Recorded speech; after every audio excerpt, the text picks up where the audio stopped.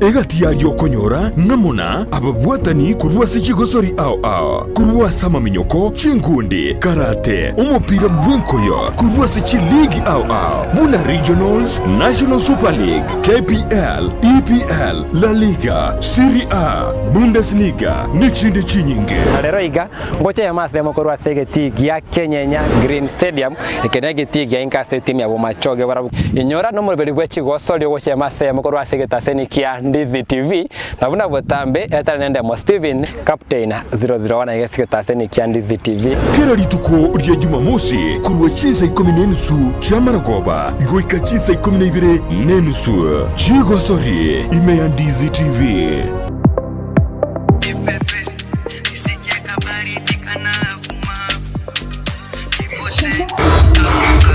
Naona ngoma imeshika sana. Lazima nitese. Ndio maana nimeileta studio. Karibu E-Generation Studio. Asante.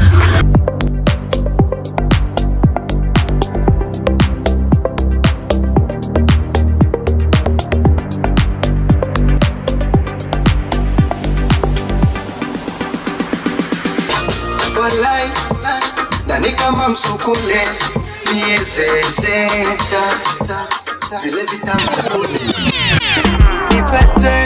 Nipete na such kind of love, baby sing unanipenda. E-Generation Studios igobabwato bokorera ubuya bunabono mbabwate photo studio asura kukibice cingiya cinsera ekyo abantu bawo baragusunze asama tukale bosyo mbabwate DJ Academy asoko bunduso muzike na wochoganya cingero cingiya ekyo abantu bararengurya mariko mbabwate audio studio iyo egasoke amariyo y'amakironoko nagaiga mwanje are nayo gukora bare live streaming na wigo mbabwate video shoot asibabwate ti kamera cingiya ekyo kigosoke kibice cingiya kweli komenta nayo mbabwate sound haya iyo erengiya asemesangerekano banyole asenyomberi ya Twin Towers lirongo lya gatano na kabere yani 7th floor ibiyumo cyokishi. Karibu E-Generation Studio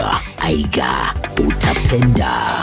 Omwana wembe bagatebi omwana bwenguko ngaye omwana wembe bakaboli omwana chingikero chomugusi Nyangweso ni ngenda tingoko Nyangweso na koire ritime kora nyore ngabi oretera abantu simanya gitinge twabeta wanjireyo nanjire kera lituko Alamisi enseye monenusu ya maragoba ekinekindi tukuna gukora noko inyorania igwa azetayo nobori ore na mukaye oranyora mangana manzu budaya oika abantu baitu bamanyena n'abagusi bare abantu basomibwe batware kisemi kinyinge lakini mbabwa obukano mbwa gatumekire engagi kinyami cyareko jajiye baba jajiye timoni jo magazine beni morogoba maokoro nsara maya patina bagubuleba engenkende omuntu ureko banabanta abangenda banne ira bare ko mwachinga njo n'cyumbu cyo komenya asenga kiryaro nenga kiegochigocha kira lituko lya Aramisi emo nenusu mbaka ase umuroberiyo yo kwera numwiroroye rituko rya Ijuma chinsa gichana omukunguzyo mazyo myaka yako manya barubero semo mwana okunguzyo mazyo myaka yako manya barubero omwana wembe bakaboli omwana wenguko ngaye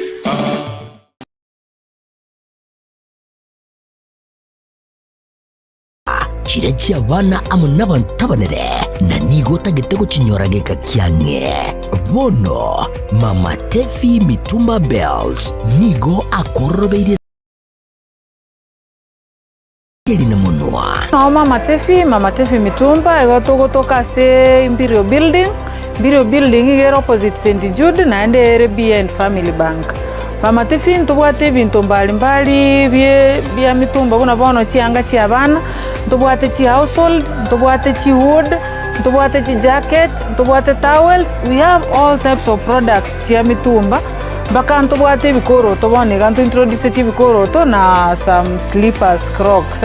Igo toko barangeri munyara ko mogocha sama Matefi mitumba, munyara ko mokwenyorera emisigo ya Canada grade 1. Karo wachire mwa Matefi mitumba ntubwate obosemia. Ntobanetia baligereri bali siko bali batete gochaka biashara.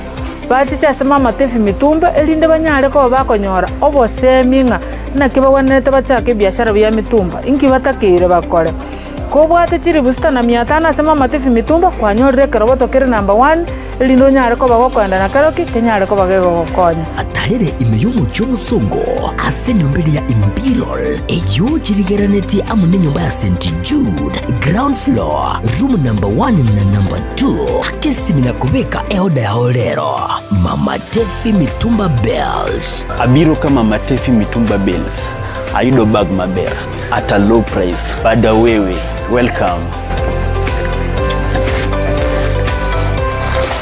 Wochakia Pogendria obonchorebo abwa mitumba inchumwa Matefi mitumba bells omwanchumuliriria bwa televisioni ya Ndizi TV mbiyamona sukoira chinsa chao na kuliriria televisioni yao na mbejemo yomunwa mweke usi bono onye kubwate nganende yonsi yukwe murungania woso komenta na bogo toikera ase gutwakire simi ase namba enotisano na ibere inyesato isano nemo ibere isato isano na isato isano na ibere eyemo gose otorikere ukorike ase email ya ndiztvnews@gmail.com boigo na bugotonyora ase mitandao yaito buna Ndizi TV News Digital ensemo ya Facebook, YouTube nigotogotoka buna Ndizi TV News na boigo TikTok nigotogotoka buna Ndizi TV News na bo ogututarira sikia bisichito ekyo kirebo cyobwe kiro ya embassy ekeroko genda nyakoe ase bara ekurwa kisi kogenda Kisumu Ndizi TV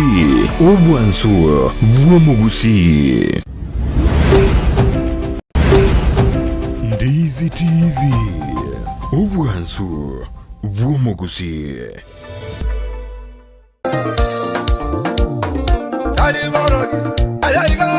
mugusi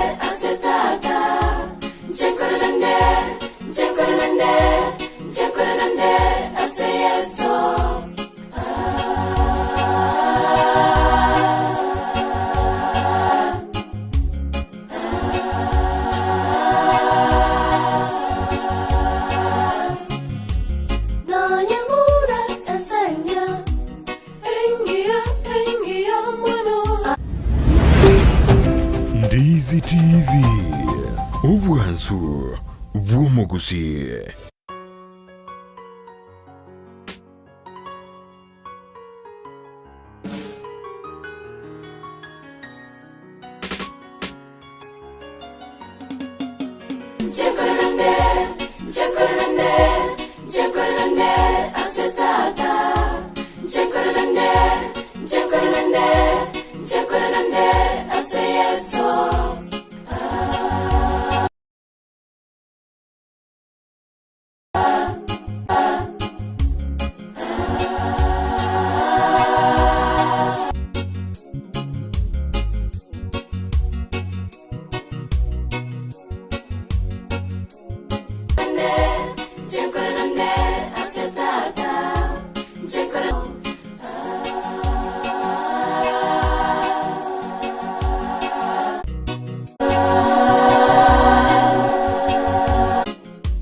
Koira nanga yeso Kinko monyoro yo chandege te mokonye koira nanka yeso nteni kutunye ande yonsi asogocha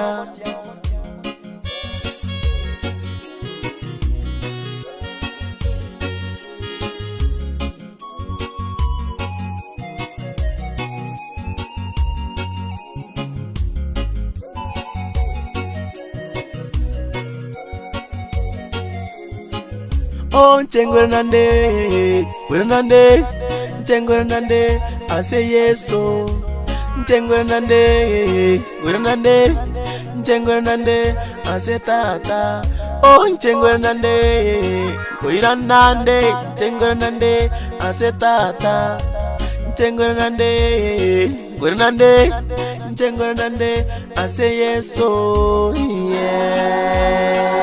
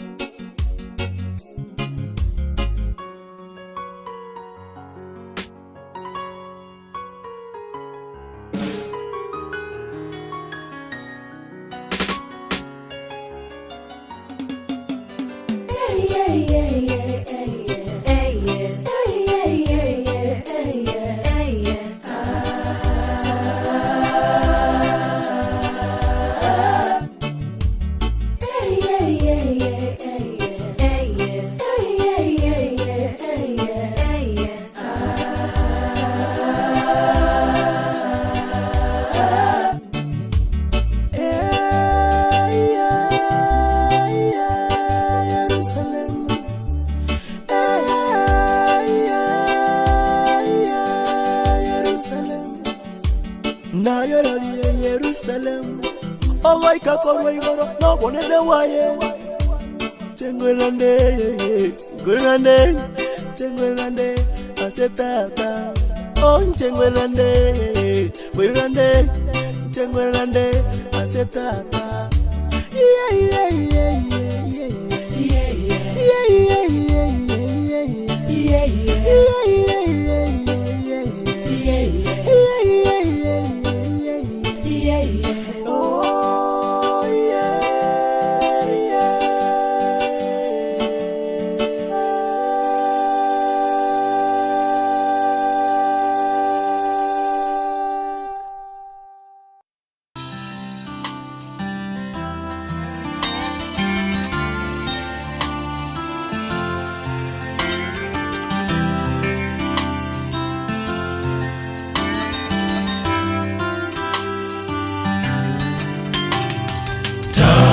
Chera yumonene korae botambe omoi koye korwai goro oserio mosunte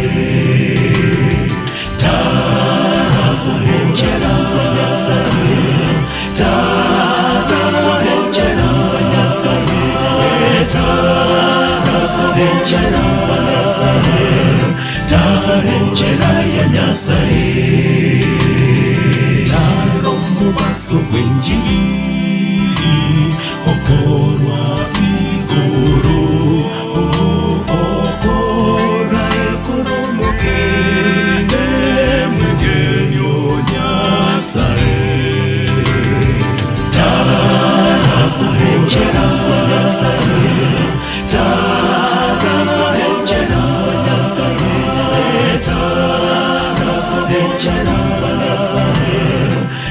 Tarenchera ya nyasai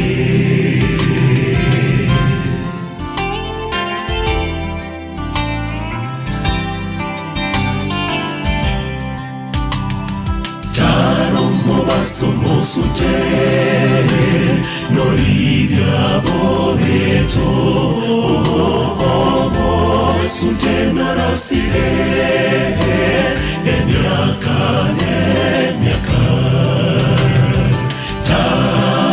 Tarenchera nyasai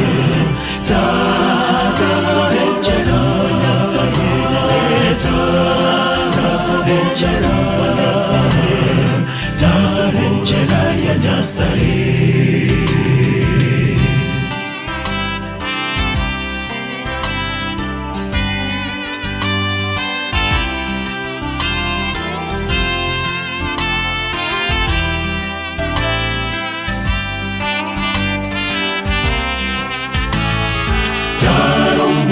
so omanye Nyasamo wanchani Ihi o wanchani na bokine Igoro bokume Taraso henchera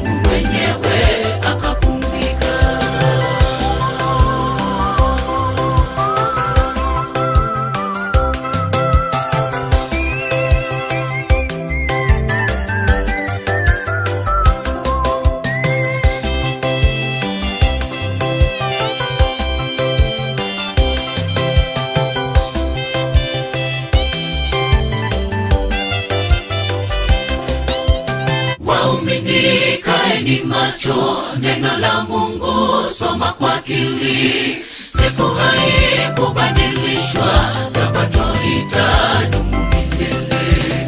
Ni agano kati ya Mungu na watu wake, tena muhuri imesalia raha kwao wanaotunza Sabato yake. Waumini kaeni macho, neno la Mungu soma kwa akili, kubadilishwa, Sabato itadumu milele. Ni agano kati ya Mungu na watu wake, tena muhuri imesalia raha kwao wanaotunza Sabato yake. Alright, Sabato engia, good morning. Mbia yabono manchumo ligere wetaseni Ndizi TV bwa kirebuya ande onsi asogenza kubago kuba tumorobyo bwasubwe Sabato chitarikirero yemerongo ebirena kyanda ngatonere ko to kolire eira se weekend mani gotora chikoba to gosasima emo asemo amone kanisa ya Nyamataro SDA notolega igasege tigi skuri ya sekondari ya daraja 2 ekirenga ekereno kwende kingatonyera ko to gosasima twensia sobwamo elio navo igotonyera ko to twara ogosangireria kwa bene asekirenga gyo kwende kingatwensia sobwamo tonyera ko to gosira ekwaya nerenyare ko bage kogendera amone merobiri yabo yabotambe gwetera asokonyora enchera nabarabara nyare ko bakwirire enchiriye yani enchirende no gosangirira ko achiko kwene kiam buna ekwaya enyare ko bage kura e bus emission bus ira chiko bage kwene kinga nabarabara nyare ko bakurwa asensemo yemo kogende yende asekirenga gyo kurandia enjiri nago kwanire emambe ya bono twachakire no tole na marabura gaiga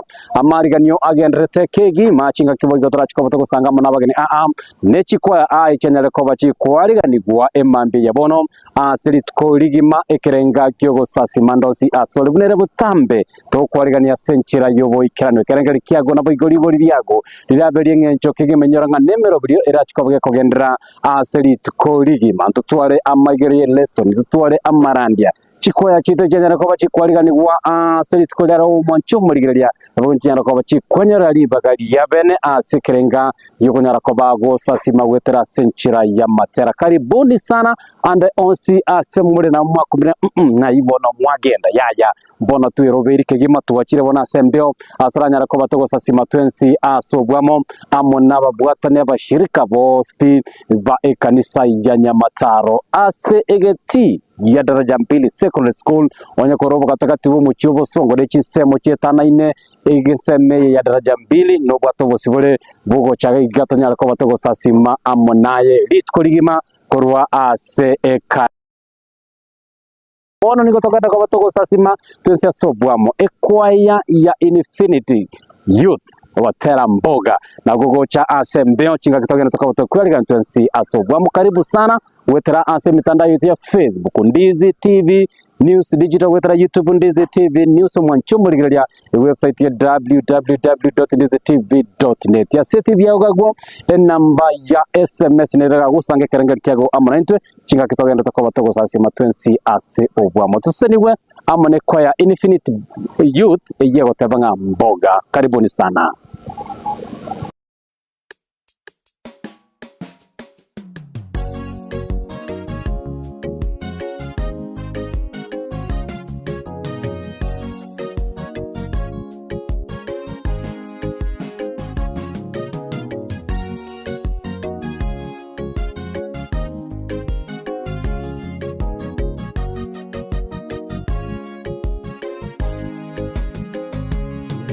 Kama mtu anayo imani atakula vitu vyote, lakini yeye aliye dhaifu hula mboga peke yake. Unijaze imani, unijaze imani, nataka nitembee kwa imani, imani thabiti. Kama mtu anayo imani atakula vitu vyote, lakini yeye aliye dhaifu hula mboga peke yake. Unijaze imani, unijaze imani, nataka nitembee kwa imani, imani thabiti. Nitasonga mbele nikiwa na imani, sitarudi nyuma nikiwa na imani, tutafanya makuu tukiwa na imani, imani kama nguzo. Tutakula vizuri, tutaishi vizuri tukiwa na imani. Zaidi ya yote tumkaribishe Yesu Bwana atawale maisha yetu. Nitasonga mbele nikiwa na imani, sitarudi nyuma nikiwa na imani, tutafanya makuu tukiwa na imani, imani kama nguzo. Tutakula vizuri, tutaishi vizuri tukiwa na imani. Zaidi ya yote tumkaribishe Yesu Bwana atawale maisha yetu.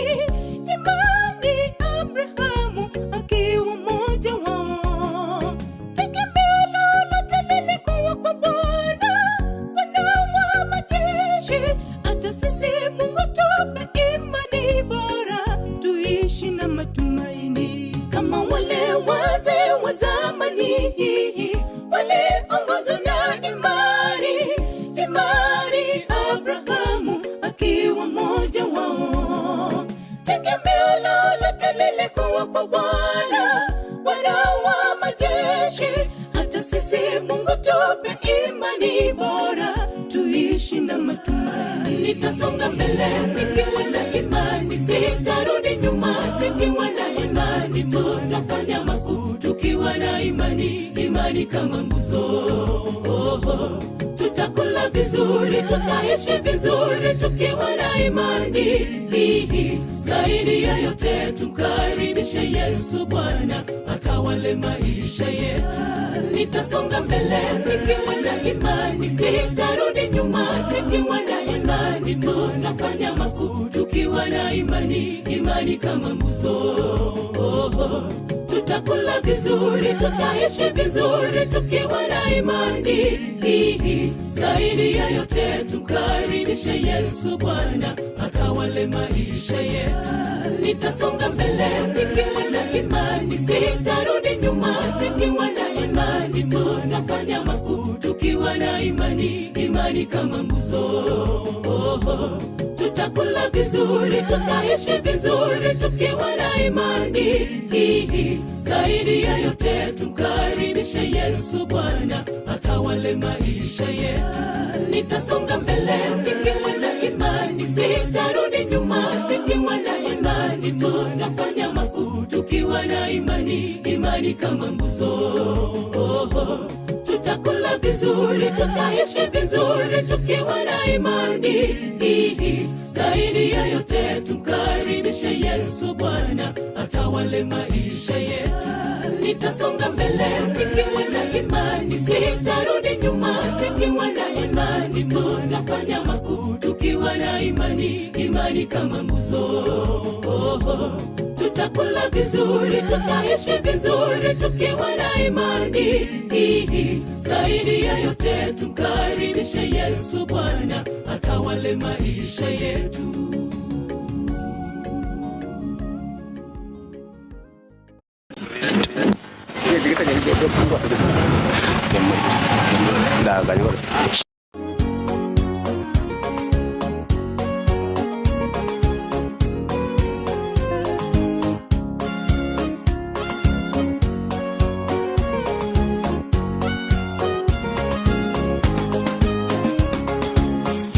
Nikaona mbingu ule mpya,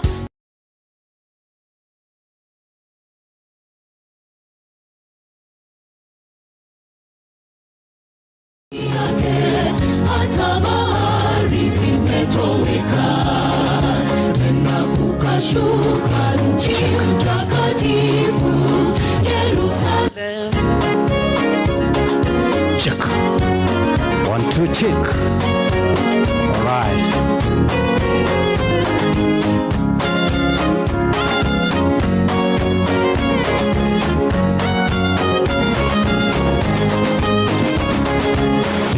Nikaona mbingu ule mpya na nchi mpya toka kwa Baba.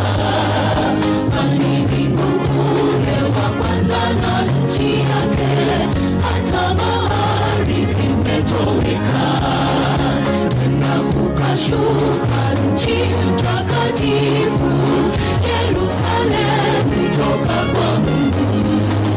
Kwani umepambwa kama bibi harusi, achukuliwe na mume wake. Kisha nikaona mbingu ule mpya na nchi mpya toka kwa Baba. Kwani mbingu ule wa kwanza na nchi yake, hata bahari zimetoweka, tena kukashuka nchi takatifu Yerusalemu toka kwa Mungu. Kwani umepambwa kama bibi harusi, achukuliwe na mume wake. Yerusalemu tutaingia kwa shangwe tele, mji wa raha twangoja pale. Hakuna machozi, maombolezo hakuna, na tutaishi milele zote. Yerusalemu tutaingia kwa shangwe tele, mji wa raha twangoja pale. Hakuna machozi, maombolezo hakuna, na tutaishi milele zote.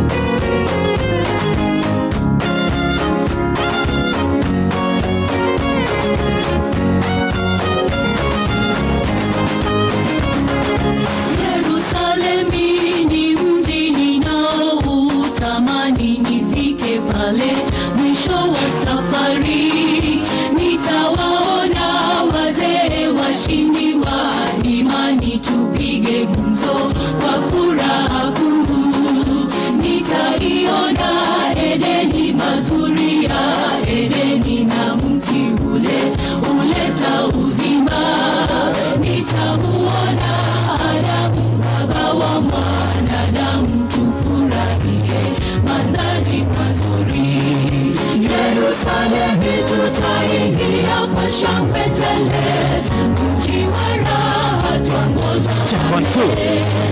Hakuna machozi, maombolezo hakuna, na tutaishi milele sote. Yerusalemu tutaingia kwa shangwe tele, mji wa raha twangoja pale. Hakuna machozi, maombolezo hakuna, na tutaishi milele sote.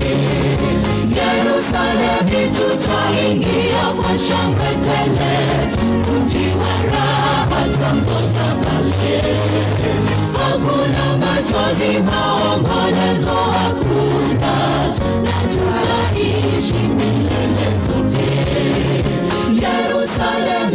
Alright, asante sana Psalms Melodies Yerusalemu ogotera gokurwa sembe omwanchomo ligiriria yamo asemo kurwase egetigie skuru ya daraja 2 kubwaterana hamone kanisa ya Mataro SDA tuliga kwendeka tonyera kwa batogo sasi matwensi ase owamo kurwa nyantrago ibeno egetongo happy Sabbath ngati ya mashabiki aliyeko kwa engineer Caleb hagotangata kontani Nancy Nyabonyi komo kurwa Kilgoris Town kondani hadi tamati na watakia hawa sabato njema mashabiki wote wa Ndizi TV umwalimu Elijah Chenge wa St. Catherine ngati abande abango mwanchomo ligerelia ayangati mashabiki aliyeko tuko ndani iyo morobile bwansubwe sabato emambia ya bono ngayotagerete korwa naliga yokorwa Fred Nyandiye kamusoma kuruchisemo chia koruso sera nyali bali masaba utaniko ndani Rajabu Imeya studio tokeni tokabatoko sasima twensi asobwa munago sigiro mwanchomo ligerelia bwegata seni Kandizi TV kwaya ya itoto tumewasubiri sana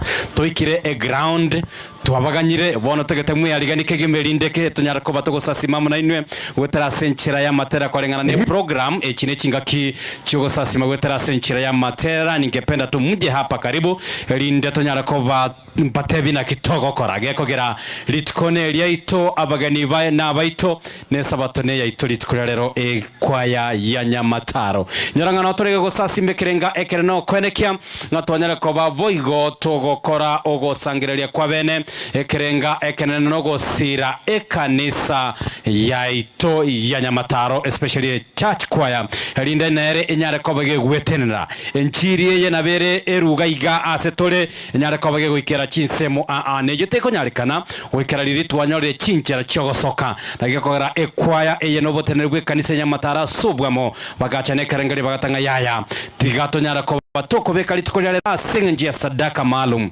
special collection eligo ikirania ekeganja na boigo evesa ira chikobego sire kwa yenyara kobe kwenyorera bus mission bus evangelist amini bus ira chikobe konekia na yanyari koba ge koira abateri aba angenare ekirenga ekenene no konekia abanyare koba nabara bakoira enjili eyi umutenerwe kwa tafadhali utonana fundi ya mitambo yetu pale watera koliko inoga agwo munyara koba mogo kobeka asenchira yobo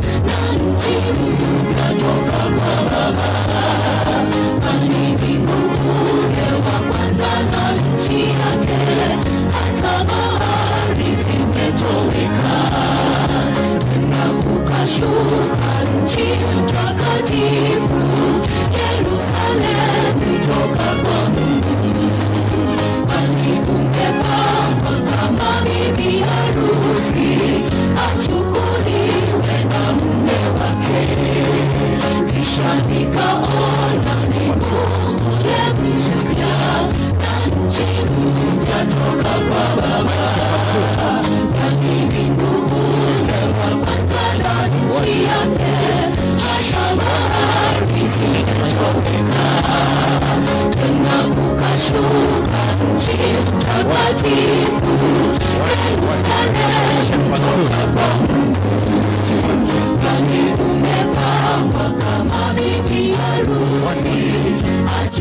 hiyo tafadhali tunaomba kwamba tutatumia ukumbi huu kwa sasa kwa ajili ya uimbaji, kisha baadaye tutaona venye mambo yatakuwa.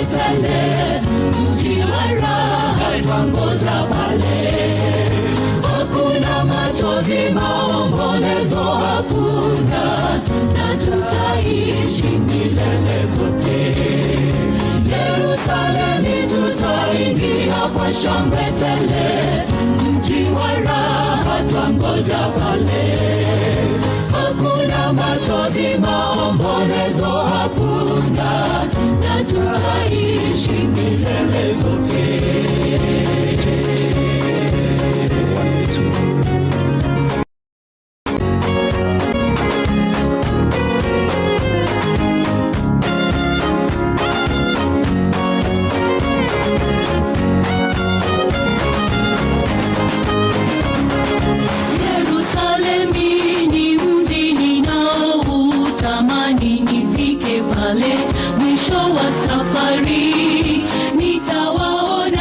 Thank you very much. No tulegaiga kwenekea kwa ya Happy Sabbath, God is good. Tegeta murigire kamereria mukwani abancho barigire geta seni Kendizi TV bagena takoba bako barigire emambi ya bono. Happy Sabbath. Happy day. Pia mono sana naroringa mugogete nya sautu anjire twensi asobwamo mwancho murigire no tulegaiga kwenekea ngatonyera kwa batogo sasima twensi asobwamo babambi yore wakire bia tegeta murigire kamereria tebire teriago na kikorukwa na ikirenge kenene gyo sasima kweli tikolia ngorokyo ngoro kwa seli ni osiemo na ikirenge kenene kyo gusasima rero nigo tubwato muchango tukunyara gucangire basi yeito eritonyarego koira inchiri ya sabantu bari batari kwenyara naba batarayikera ensengima. Yemona sana nimeshukuru temaiti kiongozi kwa yako bisi pale sikago cha babago cha motuga locha engati ya balia abagoso sana matendo cha bangina barabanke na baspati asikwaya bono baba to kwanigaria na ndo twaligania senchiro bukira tamayeta tiwin ya fatem mtangu good. Thank you very much. Omwanchumo ligereria Ndizi TV na intuno twagete kambigaiga egeti gia daraja 2 secondary school kwendeke ngatonyere koba toko baretera ogosa simoko eyemo aseyemo. Karibu sana ekwaya ya ito wako tayari hapa kusenya mwana matera berega baadaye tonyere koba toko gendera amone mroberio ekobwatia inyoranga ngatwatikire koba toko teba ekrenga ekerno kwendeke ngatonyere koba toko sira ekwaye ya mashabiki ito narama ya kigima bali chinsemo kia diaspora na mora bolingana ki na ko ranyara ko bago support kwa yeye omora inarega iga nchiko cha kigima kero kende mbaroro bagenda to bakoligereria emasemo egetasendi Kendizi TV na ndeti bali amon na intwe emambia ya bono asekirenga keri bagatanga yaya na barabu na barenge batenene amonogo sasima boigo go support kwa ya ito nchira kikero kende baranyara ko bago ikera ogo support buno kwa ya emambia bono Idangani gongo weningambia mona senge njo tu abaligani itukuria lero adaraja 2 secondary school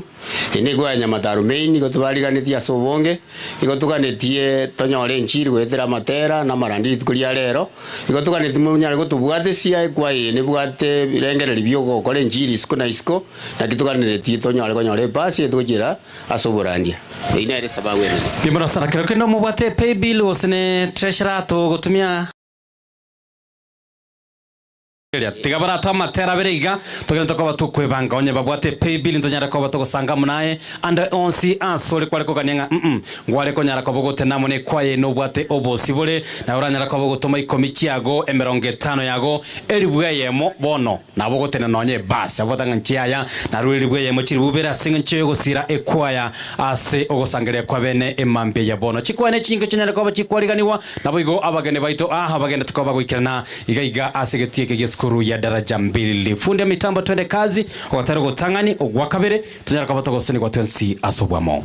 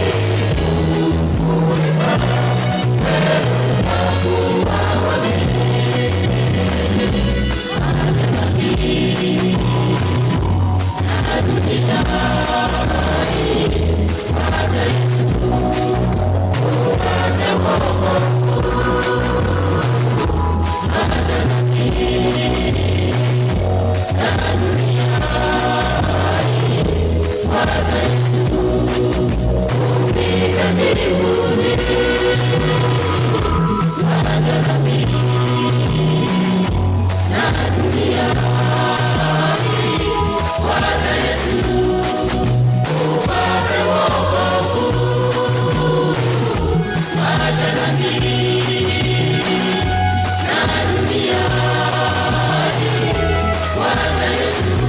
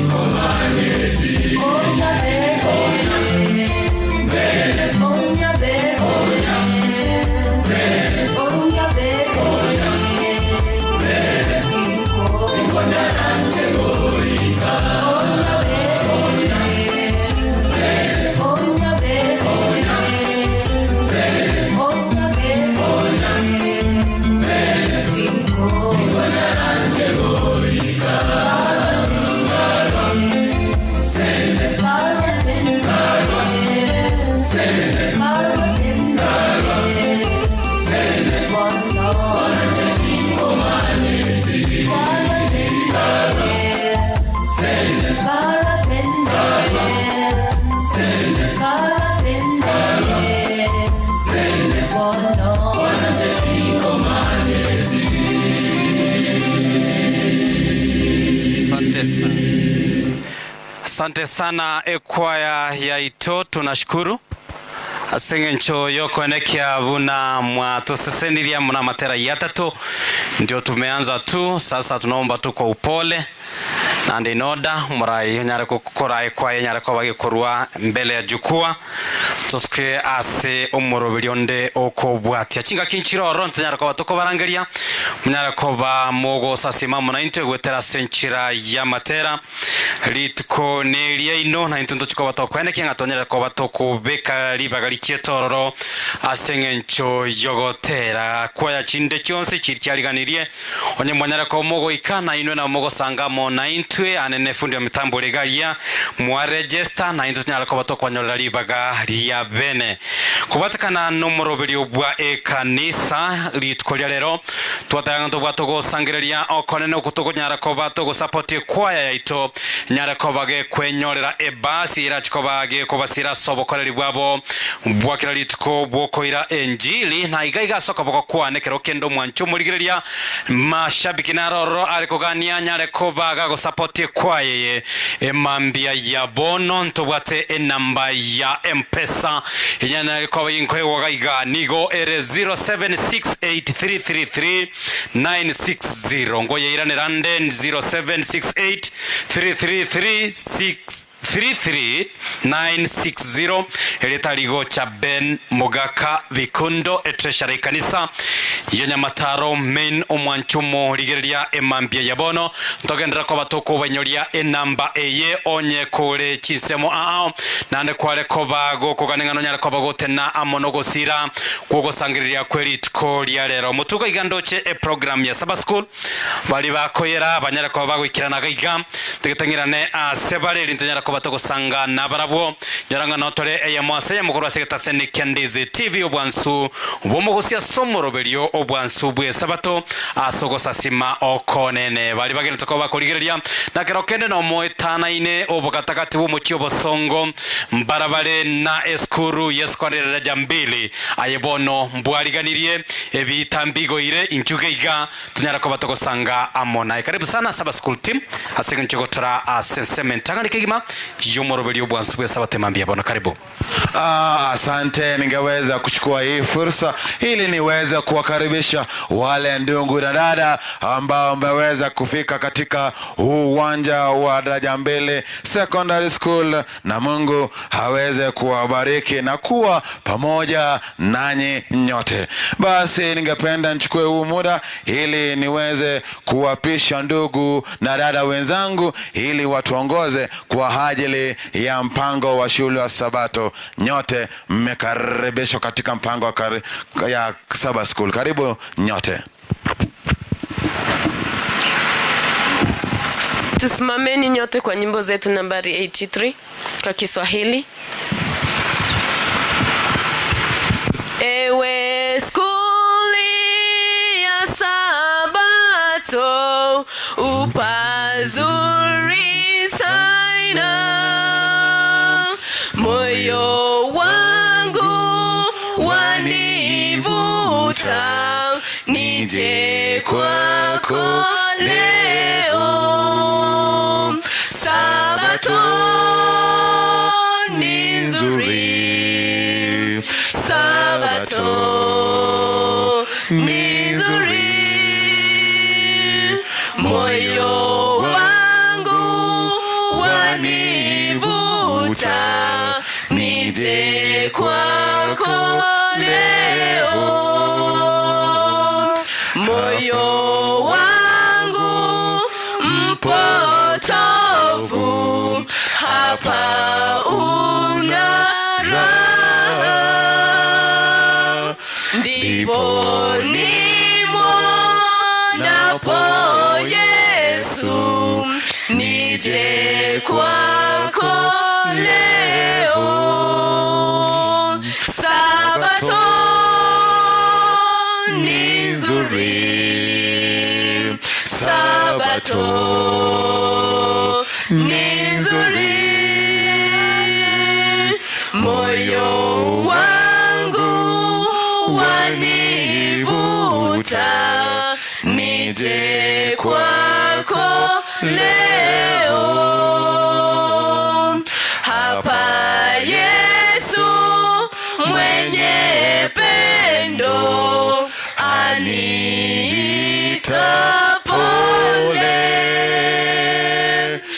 nintole moyo yeye nije kwako leo. Sabato ni nzuri.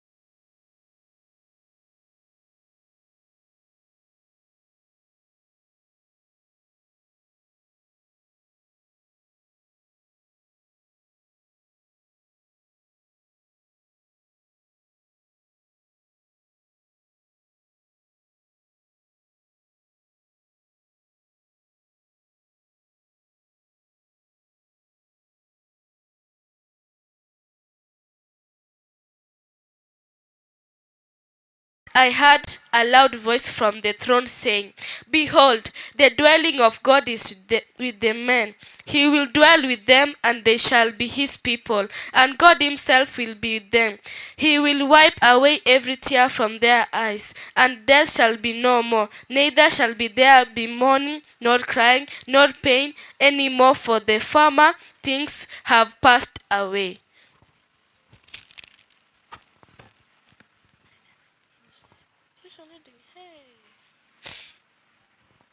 Happy Sabbath again. Analia kweli kweli. Mtoto yake alikuwa chini tu, apumui afanye kitu chochote, amelala tu chini.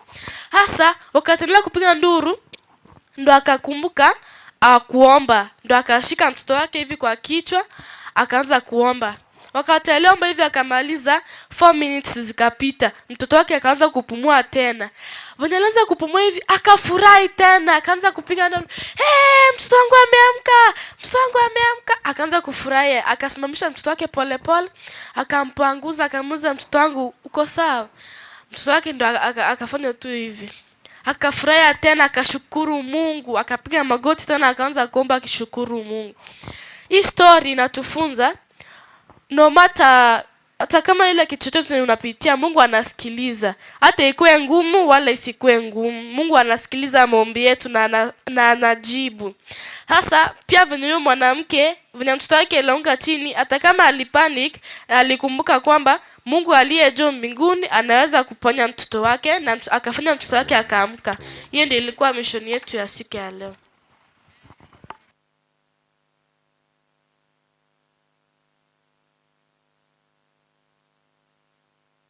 Happy Sabbath. Check. Hallelujah. Happy day. Our report, starting time was 8:30 a.m. Opening song 83 Kiswahili. Opening prayer by Gladys Otucho. Key verse by Trun Stanley. Mission Marsha Bedley. Report Marsha. Closing prayer Trun Stanley. Lesson discussion. Adult, the attendance were 46 and their tithes was 550. Cornerstone, there were 6 and their tithes offerings was 200. PowerPoint, their attendance was 37. Omurigiriria bwe television ya Ndizi TV nigo tugukwiraniria ngambia muno asoko genderera guturigiriria na gutusira kira rituko asemerubirio yaitu yonsi chinsemero ngebere naine bono onye kendegia korekanire asekenyurukiao ekiotagete utumanye asubwango mono abonda isi reke nambeye asesemiao enoti isano na ibere inya isatu isano nemu ibere isatu isano na isatu isano na ibere eyemo elioto akire n'abasaki baito baikasuri na kubekora uboti ubwo asembeo emesa yamangana maya ya Ndizi TV nereyo kwa bekire simu yao ime Ndizi TV obwansu bw'omugusi. Moyoni mwa Ibrahimu, kadhalika ndugu Paulo aliwezeshwa na moto. Neema yako haina. Let's pray. Our kind and everlasting Master, come on this document, Father. Thanks for the gift of wonderfully granted unto us. Help those people in hospitals, give them healing masses. Those people are traveling, give them traveling masses, Father. Those people who are sick at their houses, give them wealth and healing masses. Those people who are not yet here, guide them, protect them so that they can be here, Father. Help us as we finish this day. I pray this prayer in Jesus' name. Amen. Nataka kushukuru wale ambao tumeweza kutuongoza katika kipindi cha lesoni, na Mungu aweze kuwabariki. Sasa hivi sijui kama walimu wameweza kujiandaa kwa ajili ya lesoni, na sijui nimeona kule, hebu nafikiri wamejipanga, hebu waweze jongelea huku mbele ili waweze kutuongoza katika kipindi cha lesoni, na Mungu aweze kuwabariki nyote mnapoingia, na wale ambao mmo ndani, na wale ambao mnaendelea kutazama katika runinga yetu ya Ndizi TV, na Mungu awabariki zaidi tena na zaidi. Walimu wetu, karibuni.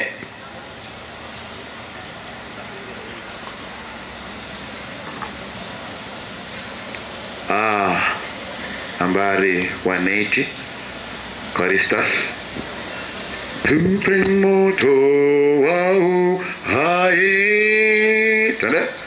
tupe moto wa uhai uliowaka zamani, uliowaongoza juu wazee watakatifu. Wapi roho iliyokaa moyoni mwa Ibrahimu, kadhalika ndugu Paulo aliwezeshwa na moto. Neema yako siku hizi sawa kama wakati wa Musa, Ayubu na wa Elia, zamani za kale. Bwana kumbukana kwa ziuhishe roho zetu kwa Roho Mtakatifu.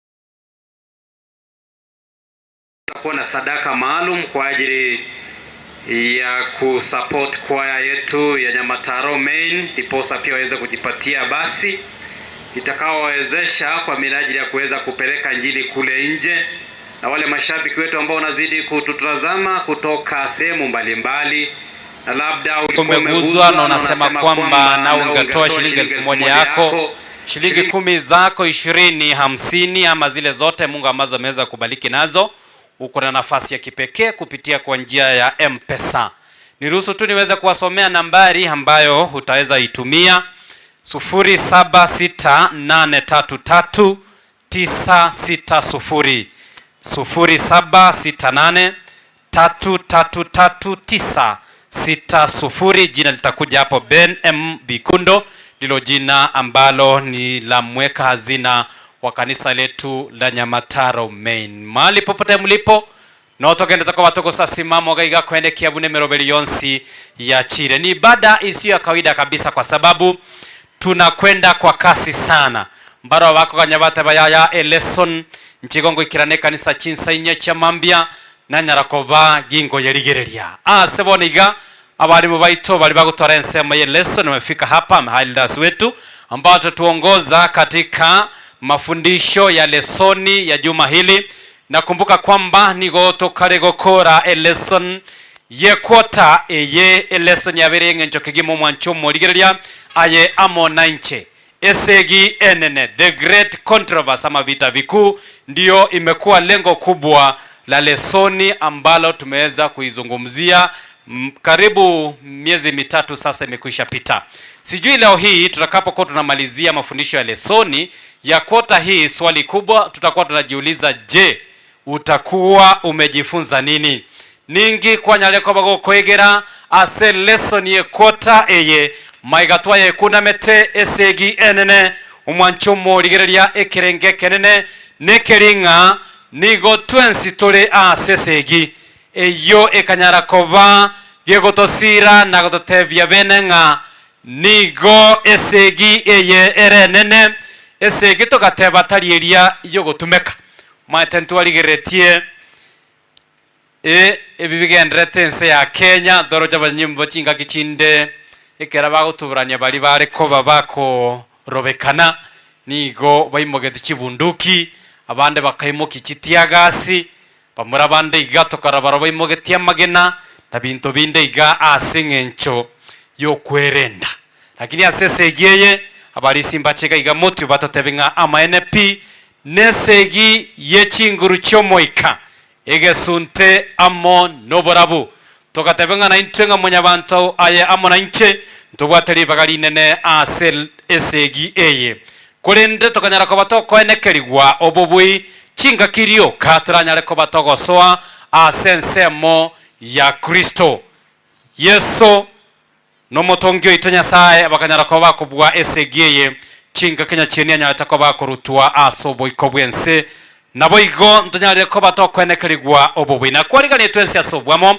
bunere botambe asa magere lesson no batobosibore mboko bolyo liboli lyago weterase mitandao ya itorabo weterase namba ya SMS igotase byago gago kero kende no bwateli liboli rinene yako gerekera toko kole lesson ya maboli na manga guchiacha na ino bate obosibore bwa bene mboko neke kwanyara ko bago kubole liboli lyago wetera ase namba ya SMS abali sia kibaliga iganto nyara ko batoko konya nabarabo asobwamo eri nyara ko batoko iraneria gati ya mabolia nabigo nyara ko batoko rire gati birengere rimwe nyara ko mugosanga amona into bali sibana karibu sana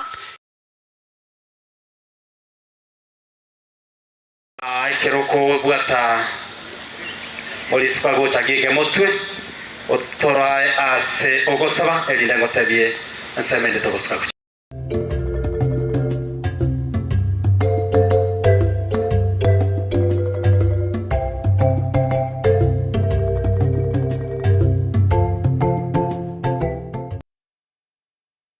Lesson kabla tujaanza tutasimama sisi sote tuombe. Tusimame tuombe. Tusimame tuombe. Na tuombe. Mungu Baba, asante kwa sababu umetupa kipawa cha uhai. Tumekuja kukuabudu na tunashukuru wewe kwa sababu umetulinda juma nzima. Umetuwezesha tumefika uwanja Bwana. Tuna furaha tele kwa hii siku ambayo ni siku ya kipekee Bwana, tumekuja utubariki. Tubariki kupitia neno lako Bwana, leta wote tukusanyike, tukusifu na tukuinue juu. Tupe usikivu mwema na uelewe ili tuone jinsi hadithi ya hii dunia inaenda kufika upeo ili tupate wokovu. Bariki kila mmoja kwani tumeomba tukiamini katika jina safi la Yesu Kristo. Amen. Asante sana. Asante sana Elda kwa maombi, tunashukuru. Naamini kwamba jinsi mlikuwa umejipanga utashikilia hapo hivyo, mengine pia yatazidi kufuata. Asante.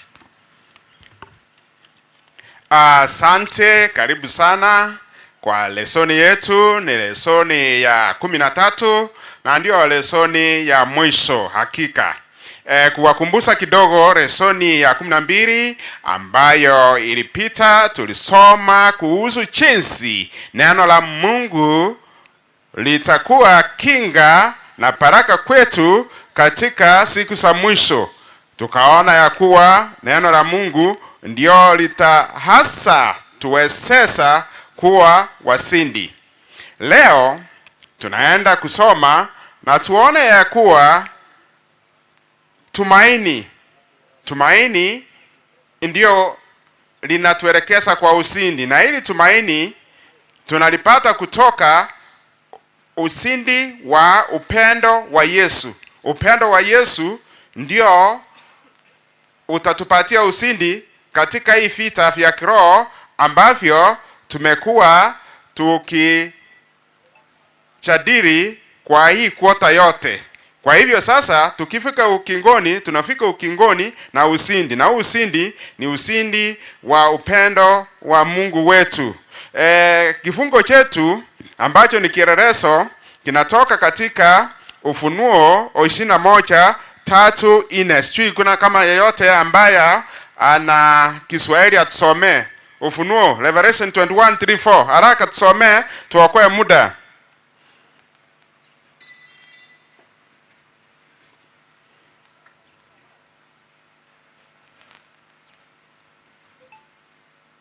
Tafadhali tusaidie okoa muda.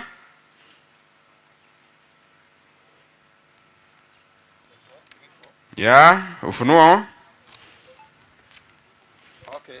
Ndipo nikasikia sauti kubwa kutoka kwa katika kile kiti cha ufalme ikisema, tazama, hema la Mungu liko pamoja na wanadamu, naye atakaa pamoja nao, na nao watakuwa watu wake, na Mungu mwenyewe atakuwa pamoja nao, naye atafuta kila chozi kutoka katika macho yao, na kifo akitakuweko tena, wala maombolezo, wala kifo, wala maumivu, na hayatakuweko tena. Mambo ya zamani yamepitilia mbali. Thank you. Asante. Amesoma kutoka hiyo agano ya Kiswahili. Nitaweza nikasoma agano ingine ambayo ni ya Kiingereza na Kigiriki tusikie.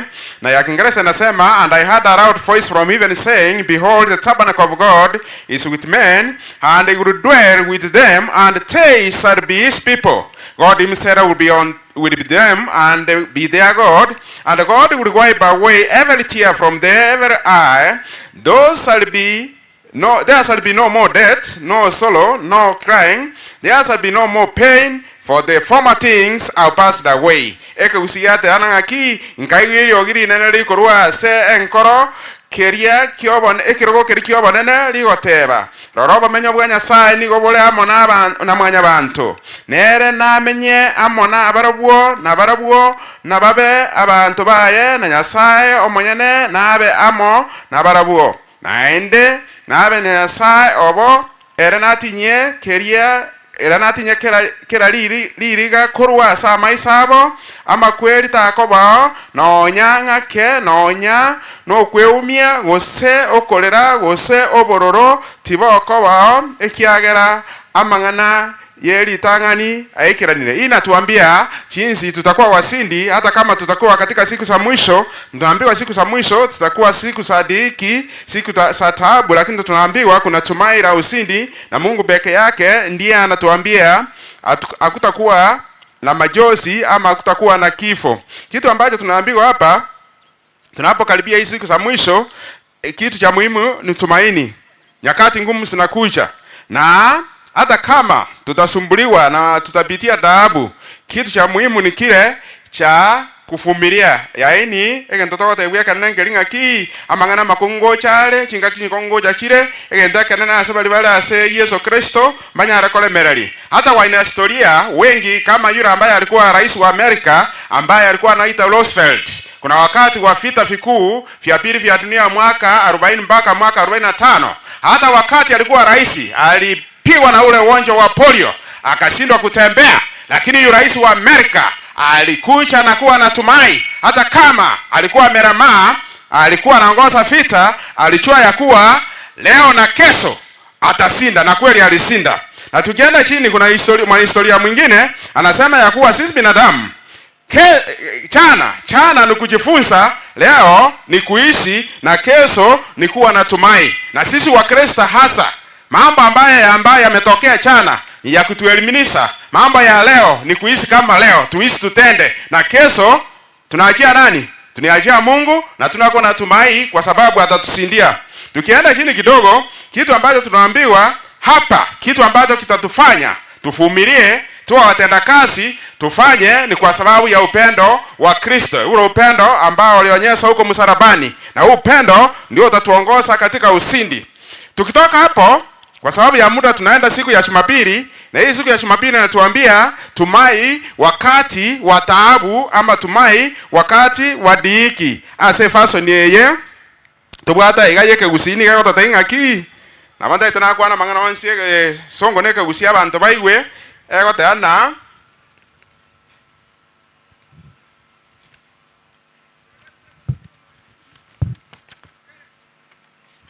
ogo semeria ekero kiemechando, ogo semeria ekero kiemechando. Igonga kitogote bigwe emechando nero steyo emechando nero dhiki iko mbele yetu.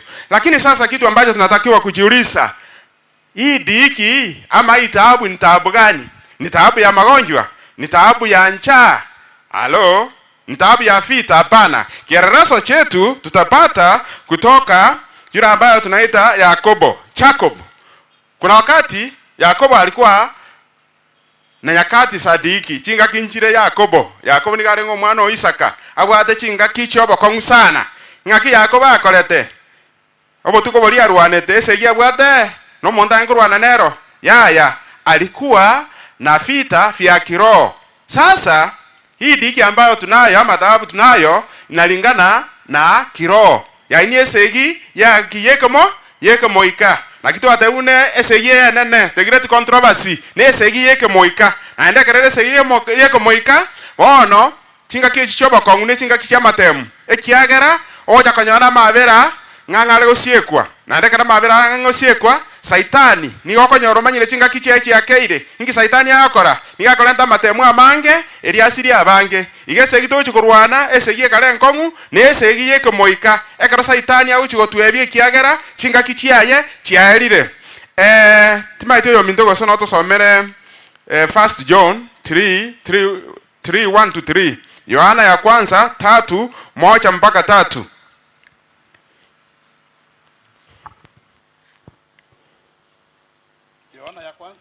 Yohana ya kwanza 1 John 3:1 mpaka 3. Tusikie nini kitakuwa cha jawabu kwetu nyakati sadiki.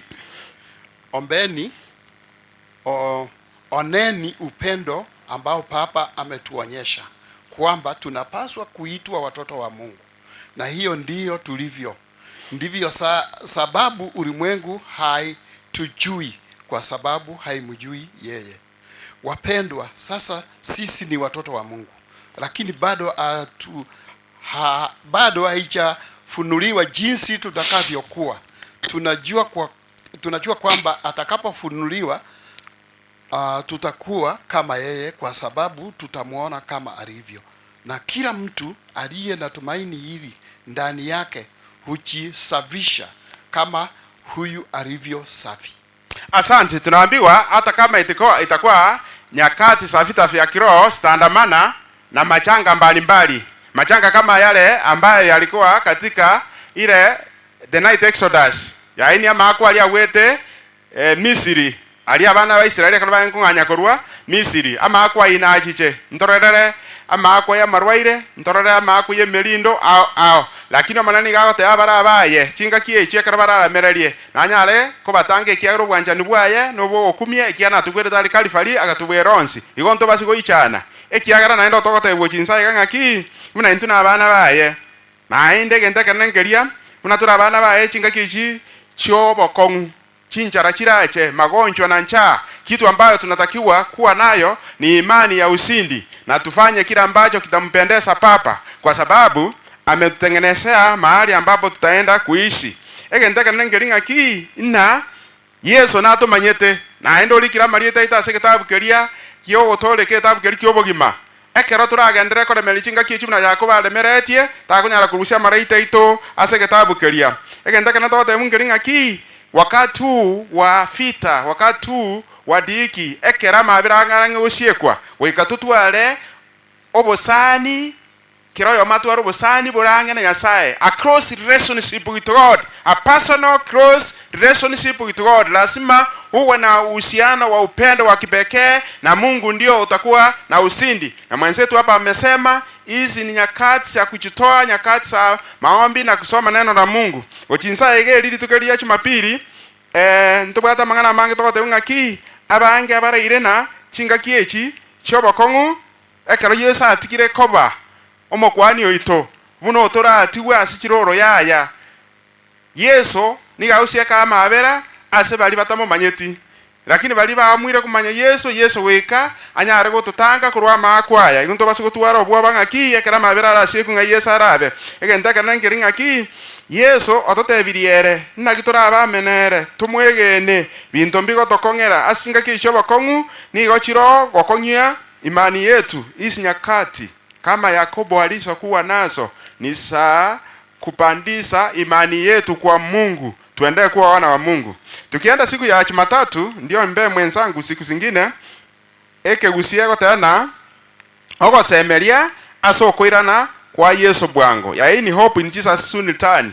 Yaani kuwa na tumaini kwa kurudi kwa pili kwa Yesu Kristo. Yesu Kristo wako karibu kurudi.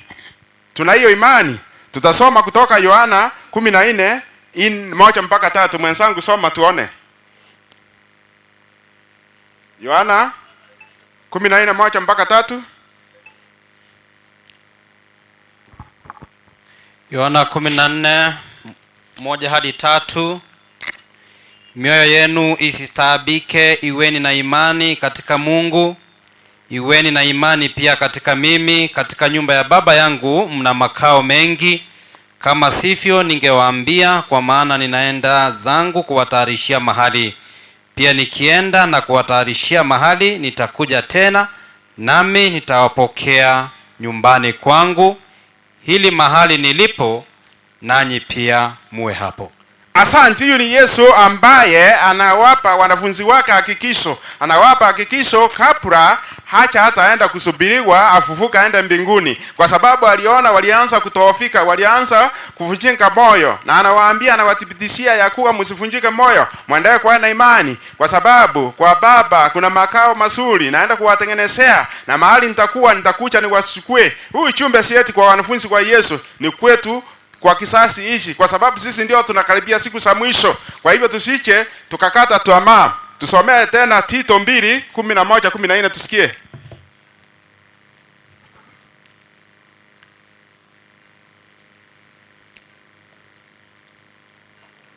Tito 2:11-14. Tito 2:11-12. Biblia inasema hivi: kwa maana Mungu ameonyesha fadhili zisizostahiliwa kwa kuwaletea wokovu watu wa namna zote, nazo zinatuozoeka kukataa matendo yasiyompendeza Mungu na tamaa za ulimwengu, na kuishi kwa utimamu wa akili, uadilifu na utoaji kimungu katika mfumo huu wa mambo, huku tukingojea tumaini lenye furaha na kufunuliwa kwenye utukufu wa Mungu mkuu na wa Mwokozi wetu Yesu Kristo. Asante sana mwenzangu. Nyakati za mwisho sisi ambao ni wa Kristo sio nyakati za kuogopa na kurudi nyuma. Hizi ni nyakati za kuwa na tumaini, kwa sababu Mungu ametuambia wale ambao ni wake ametutengenezea mahali pasuri. Yaani abana Nyasaye etariengaki yo kuobwa, etariengaki yo kuirana magega. Ekiagera bakuobwa ogocha kwa kabere kwa Yesu Kristo, mbali baraba goswo. Bali bato bwoba, bali bagosta na bakuoba na batali tayari kupokea ukwirana wa kabiri kwa Yesu Kristo. Lakini kwa wale ambao wanamwamini na kumtamai Bwana, wako karibu kumpokea. Kwa hivyo kitu cha maana hapa, kila wakati tuombe ili tumaini eti Yesu wako karibu kurudi. Hakuna kuogopa, kwa sababu tayari sisi ni wasindi. Wale ambao wanaogopa ni wale ambao hawajatenda, kwa sababu wanajua analeta nini? Analeta adabu, punishment. Nkolenda alama hako, nkolenda ile punishment ya sababu, lakini kwa sisi ana nini? Ana zawadi kwetu. Kumalizia hapo chini kitu ambacho tunatakiwa kuwa tutaendelea kumsifu Mungu tukiongozwa na Roho Mtakatifu, tukiongezea kurudi kwa pili kwa Yesu Kristo, tumuinue juu, na hakika anatuambia atatuchukua kwa Baba, nitaendelea kuishi huko, na tunaendelea kumsifu na kumuinua juu. Ili ndio tumaini letu. Kwa hivyo tusigwe na woga, ntoba no woba ikiara Yesu ngochale gotoiranga bakoba mbali batomaiti Yesu Kristo mbali bakoreta magoso no mwana kerale kerasi mesukuru oyo takoretio mwake yokoreta magoso nero kuoba omwalimu ngochale bono kako omwalimu ngochale origerelinse, lakini omwana omuya omwana omwegenu omwana omoigweri akobori bono ngaki omwalimu otataracha bono ontoka nitio mwalimu no kwenda bako muri ku office, lakini bali ababe abakuebisa. Asante sana mwenzangu Keva, endelea kutoka hapo kwa siku Jumanne ili tuendelee, mbarikiwe. Asante sana. Mono Morisia Kefa gagenda tokobaga gocha mutuga igo mwancho morigeria Morisia tenai gaiga nore nobo sibore bogo sange kerengere kiago neliboriago amona into asamagere lesson mambi yabono onye kurega risko amabore na mange abarisia ndo chagenda tokobaga gocha gaiga chinga kitogenda tokoba toko rigeria lesson yo mwerio ye kwota eye kegima yabwate kerenga giesegi enene Moriso nyale kobaga gutora senseme ntang'anine ya kabere maburi na mange arororo na kyumunta gutwaro gosemeria chingaki chia makongu Morisia nabe kobengana enditokegima kuringa kwanyale kobago konyerera ngaboka bali baranyale kobago gutwara ogosemeri me ya Kristo naboigo banyale kobaga kwegena amaene asesegiento bababwi nabubo kabaranyale kobago gutwara ogosemeria ase chingaki choboko. Karibu sana Morisia. Asanti. Ningetaka kutoa mfano moja. Good morning church. Okay, ningetaka kutoa mfano moja mzuri. Ndugu yangu ametoa mfano wa kiongozi wa Amerika 1939. Alikuwa anaitwa Franklin Delano Roosevelt. Alikuwa na ugonjwa wa miguu imekataa, na yeye ni president, na uchumi ya nchi hiyo ilikuwa mbaya sana, kama vile wa Kenya saa hii tuko na uchumi mbaya. Akaendelea kuomba, akaambia wananchi wote, jikaseni tuokoe hii uchumi, nitapona na tutaokoa uchumi.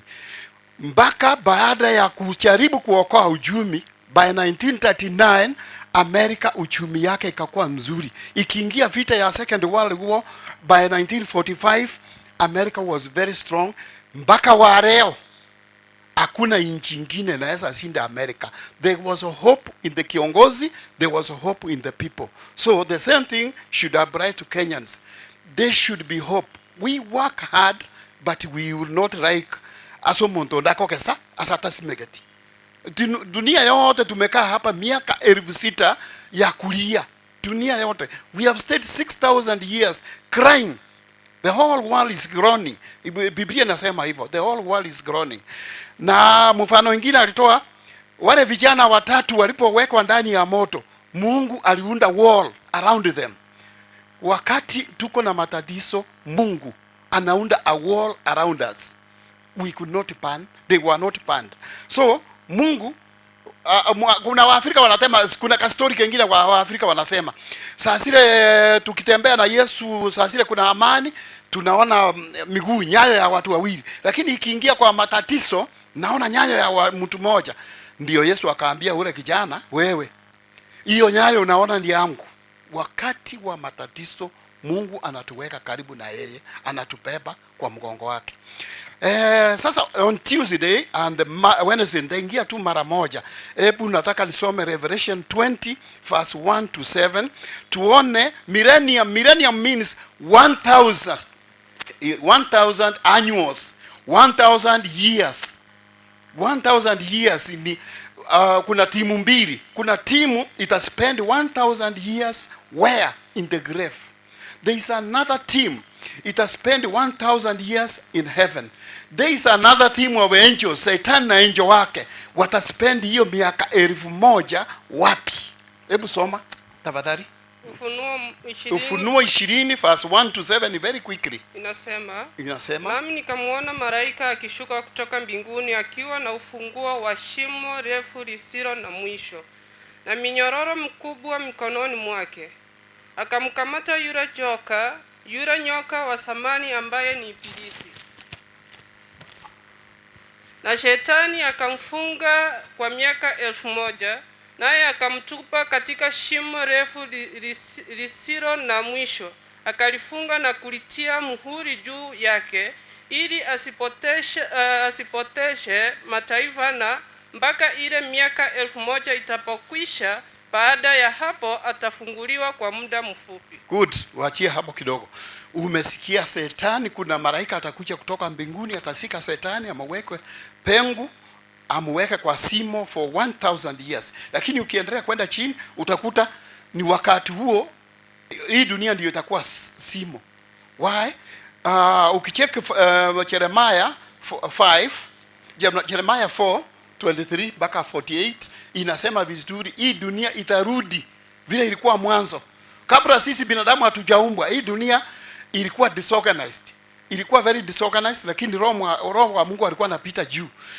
Na it was formless, hakukuwa na jua kama hii, lakini Mungu ndiye akaanza kuunda siku ya kwanza akafanya kitu, siku ya pili akafanya kitu. Lakini kitu nataka kuonyesha ni timu tatu. Hizo timu tatu zitakuwa zikifanya nini wakati huo? Timu moja tumepata ni timu ya malaika na Shetani. Watakuwa katika simo for 1000 years. Hakuna mtu ambaye ukiingia kwa simo utatoka huko ndani uende kudisturb sisi binadamu. Utakaa tu, watakuwa wameokolewa, hawako hapo. Na binadamu watakuwa wamekufa. Ingawa huyo hakusema hivyo, lakini ukisoma fasi nyingine zinasema hivyo, binadamu watakuwa wamekufa. Wale wazuri ndio Yesu amechukua mbinguni. Wale wazuri wataspend hiyo miaka 1000 mbinguni.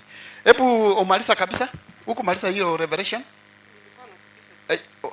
Umemaliza? Hebu soma Jeremiah chapter 4 verse 23 mpaka 26. Jeremiah itakuwa ya mwisho.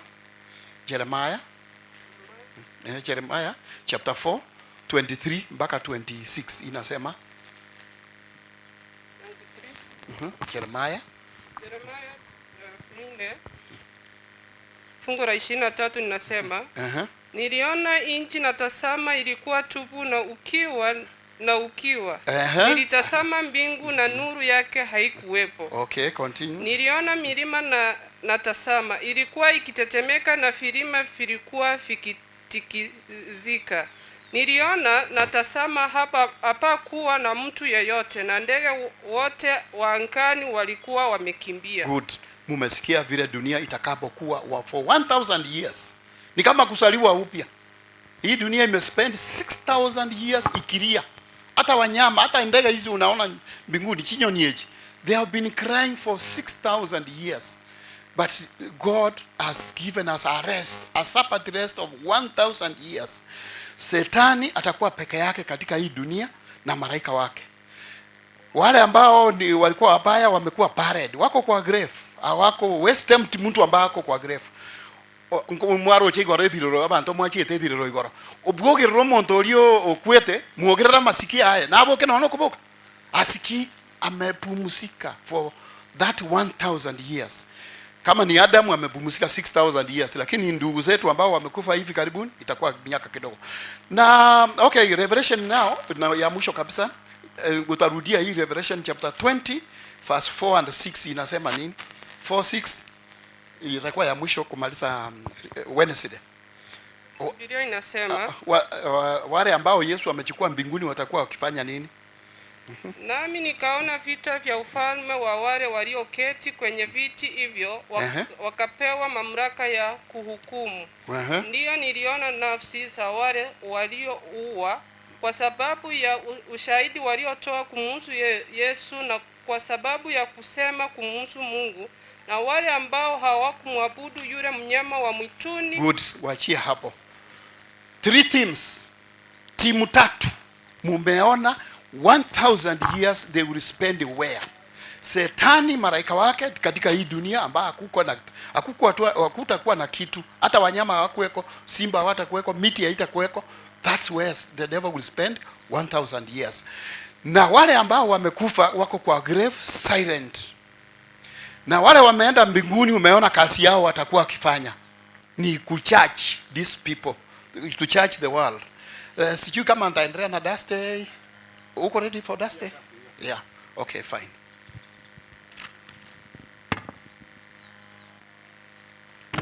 Asante sana ndugu Keva, na tumesikia ya kuwa mwisho wa dunia Yesu atakaporudi wote watamuona. Na tumesikia ya kuwa wale ambao wamekufa na wamelala wataamuswa. Wataamuswa, na kitu ambacho kitawakuta ni nguvu za mwanga wa Bwana utawaangamiza.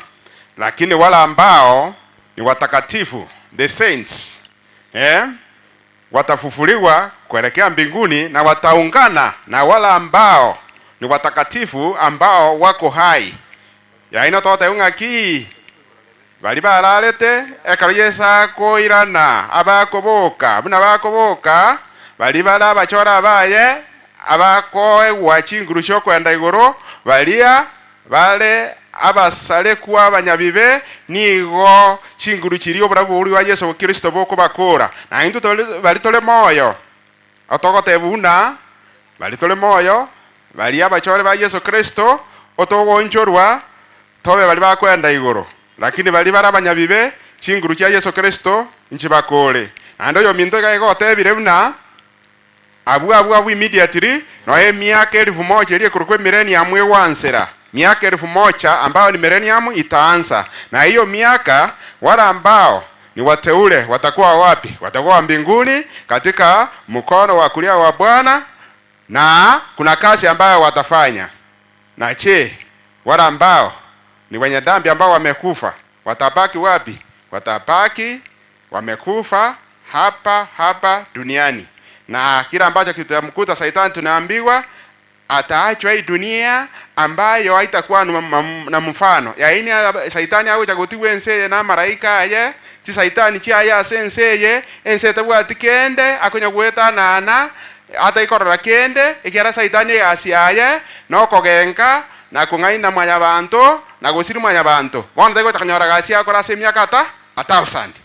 Lakini bona igoro inki Yesu arabega okora na wale ambao ni watakatifu. Yesu atakuwa anafungua kile kitabu cha uzima na kitabu cha hukumu, na hapo atakuwa anawaelekeza wateule wake kuwaonyesha jinsi Mungu ametenda haki, kwa sababu wakati huo niko goja konyora yake role igoro kunya kumoboli bono ngakinde goraiga ngai mama mintale ngai momro mintale wapi ndugu yangu, wapi mama yangu? Na Yesu atakuelekeza ndugu yako ayuka hapa kwa sababu alikosea, na nilipompa wakati wa kufanya nini?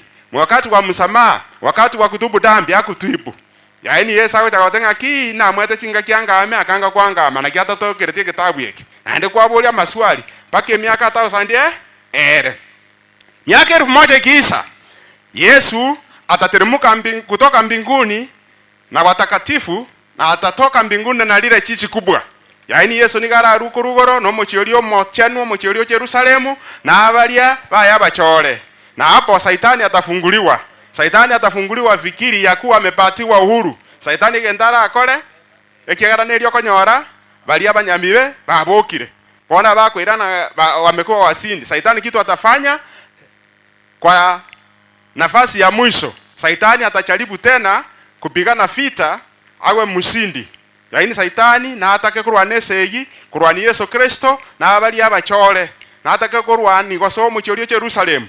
Lakini sasa hapa siku ya Alhamisi tutaenda kuona kila ambacho kitatokea, na siku ya Alhamisi nigakotanga ki omwerio wechingenjo arakabere mwiso wa njia mbili. Yaani wase hata beke songo ngaki two eternities. Kwa nini two eternities? Kwa sababu kuna vikundi viwili. Yaani ense yenigera ere chinchira rakabere asengenjo tuwate chigurubu ibere. Vikundi viwili ni gani? Kikundi cha watakatifu na kikundi ambacho ni chenye wenye dhambi. Tunaambiwa ya kuwa kwa ramba ni watakatifu nini Yesu atawafanyia? Yesu atawapa uzima wa milele. Atawapea chichi hilo na dunia ambayo itaumbwa, dunia ambayo hakutakuwa na mahangaiko, hakutakuwa na magonjwa, hakutakuwa na njaa na hakutakuwa na kifo. Kifo kitaisha dhambi itaisha, kucharibiriwa itaisha. Lakini kwa wale ambao ni waofu, nini kitawapata? Na Saitani, tunaambiwa Saitani na wale wafuasi wake watatupwa ndani ya lile siwa kubwa la moto. Siwa kubwa la moto. Na waelekero engaki yanu Nyasaye na toteti na tawo kole nseye marakabere na mache. Ingi au chokole nseye omolero. Mwaro ndiro molera karo sambe gentongereke otigara na nechi chuma. Bono nende kaamwa nyabantu. Kwa hivyo Saitani atatupa katika hilo siwa kubwa la moto, na hiyo ndio itakuwa upande wa pili wa mwisho wa dunia. Two eternities. Two eternities are eternal life and eternal hell. Yeke songe kimwake gugo. Eternal what? Eternal life and eternal hell. Eternal life unobo kimabota ikwe koera. Eternal hell. Yaani eternal hell ni naendo taruo. Saitani takuruo. Na dunia itaumbwa mpya na Mungu ataendelea kubariki watu wake. Hapo ndio tutamalizia, na hapo itakuwa mwisho wa hii kwota. Na hii kwota sasa tumeona kila ambacho kitakuwa ushindi ni upendo wa Yesu Kristo, upendo wa Yesu Kristo kwa wale ambao wanamwamini, wale ambao na wanafunzi wake, wale ambao wanamfuata, wale ambao wanataka waongoze, na hapo ndio itakuwa ushindi. Na hii itakuwa baada ya miaka 1000. 1000 years. Yesu atakuwa na watakatifu wametawala mbinguni, wamerudi kuanzisha dunia mpya. Sijui kama sasa kuna yeyote wa kuongezea ama kuuliza swali, kwa sababu muda umetupa kisogo. Ondenaro kuboli swali osoko mente kwote na bokubolia kwota yonse.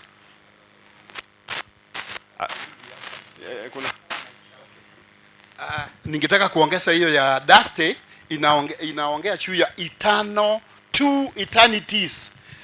Timu mbili tena, sio tatu sasa, timu mbili. Where unajua hapo ilikuwa mwaka ilikuwa 1000. How do they spend 1000? But now it is for eternity, forever and ever. Hebu soma Revelation 20 verse 9 inasema nini?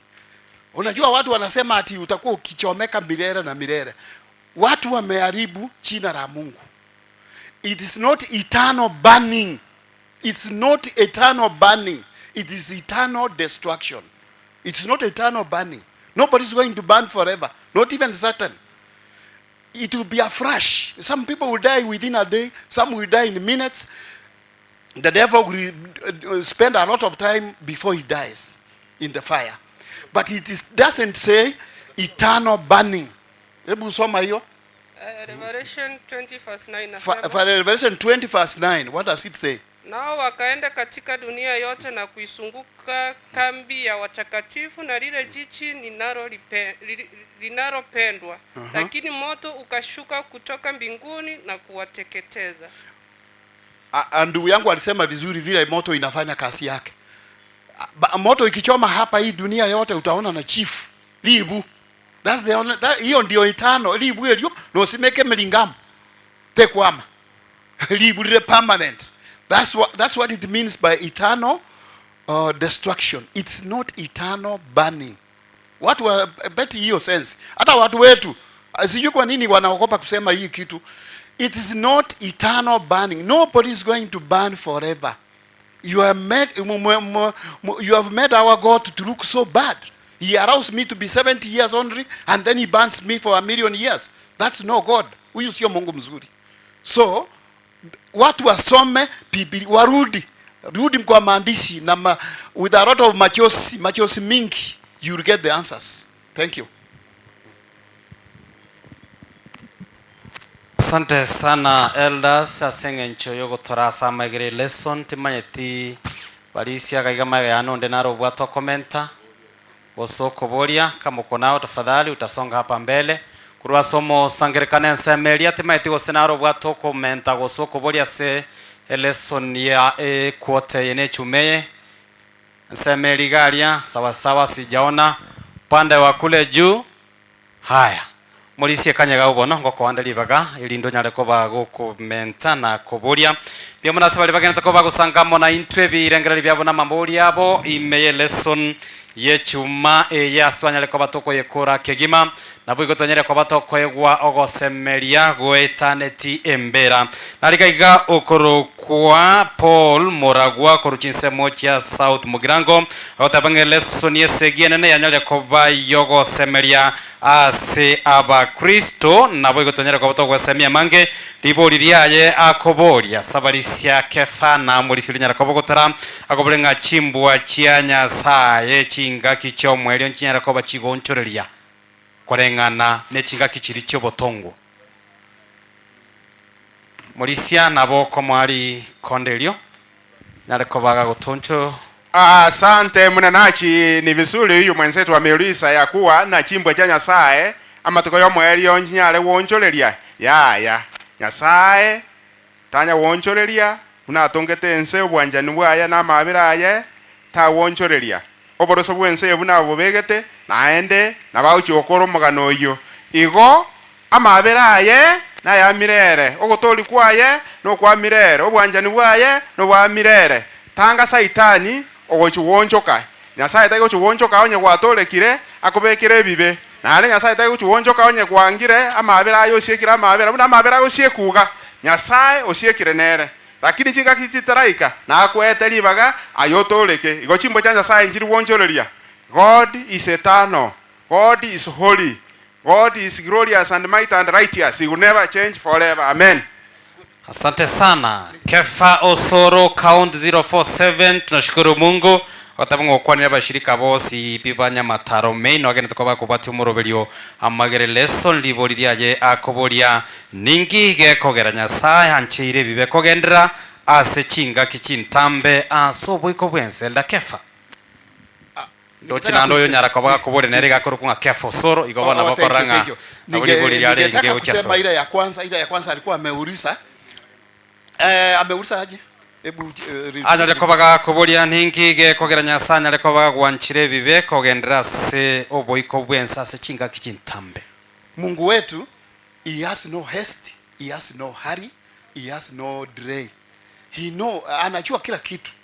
And na ameona story kila kitu, everything works for the good of his righteous people. Even these 6,000 years we have spent here is working for our own good. Shetani ni malaika wa mbinguni, sio mtu wa hii dunia. Sisi hatukuanza matatizo. So Mungu amekubalia ndio kila mtu atoseke baka chinze jirije igoro chisandeke baka binadamu onde bwensi ore omoriri kabisa aizaneke nga for sure God is love. Na ndio yango ngwanse gento kende. The first batch of Genesis chapter 1 and chapter 2, God is love. Anaunda sisi binadamu, the last thing to be made on this earth was binadamu. Sasa conditions, the climate, the oxygen, the trees, kila kitu kilikuwa mzuri. Everything. God is love. He brought us to feed into this love. Then controversy, the last batch, even hata leo tumesoma, the last batch, he says God is love. And when he has cleared all these 6,000 years, we'll have no trouble. So you see, we'll have no trouble anymore. God is love, right from the beginning, and right to the end, God is completely love, nothing else. Alright, miembro sano Morisia Kefa, morigereri na rega igabo igo, akeigo Morisia, gogo tene na go irane liborilio, na boigo tonyara ko batoko irario morigereri ondega iga, agotebanera niga korukwa Peterson Sagana koruchinsemo Chamasimba, akoboria nga ngose meliki tobwena takoba gotwara buna aba Kristo chingaki chia trabo, yani chingaki chemechando kurengana nera igagotebanga ekero montago twaro mochando nario obwa matebwaye amona Nyasaye no gosemerie kwaye ime ya Kristo gokwira na maiga kurende twatebi unga tonyara koba utwara ogosemeria chingaki chobokongo nakira nyara koba golitebi mwancho murigiri okorigire tigaria amurisia obuya bogosemeria chingaki chemechando ngojo kwana sinsema ibere nangi Nyasaye anchirete bibigandete ko basenseye atarabikora Nyasaye nagwate chingura ende liria bunensi yatonge tururi Adamu na Eva Saitani alibere dikurugoro Nyasaye ngotagokole bina bayengo bikora lakini ento twate ebungeringa ki Nyasaye nigataete kwenekia inere Nyasaye bwomo maene, Nyasaye wa haki, Nyasaye nigataete kwa saitani na afuasi baye chinga kichisaine tacha goteung'aki ogwatunereretio ogatwagaya nandi Nyasaye agatakworokia obwanchani bwaye. Igo Nyasaye nigarwete chinga kichi emipango yaye korekane eikirane buneyo mintateba igoro na inse yanchirane eroki Nyasaye ina no ibwo maene. Liswali ndi lyaboliwe chinga kiechi chia matuko yobokong'u ogosemeri ngorokio gotobwate ane no twate bobokong'u obo mboria Yakobo anyorete diria atemetwe eseyeri arwanete botuko nki Yakobo akorete. Yakobo nigatwete gosemeria nekerara mutarire orienge komo suguma uyorenge Nyasaye na nekera umise tu okogoro niga mutarire te Yakobo tachieti gotama igege ntekenene nkeria na no enekero biarorirese ekero biakongirese na rio gotarira imani yako gosemeri tubate ngaki wetera gosome Biblia wetera masabo wetera kwelina ntobaba bui hata wakati imekuwa ngumu, hata wakati uko karibu kukufa. Iko wasemelio kwa ngaki tutakuwa wasindi kupitia maombi, kupitia kusoma neno la Mungu na kupitia kuchinyima. Asante sana. Imana sana mulisia sevalia boigo bagene tukabago tobwatia onya kole gatigati itoga iga ekwaya muzidi kujianda manake nsemo nerega iga etigarete kegima tonyara ko batogokora amaigerio ye lesson narega iga okorwa Pastor Jonathan Moseti kurochisemo chabongonta nyari bali masaba agote bako baganaria sabato ingia babwatani ba Nyamataro main mutware sabato ingia naboigo ogo sangereria okuya sabato ingia ndize TV na babwatani bonsi ba Nyamataro main aba nababwatani bekanisa ugango SDA choir bagote bamuchite ko barika next time walike bakuje hapa tusangama nabarabo ele nyabaro kurujisha mochia sune kagote bana seseniwe amona magere leso neso okorera pio molisia isida kayamo ti manyeti o commenta kwa ngoro korenge alasili ngelinga akero kyo moelio pi emelini ya mwelike kale koera Nyasaye na rwete te judgment ya lengingia igakoboli bali balenga bachenu ngaki digere lyango ayonsi na akolire na yamwa akolire kende ngere na ingi mubwenete ko kobolia amaswali bakachaka koboli bali bachenu ngaki omolise musabo chulia singonja atalia ngayaya digere lya yakolete ya ando jina akoleta igotabweneretia igombo bena mona jirete ngakobera yaya bakanonye bali bakoleta mabe na batebetinga na baire chance to ask questions akera ko baboli ngaligereria majikane mwabwate onsi 10 ngaimoirete sabato ngaimoirete ayamwale wakora maronge barabo obo baene God your judgment is okay igonya sae gwabwate you have the right to destroy sin because God is justified as a judgment yae byabona bibono sana kuna chakwaye wekina nigokorabe wekene obwasioku noboronge mamincha yali akokoreka nasobo ikobwense asmorena nagento geke elindeki na kyao kemaya gosuma mulistena nago chage kefa singencho yogo sieka nogo sabambya muno mwancho muligira sebalia mwanyara ko bamokweneke mwasankire ebirengereri byaino amo na into naboga mabolino yene nchira eyemo ekworo kinga no togenda takoba togo sasima twensi asubwamo ase egeti yeskuru yesecondary ya daraja 2 no tolega iganyo go kwigurigo liogeri nande no ore katika berega iga aye nore no bosibore bogoikirana gaiga ebirogo mbiroro igetingeroro kirege ntongero iga tunyara ko batogo sasima amonayo mulisia torase ngicho saba tukora magari lesson. Wacha tuombe, tutaomba kwa Kiingereza. Let's pray.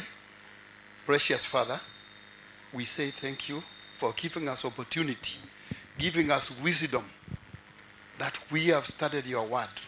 Let the Holy Spirit guide everything. We are not very good representatives. We want to decrease while you increase. May our presentation help somebody somewhere. Let your glory be seen in our study of Scripture, and may Jesus, your Son, come into our hearts today and forever, and let's be found not wanting, but saved eternally. In Jesus' name we pray. Thank you. Thank you.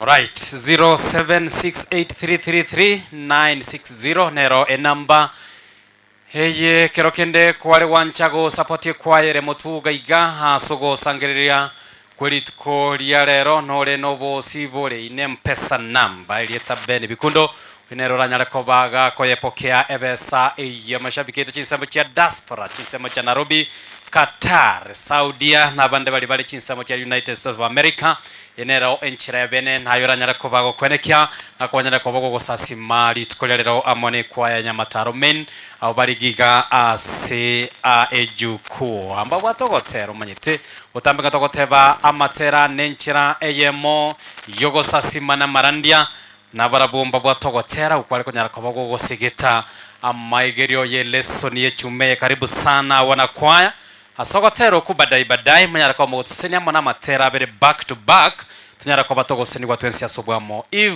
kama iko yende onsineroro yanyara kwa bage wikiranaga igana inu mole nobo sibole kora registration igalia na inu mwenyorere libaga tutegete tukanyaliria amarandi achakire na inde mwanya kubeta beta abarayibe kwaye byara ngaya yankirende twaligane tugaiga ntonyore ti libaga timaite gosomara ibe kwaya pali mwaligane tinsangame wabatebetie kanise gochaka ntubono igotoko genda okogenda guka wale wako tutabarikiwa na wao kwa njia ya uimbaji. Twende kazi ekwaya.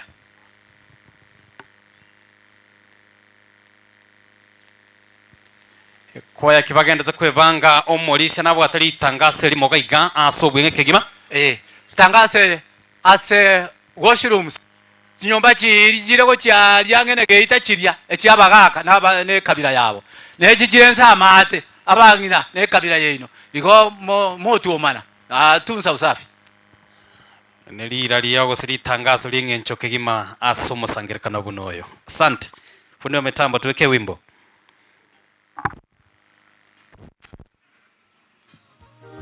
Ainurende kimogotera banakwaya mwasmaili no more TV mekegima irende tunabali tubwatogo semmere no nyugwetania embera tugwenda kwa bande ogosemeria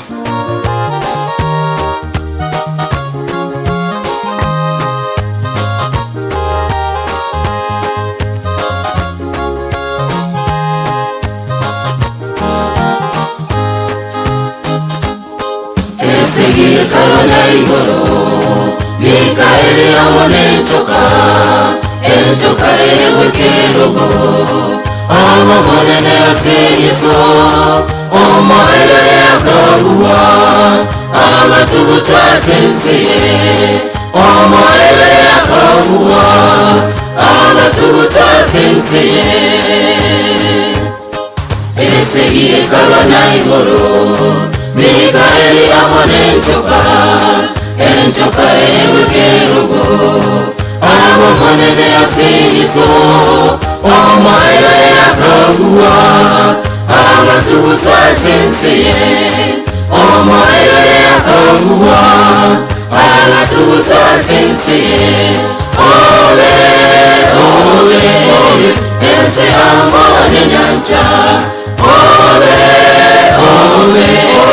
ense amone nyanja otugutirwe birecha asenze ko batanda otugutirwe birecha asenze ko batanda twewoye bibarero tumwana omumisa esegine ndoro yeso kora chatobwatise Esegine ndoro Yeso kora chatobwatise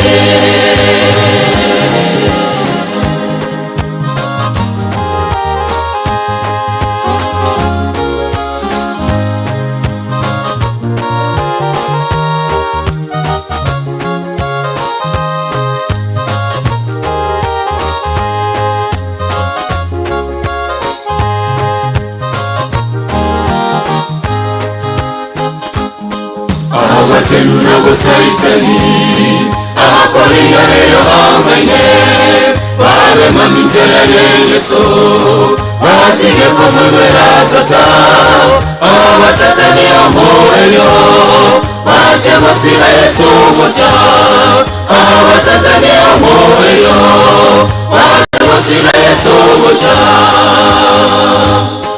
awatenu n'obusaitani abakolinga leero banganye babe mamiteyale yesu batigeko mwegwera tata abatatani amoelyo bachegosira yesu gocha abatatani amoelyo bachegosira yesu gocha owe owe owe ese amone nyanja owe owe owe ese amone nyanja otugutire birecha aseseko bachanda otugutire birecha aseseko bachanda tweboye bibanero tomurwani omubisa ese yinendoro yesu kora cheto bwatisye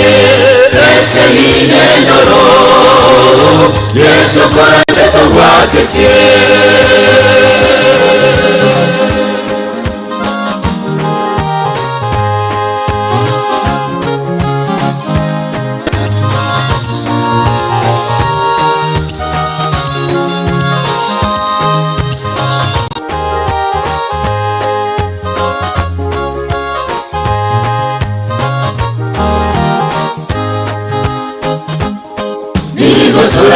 yebuwesegi yomosutene yoborabu kero turaba magimaito koba kironeseringana ase amaginga yengoni yokana tobe amabui ase amaginga yengoni yokana tobe amabui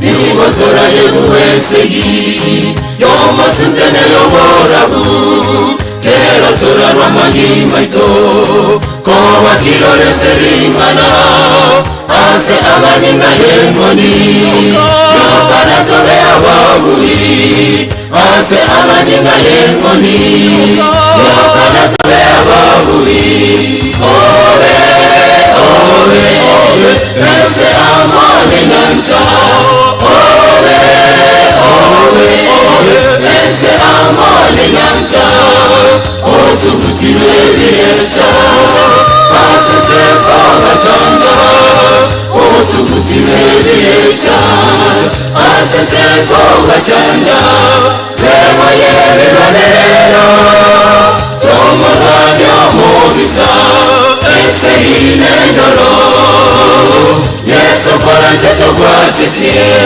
ese yinendoro yesu kora cheto bwatisye owe owe owe ese amone nyanja owe owe owe ese amone nyanja otugutire birecha aseseko bachanda otugutire birecha aseseko bachanda twemoye bibanero tomurwani omubisa ese yinendoro yesu kora cheto bwatisye ese yinendoro yesu kora cheto bwatisye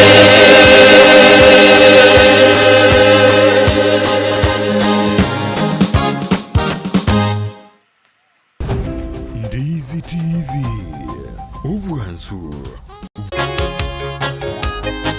Bwana Yesu kaenda kwa mulima Mizeituni. Bwana Yesu kaenda kwa mulima Mizeituni. Kawaambia wanafunzi waombe wasiingie.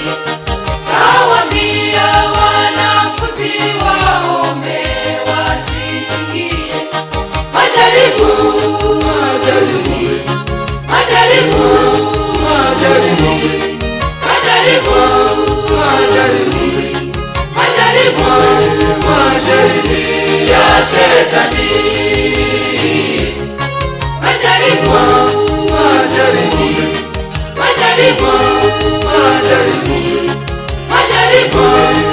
masharini ya shetani. Tusipokesha na kuomba, tutashindwa na shetani. Tusipokesha na kuomba, tutashindwa na shetani.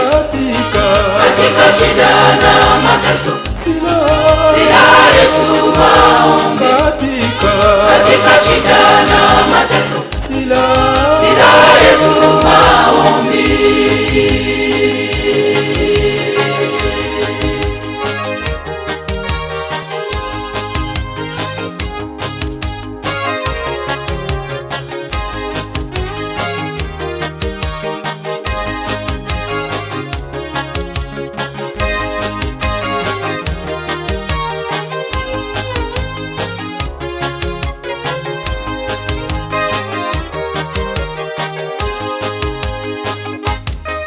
Yesu akatoka kwao kisha akaanza kuomba. Yesu akatoka kwao kisha akaanza kuomba. Aliporudi kwao akawapata wote wamelala. Aliporudi kwao akawapata wote wamelala. Usingizi, usingizi, usingizi, usingizi, wamelala. Usingizi, usingizi, usingizi, wamelala. Tusipokesha na kuomba, tutashindwa na shetani. Tusipokesha na kuomba, tutashindwa na shetani. Katika shida na mateso, silaha yetu maombi. Katika shida na mateso, silaha yetu maombi.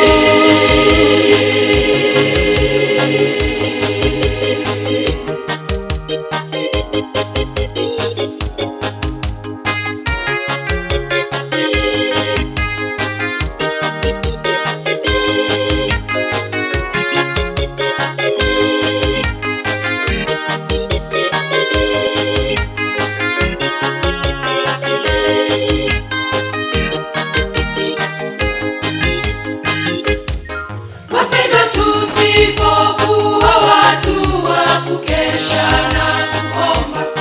Wapendwa, tusipokuwa watu wa kukesha na kuomba, shetani atapata nafasi ya kututoa kwa Yesu.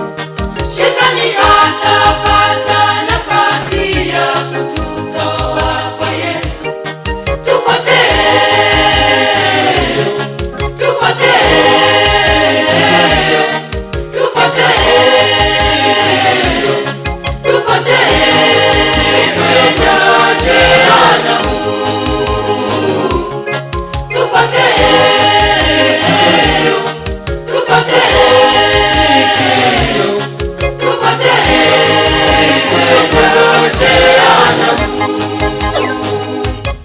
Tusipokesha na kuomba, tutashindwa na shetani.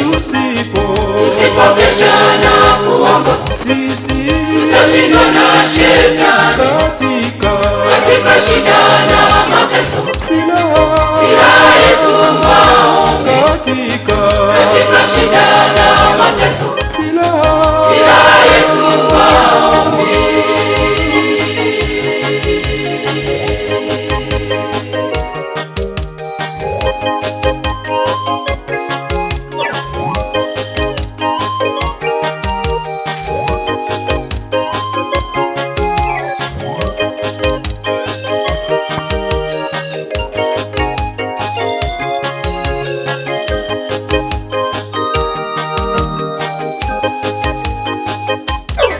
Tusipokesha na kuomba, tutashindwa na shetani.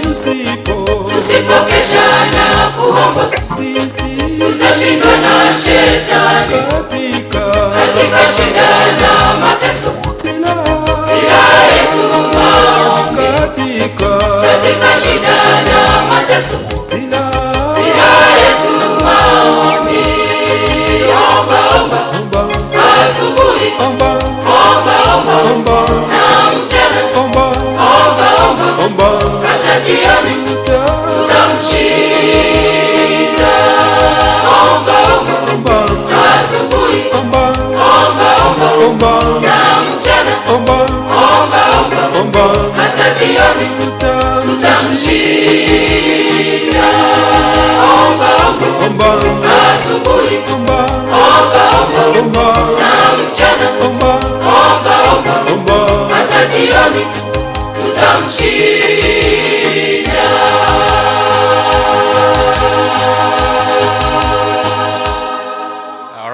asante sana. Silaha peke yake ni maombi.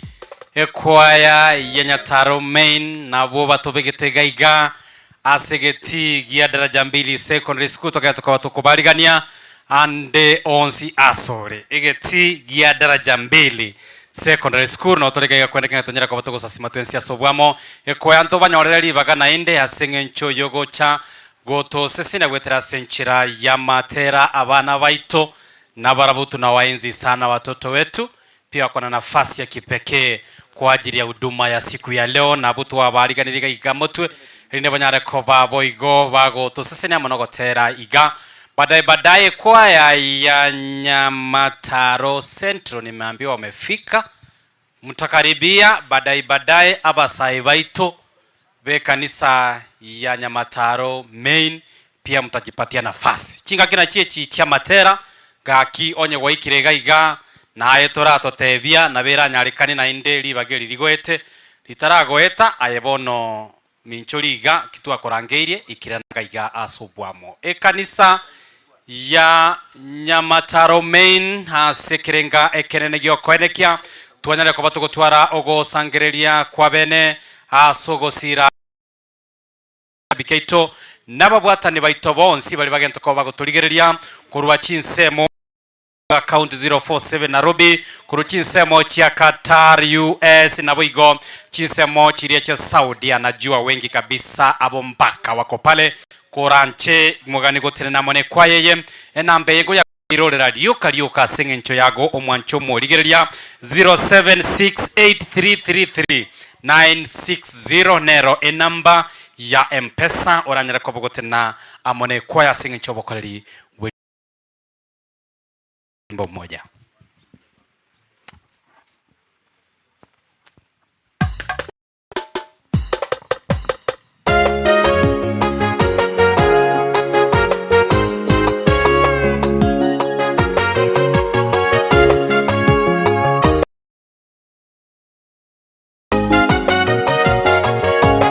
Watoto wakiwa katika stanza ya mwisho Nyamataro Central.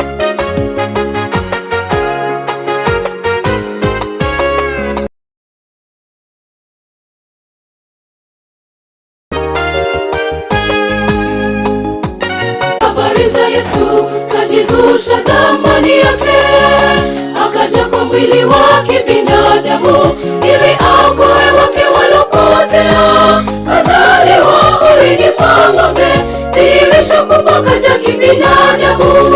Tafakari habari za Yesu kajizusha thamani yake wa kibinadamu ili aokoe wake walopotea. Horini pa ng'ombe, dhihirisho kubwa kaja kibinadamu. Jamani, mtu huyu awezaje kuwa mfalme aliyezaliwa humo horini mwa ng'ombe? Mwana huyu hakika wa seremala, awezaje kuwa ndiye mfalme? Hawakutambua ajeneke, hakika alikuja atuweke huru. Jamani, mtu huyu awezaje kuwa mfalme aliyezaliwa humo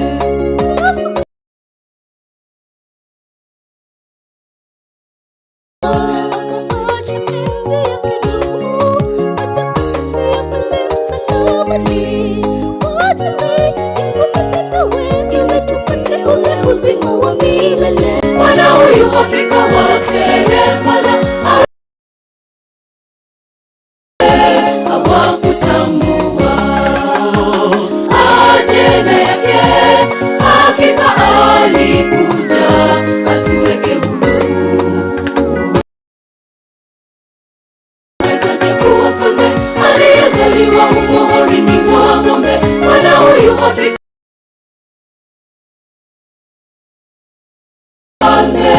hawakutambua ajenda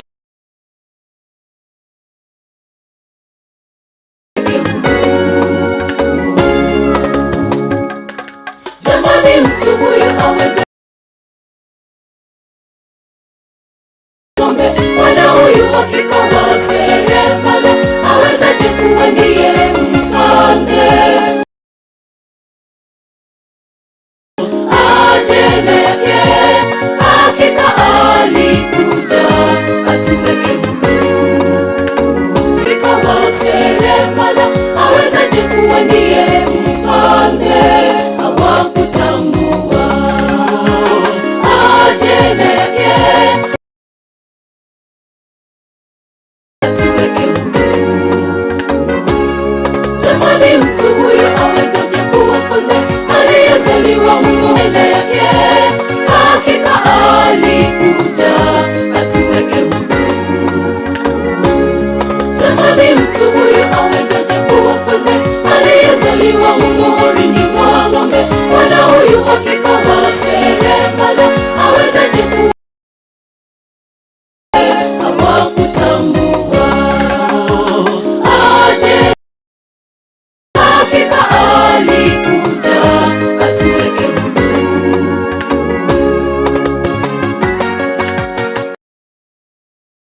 Asante sana abana baito n'abarimu babo ya baada ya bana na inu mwarorire njira mukorwe stage mogo gutera igarende mwakorera twabatenga karuga igamotwe na inu mwaro kekagera litukeri ne litukore ito. Asante sana na karibu sana. Chukua chiri mwagendere koba mogo ikiranaga iga. Kuna secretary hapa anafanya registration ya kwaya, tafadhali utasonga hivi wakuone, kisha baadaye walete majina yao, hata masolo artist pia wenye takuwa wamefika hapa. Nadhani tunawakaribisha kwa njia kipekee. Jambo nyote, kwa majina ni Margaret Juma. Wale kwaya nyote mnakuja mnaregister kwangu hapa mbele. Hivyo nyote mmealikwa. Kwaya zote wale mmefika ambapo amcheregister mkuje hapa mbele mregister. Asante sana, tutashiriki kuhakikisha kwamba kipindi hiki kimekwenda sawa sawa. Kwaya ito karibuni sana na umure live kuregeta seni GTV Kiandizi kieninkero bagoteba kere GTV na boko betererie smile nonye mbisa mbete ayenye betererie bosio bwe kamera. Karibu sana fundi wa mitambo, twende kazi.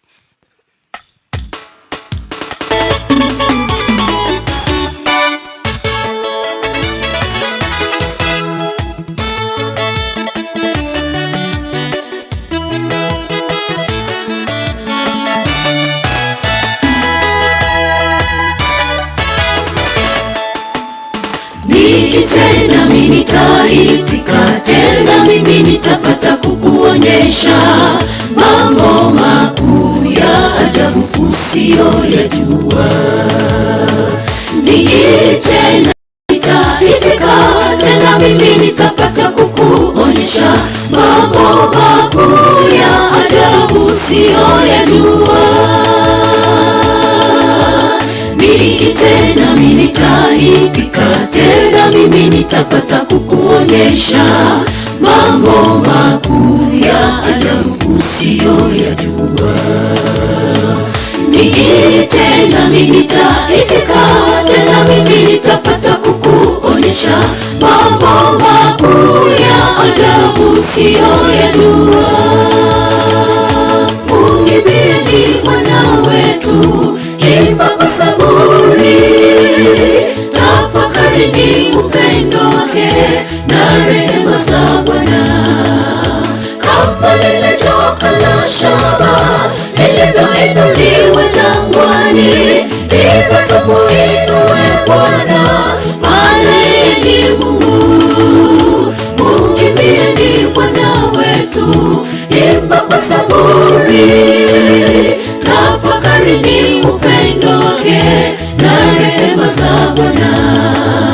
Kama lile joka la shaba lilivyoinuliwa jangwani, hivyo tumuinue Bwana, maana yeye ni Mungu.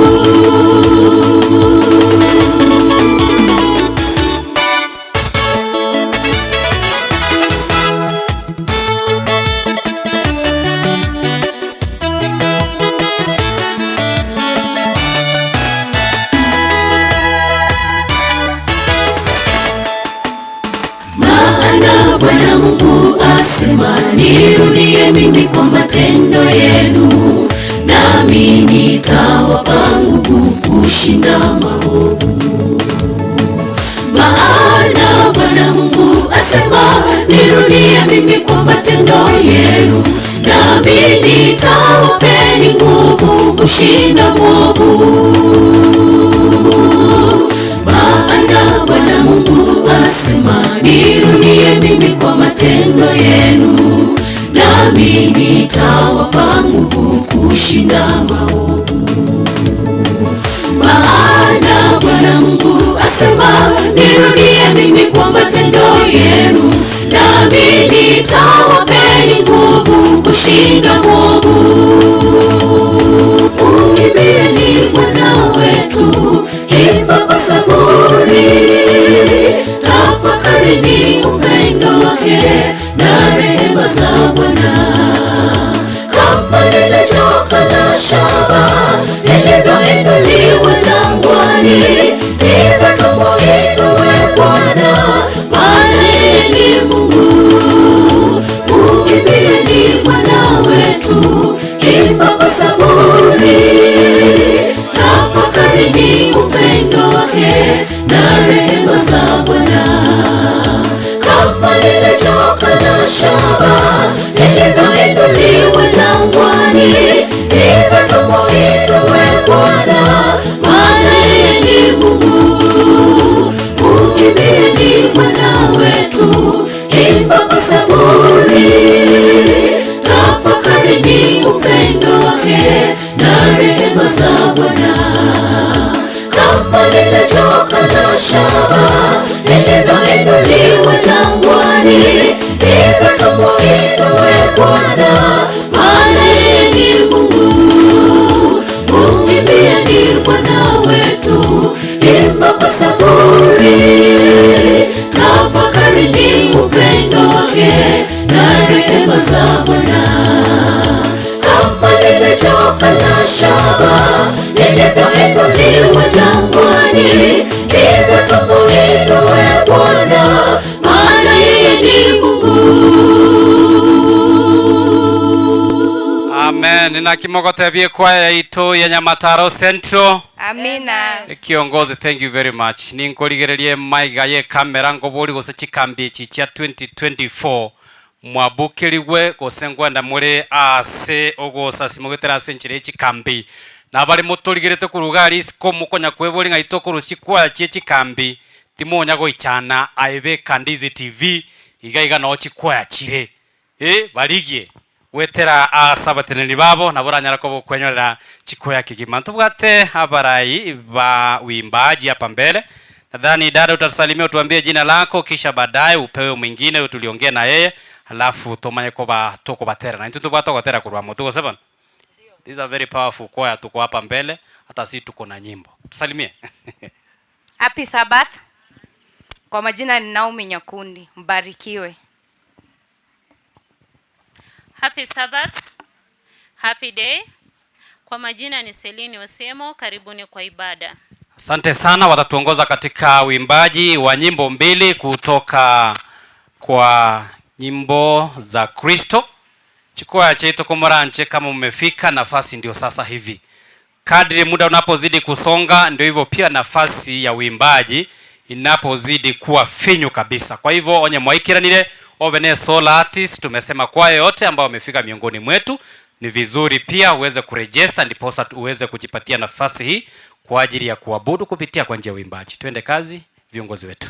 Tutaimba kwa upamoja wimbo nambari 65 Kiswahili. Twendeni askari watu wa Mungu. Tuimbe. Twendeni askari watu wa Mungu, Yesu yuko mbele, tumwandame juu. Twendeni askari watu wa Mungu, jina la Mwokozi lita za shangwe zivume kote. Inueni sauti, twende watu wa Mungu. Yesu yuko mbele, tumwandame juu. Kweli kundi dogo, watu wa Mungu, limetufungu, hatutengwi nao. Tumaini moja na moja dini, twendeni askari, watu wa Mungu. Yesu yuko mbele, tumwandame juu.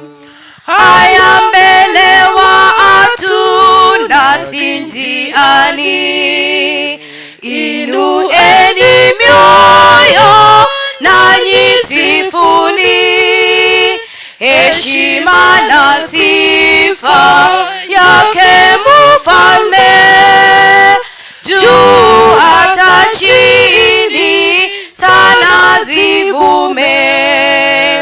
Twendeni askari, watu wa Mungu. Yesu yuko mbele, tumwandame juu.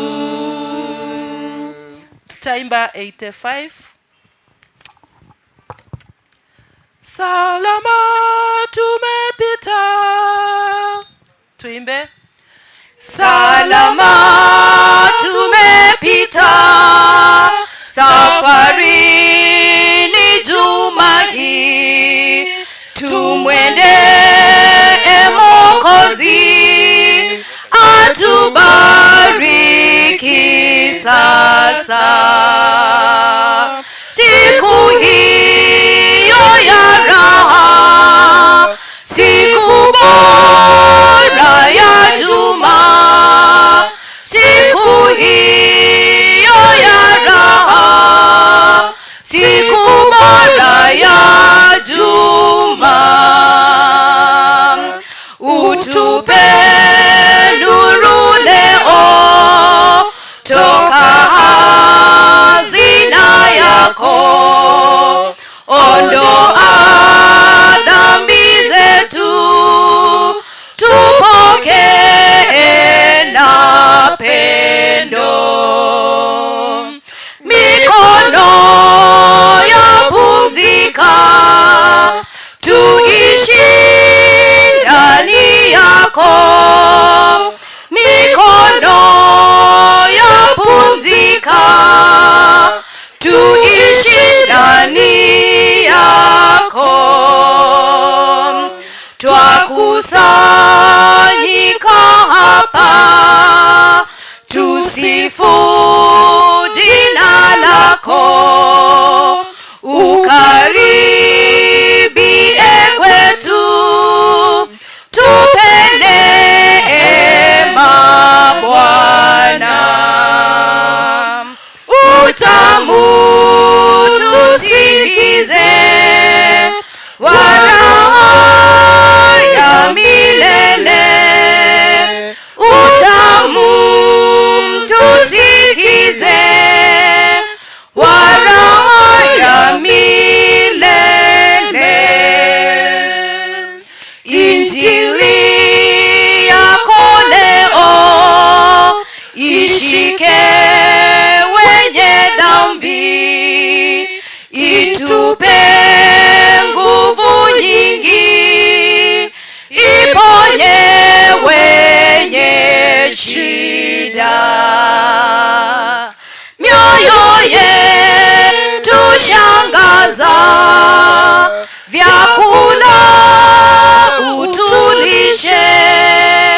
Mioyo yetu shangaza, vyakula utulishe.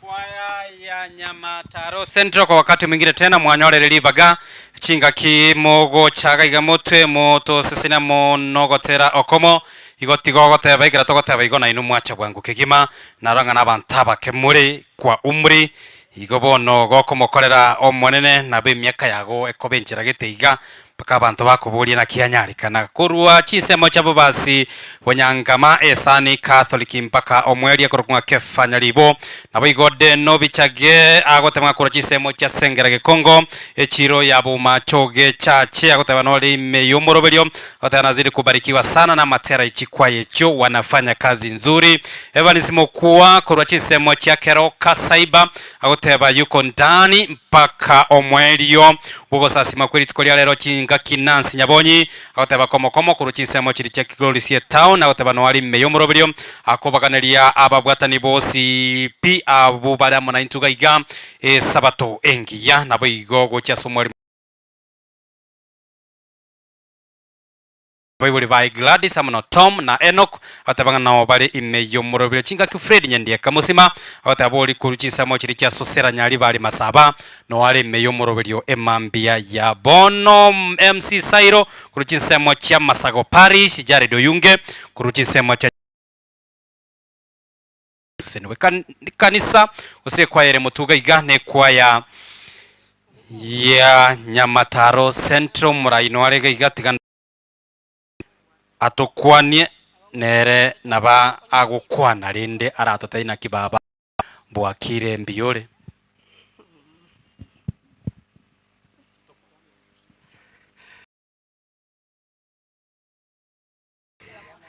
tunafurahi siku ya leo na hakika tuna uhakika kwamba Mungu Bienvenido sana baba ekwaya ultimate go sento bate amatera a video aimanya Visual tole volume 4. Volume 4. Ase audio marasikire. Audio isabiki jamani. Iko mingi. Asante sana, nashukuru sana. Bienvenido. Ngore maga kamera linde amatera ina into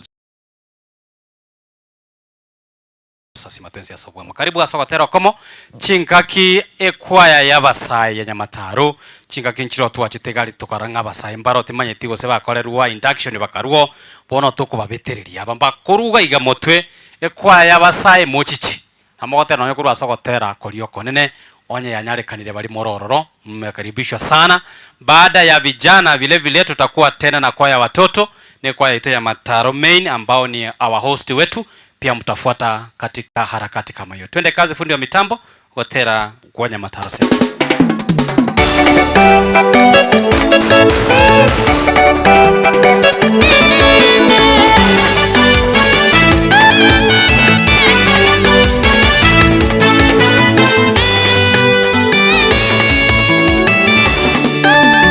Akitembea akihubiri akiwafunza watu wapate ujumbe akiwaponya wagonjwa na kufufua walopagawa na pepo wakawa huru nao wakapona. Alikutana na mtu mmoja aliyeitwa Batimayo akamsihi mwana wa Daudi leo nami uniponye. Akitembea akihubiri akiwafunza watu wapate ujumbe akiwaponya wagonjwa na kufufua walopagawa na pepo wakawa huru nao wakapona. Alikutana na mtu mmoja aliyeitwa Batimayo akamsihi mwana wa Daudi leo nami uniponye. Alikwisha tupa mamlaka ya kufanya kazi yake. Mwana wewe bado wayumba na imani yako haba. Jaribu tafuta uso wake Bwana kungali nafasi.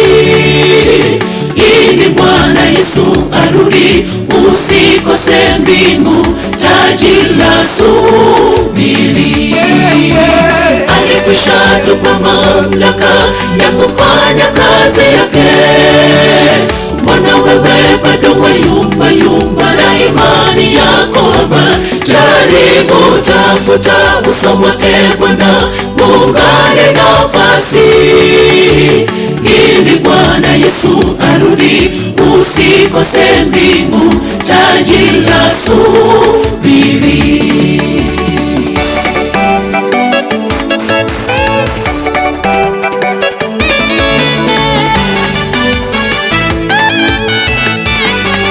Beta Living Getembe na ambio ndio wataingia jukwani kwa ekere assistance ya mwili.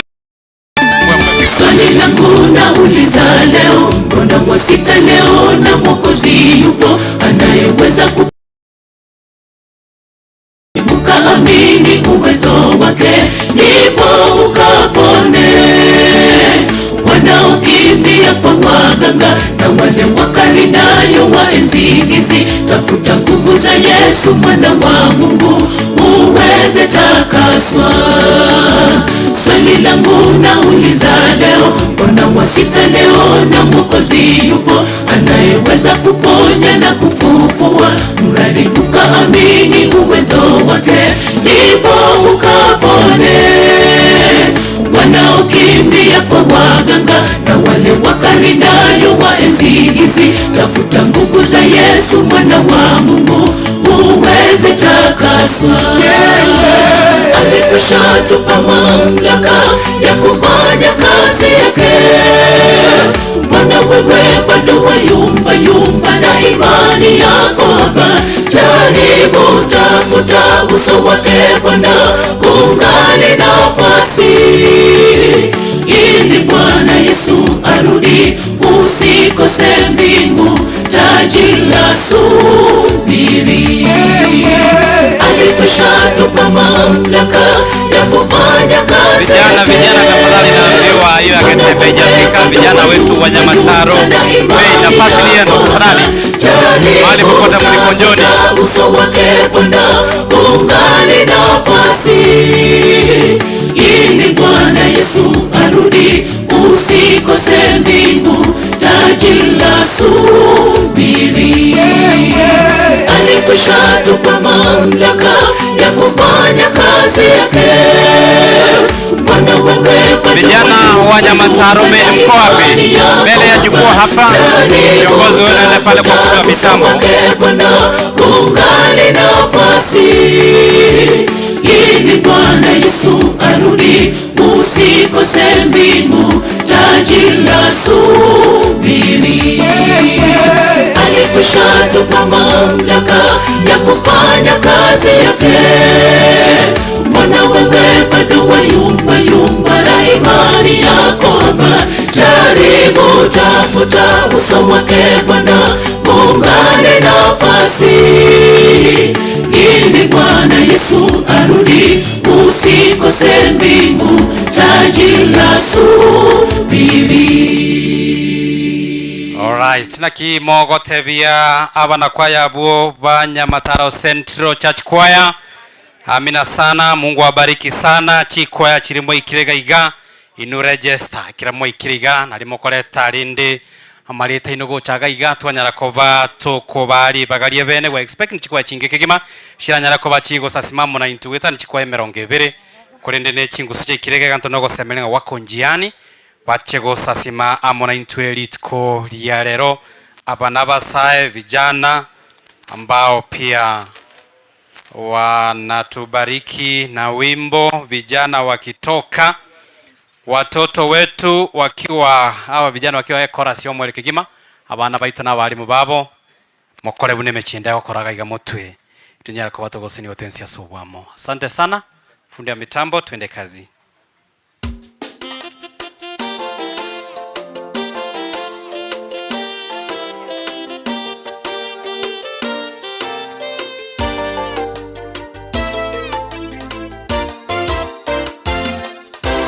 Yerusalemu mahala patakatifu pamewekwa wazi, tuingie.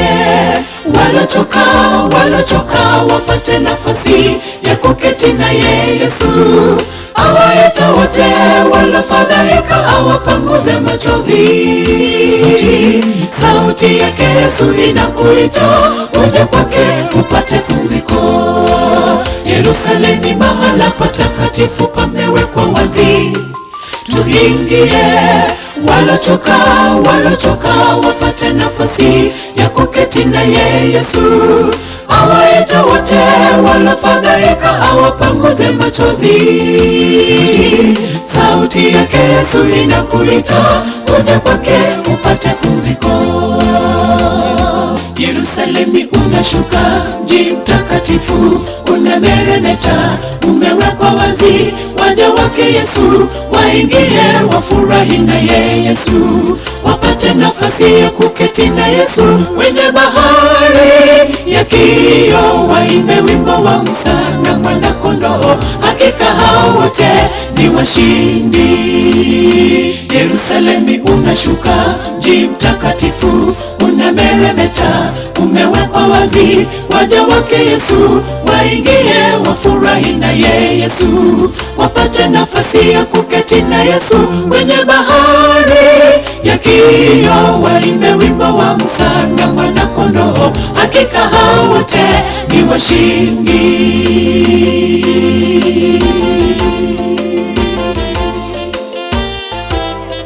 Matoke Church Choir, tafadhali tuje hapa mbele.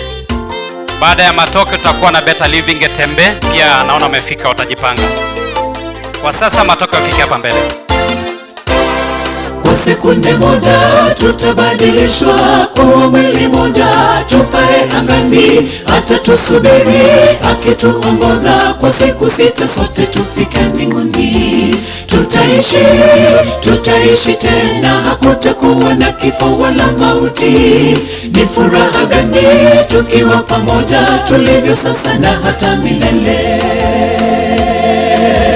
Kwa sekunde moja tutabadilishwa kuwa mwili moja, tupae angani, hata tusubiri akituongoza. Kwa siku 6 sote tufike mbinguni, tutaishi tena, hakutakuwa na kifo wala mauti.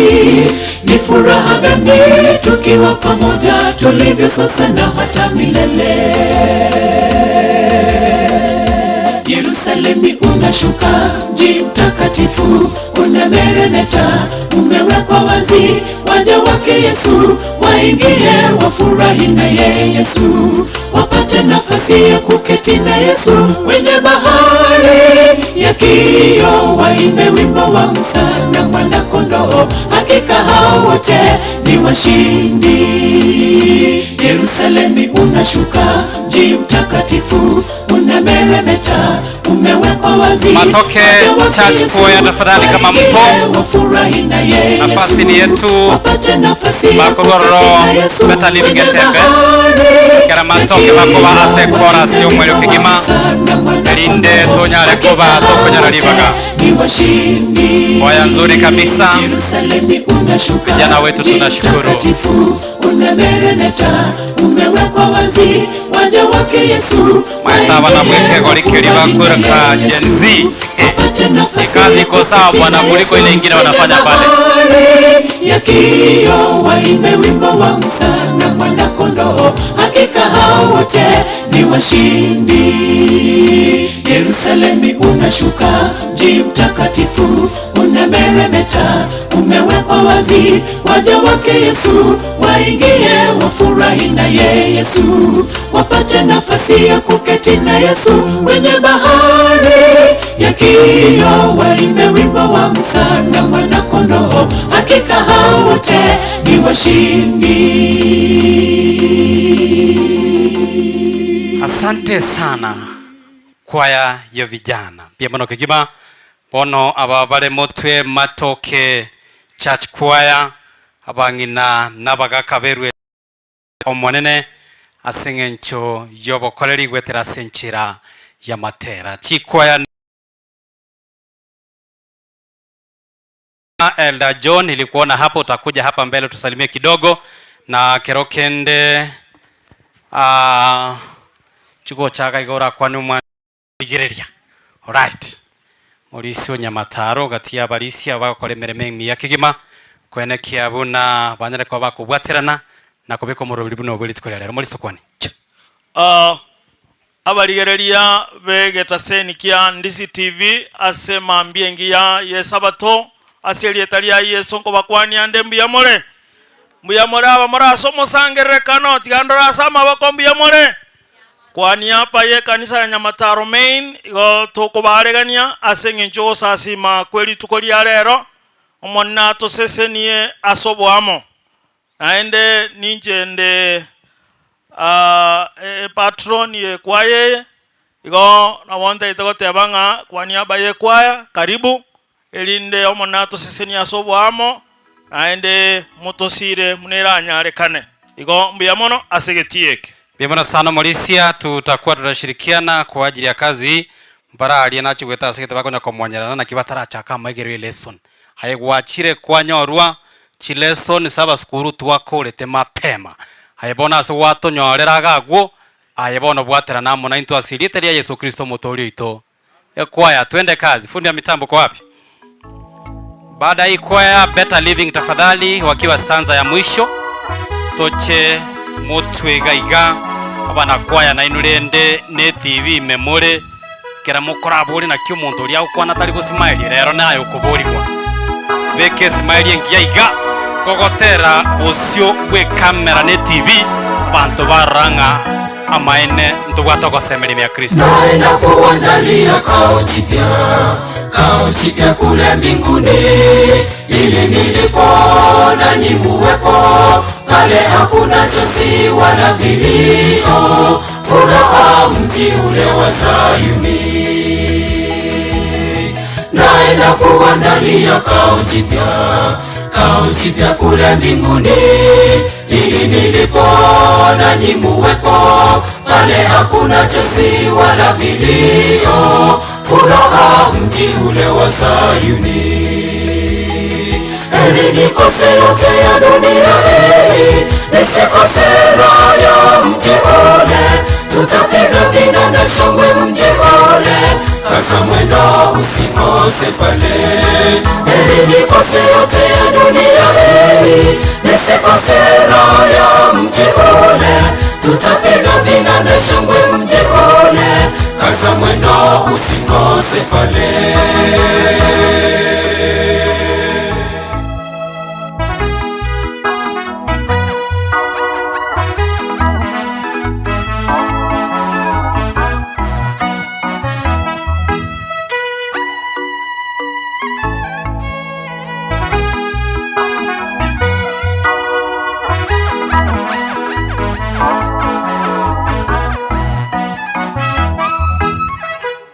Na mji ule mtakatifu andaliwa kama biharusi aliyepambwa tayari kwa mumewe tatupeleka makaoni pake furaha mji ule wa Sayuni. Kaona mji ule mtakatifu andaliwa kama biharusi aliyepambwa tayari kwa mumewe tatupeleka makaoni pake furaha mji ule wa Sayuni. Heri nikose yote ya dunia hii nisikose raha ya mji ule tutapiga vina na shangwe mji ule kaza mwendo usikose pale. Heri nikose yote ya dunia hii nisikose raha ya mji ule tutapiga vina na shangwe mji ule kaza mwendo usikose pale. Better Living Getembe mko wapi tafadhali wanapoondoka jukwani sasa hawa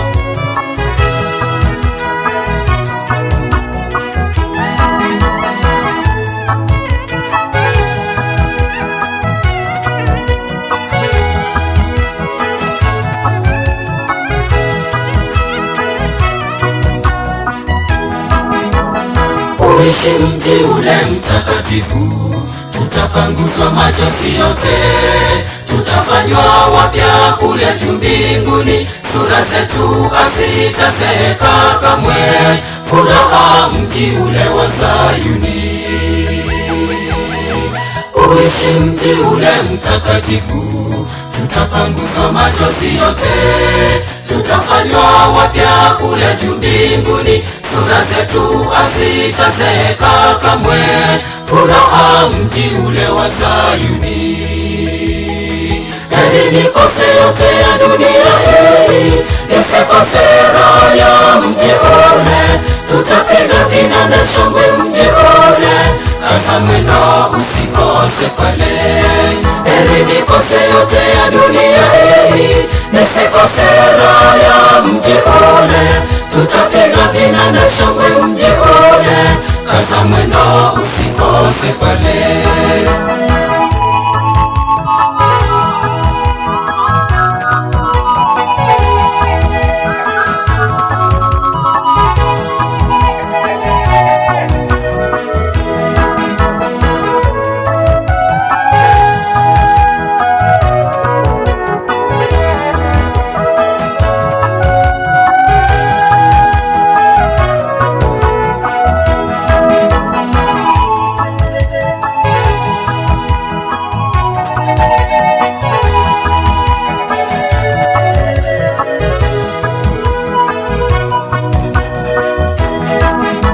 Nikose yote ya dunia hii, nisikose raha ya mji ule. Tutapiga vinanda shangwe mji ule, kaza mwendo usikose pale.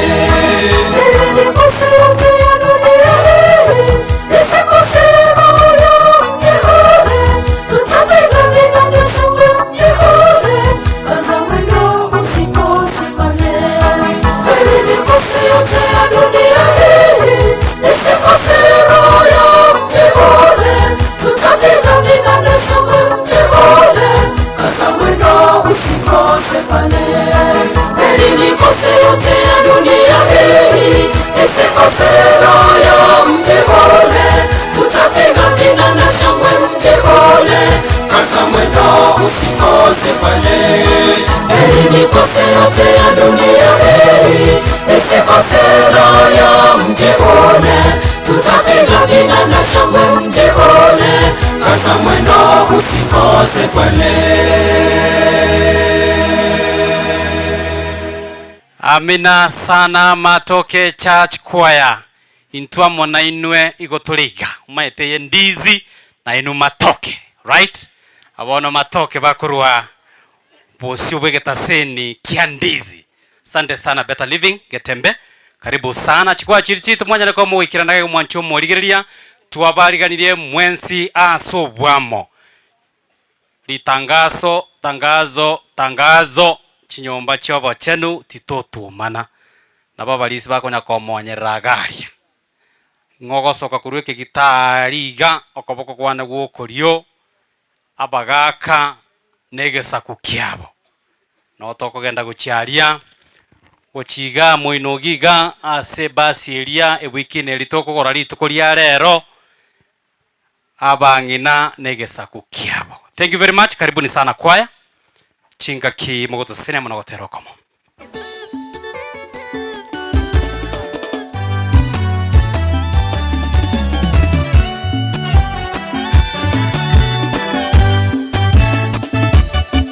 Ichena yetwareganiwe Gaya mbogoko igoro Tutige bire bensi bire titosowa Omocho yemuya okaregocha Ichena yetwareganiwe Gaya mbogoko igoro Tutige bire bensi bire titosowa Omocho yemuya okaregocha Namogoko naende na mochengo Asabare babote tamachiko Nebirero Asabanya bibe Banderero boge bobo Omo wenere yeso Namogoko naende na mochengo Asabare babote tamachiko Nebirero Asabanya bibe Banderero boge bobo Omo wenere yeso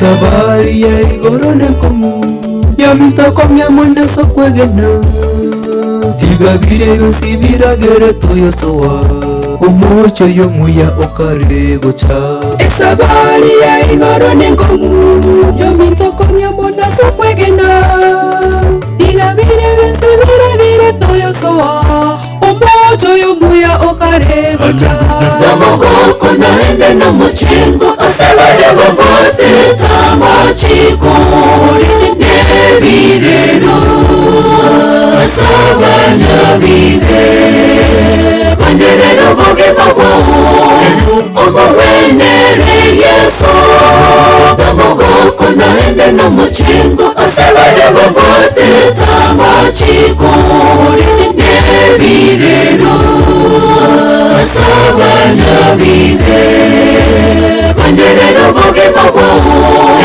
omowenere yeso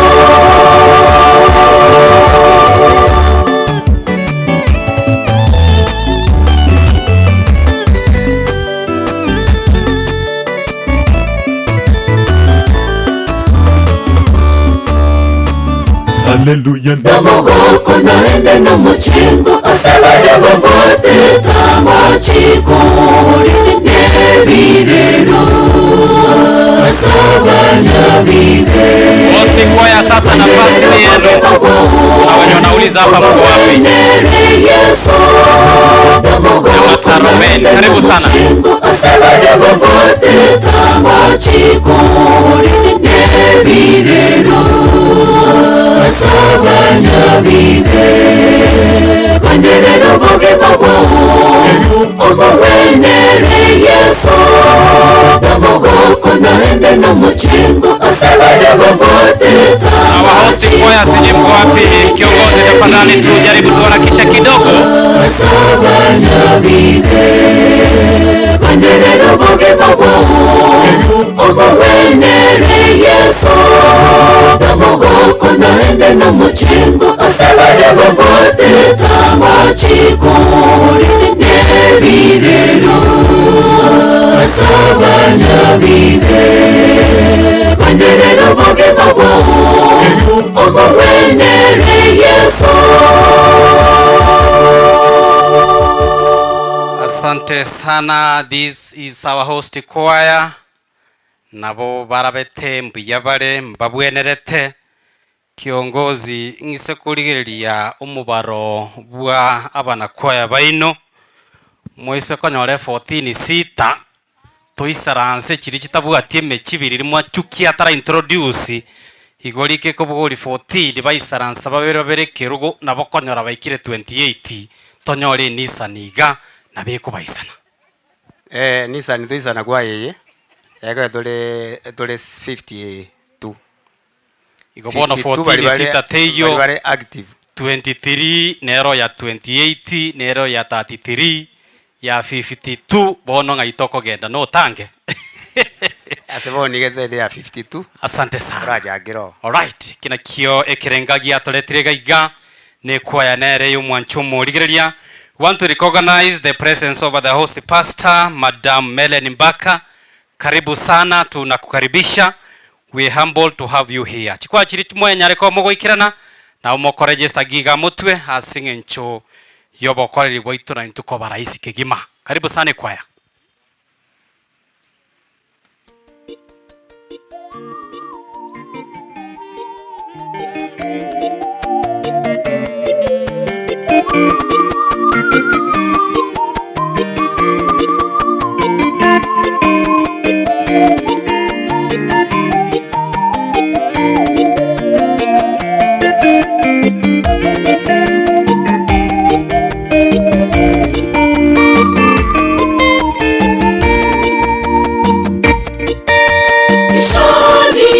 Sikia sauti ya Bwana ikisema, ileta mtuma nani aende kwa ajili yetu.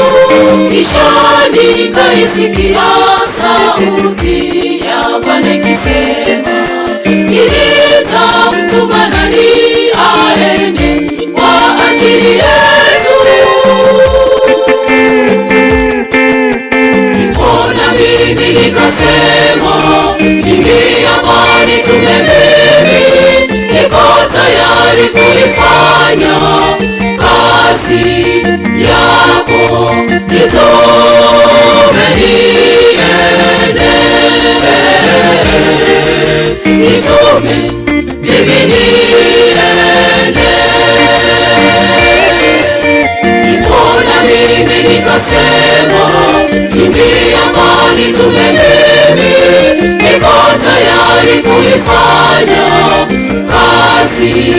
yako itume niende, itume mimi niende.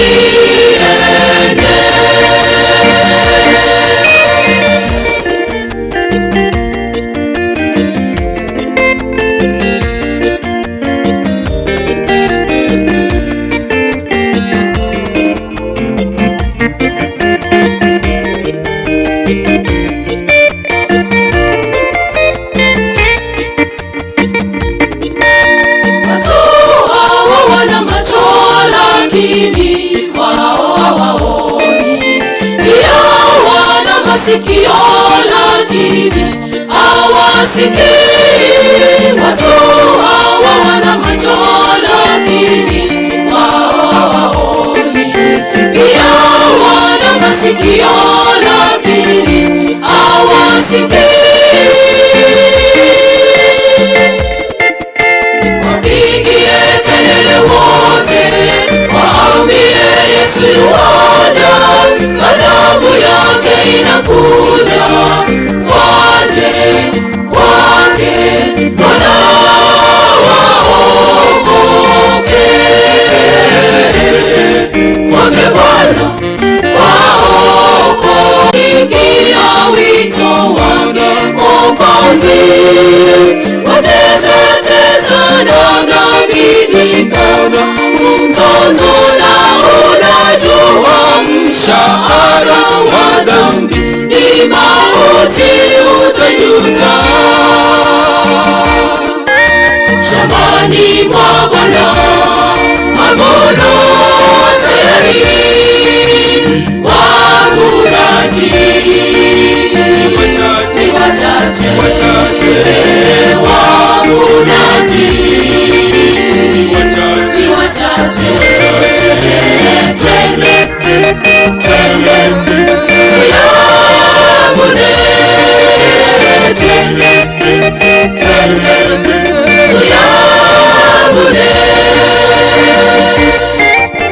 Shambani mwa Bwana mavuno tayari, wavunaji wachache, wavunaji wachache. Nyamataro Central, Nyamataro Central tafadhali. Tuyavune, twende tuyavune,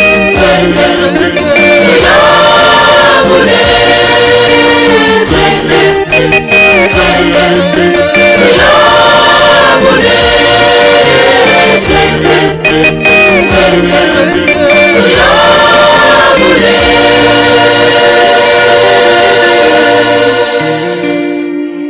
Mono Kegima wanakwaya wako tayari kwenda kuvuna irindi mbare ange Kegima ligesa neli nene nabagesi bale naki ntubuna wanakwaya wa Nyamataro Main tumeamua kogenda tole kogesa ligeseri na kiya kogerekerenga ekenana kiri tukolia rero mwancho murigire nabali banyareko bagwikira na gaiga no kwendekana tonyareko batogo sasima twensi asobwa maseringana no mwerio ayon sinto chiko batogo twara ogosangirire kwa bene asekerenga yokogenda aserigesa elio tonyareko ba togo tumia chinche chumanyete keranguririe kwa yabune yetotebe ngang babwate e outreach bosi pi kogenda bale se itonyari bali masabara masharuguru kurugigiga mpaka aria omontoyo mo ne chiringi ange 500 igo kogenda na koirana eyo ne libwe yemo abana kwaya ostini na tato ejine chipe ya sairenga ono ko make egasi eberaisi moroberio no chikoba gukora izishe gasi yokogenda na goikera ligesa wetera senchira yobokoreri ase amatere kwaya yaitugaiga. Karibuni sana ngati kwa nero amatera abo angokirie kigime kirango rabaga kaiga nabangi na beruete komo korero monene. I get so much humbled. Asati abakonye chikuwa chitu chiri muikirega iga asengencho yobo koreri waino wakirari tuko onye kwa yende tego chikobagi gwikaiga Getembe Better Living tafadhali wakiwa stanza ya mwisho mnainu mwenyore ile libaga asinga njogo cha na kumusasimo manegwetera senchiri ya matera fundi wa mitambo twende.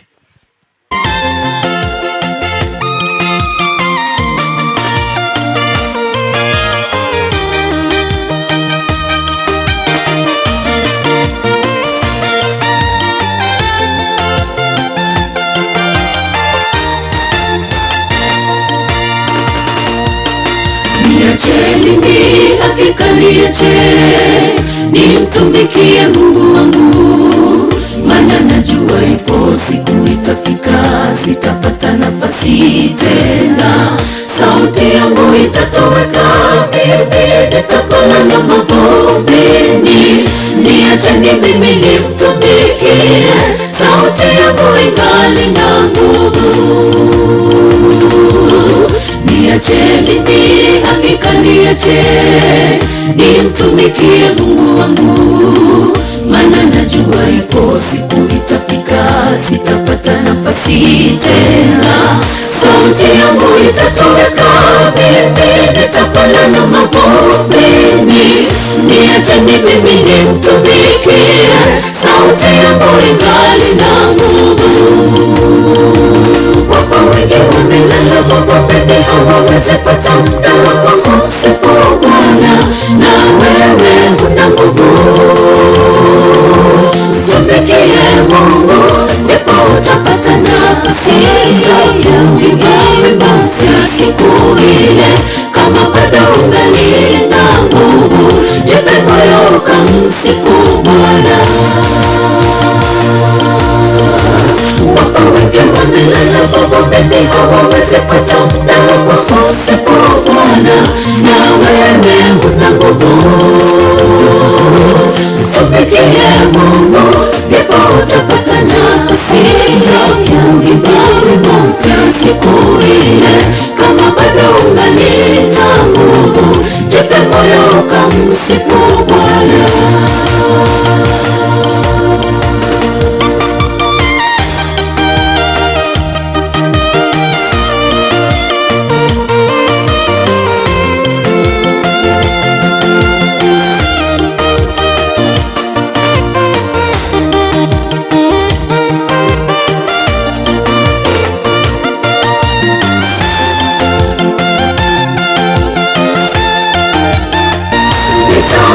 Sifa zake kwa mema alonitendea, maana tunawahi twajua kwa siku moja tutalala, ila wanalala hawajui, hawasikii wala kusema.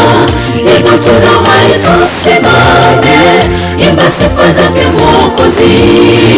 Nitaimba sifa zake kwa mema alonitendea, maana tunawahi twajua kwa siku moja tutalala, ila wanalala hawajui, hawasikii wala kusema.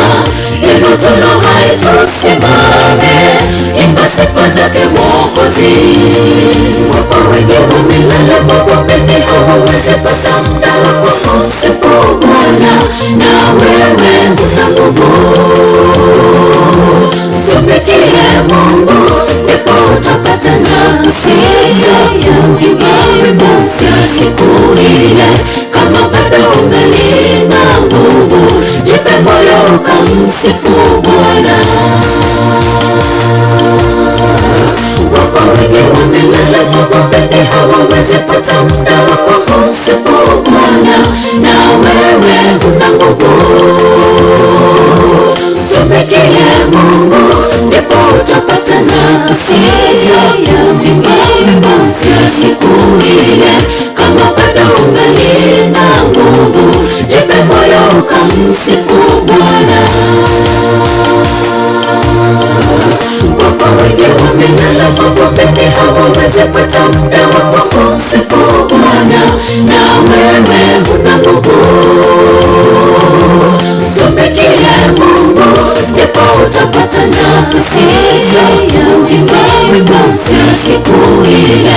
Kama bado ungali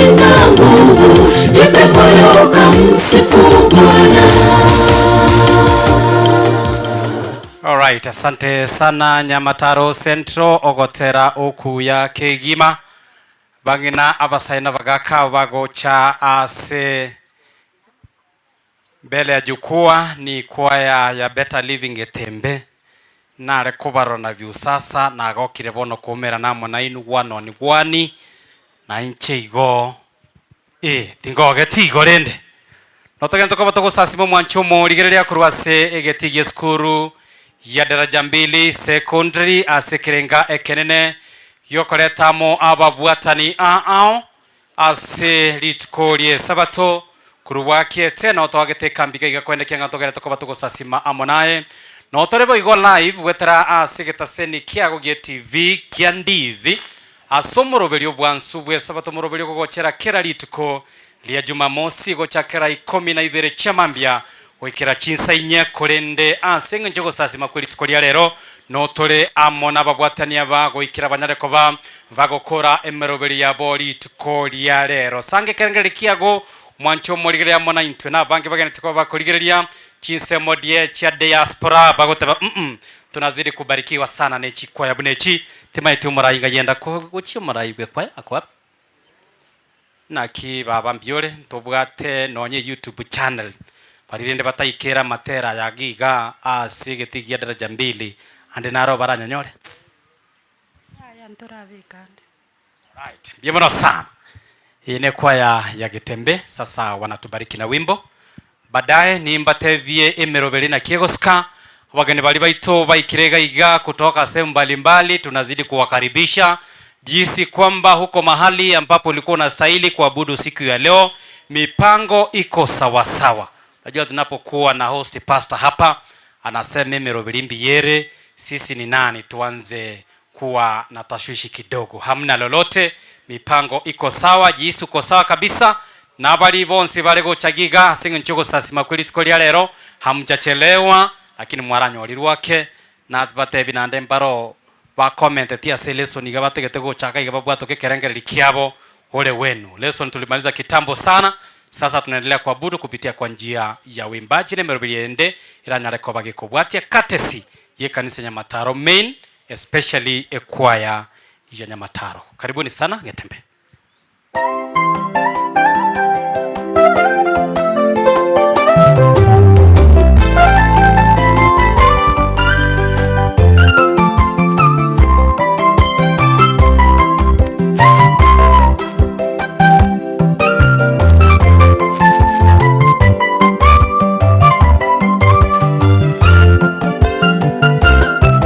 Ametangulia Bwana mbele yangu, ninaye wa kuniongoza. Kando yangu ninaye Yesu wa kuniwekea ulinzi. Nyuma yangu ninaye Yesu mlinzi wema. Najua Mikaeli yuko, ametangulia mbele. Usiogope, siku zote atakupigania. Mahitaji yetu yote anayajua, siku zote yuko nasi. Ni mwaminifu, atupenda. Ni mwaminifu, atupenda.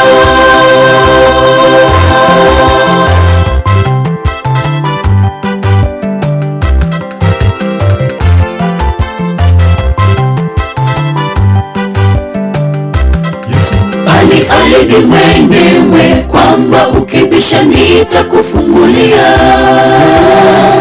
Bisheni leo, mahitaji yako yote nitatimiza. Mimi si binadamu nitakayesema uongo.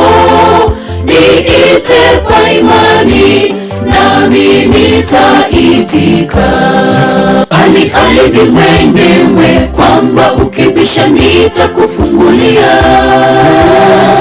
Bisheni leo, mahitaji yako yote nitatimiza.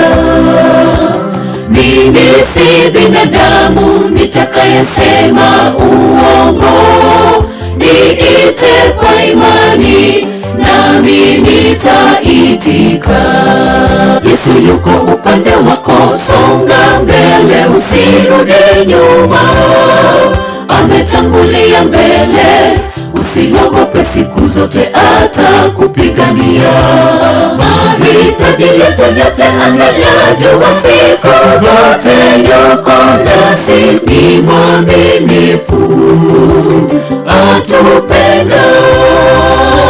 Ni mwaminifu, atupenda. Yesu yuko upande wako, songa mbele, usirudi nyuma, ametangulia mbele. Usiogope, siku zote atakupigania. Mahitaji yetu yote anayajua, siku zote yuko nasi. Ni mwaminifu, atupenda. Ni mwaminifu, atupenda. Yesu yuko upande wako, songa mbele, usirudi nyuma, ametangulia mbele. Usiogope, siku zote atakupigania. Mahitaji yetu yote anayajua, siku zote yuko nasi. Ni mwaminifu, atupenda. Ni mwaminifu, atupenda. Yesu yuko upande wako, songa mbele, usirudi nyuma, ametangulia mbele. Usiogope, siku zote atakupigania. Mahitaji yetu yote anayajua, siku zote yuko nasi. Ni mwaminifu, atupenda. Ni mwaminifu, atupenda.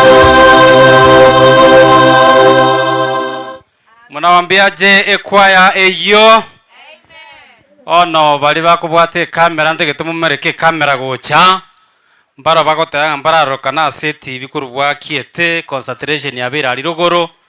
Ono aba bose tibaramure ku kwanza kuruga gotira aye korabune mechende gukora. Anyway, God is good.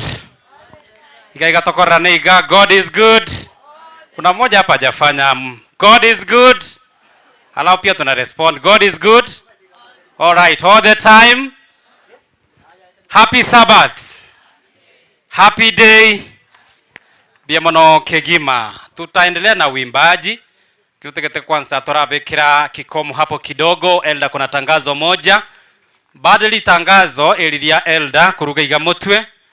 Tutapata kwaya ya ndizi Matoke. Mtakuja hapa mbele. Elinde Kegima na inu mwagendere kwa mwoto sine wetera senchira matera. Karibu sana Elda. Biamono ase elibaga ekeiga negia Nyamataro main igonde te request the leaders bali bechi group chiria 18 mucho bosi yakomoranje mwe manyete Jacob Mumanyi, Kevo Obara, Kevo Ndari, Penino Ndari, Julius Ngonje, Josephat Oruta, Ben Mogaka, Sakayo Mokaya, Esther Mogusu, John Mareri, Barnabas Oyugi, Dr. Kennedy Omwenga, James Mengo, Ibrahim Wright, Obed Gitebi, Trufena Bosire, Elvis Mokaya, Anna Mosota. Kanga mwaikira mwabebu gangu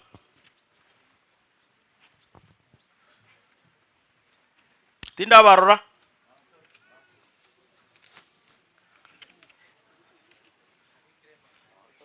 Kevo Bara, Karen Ngonje, Brilliant Mumanyi, Ruben Maobe, Estin Skebosi, Margaret Juma, Alice Makori, Aoko Concept Nyaboke, Frolin Nyatindo, Linet Omare. Moganda kuchimu ina alimo kwane muna mo kwane. Muma itamangana ino. Keva raba anto ba wochiali.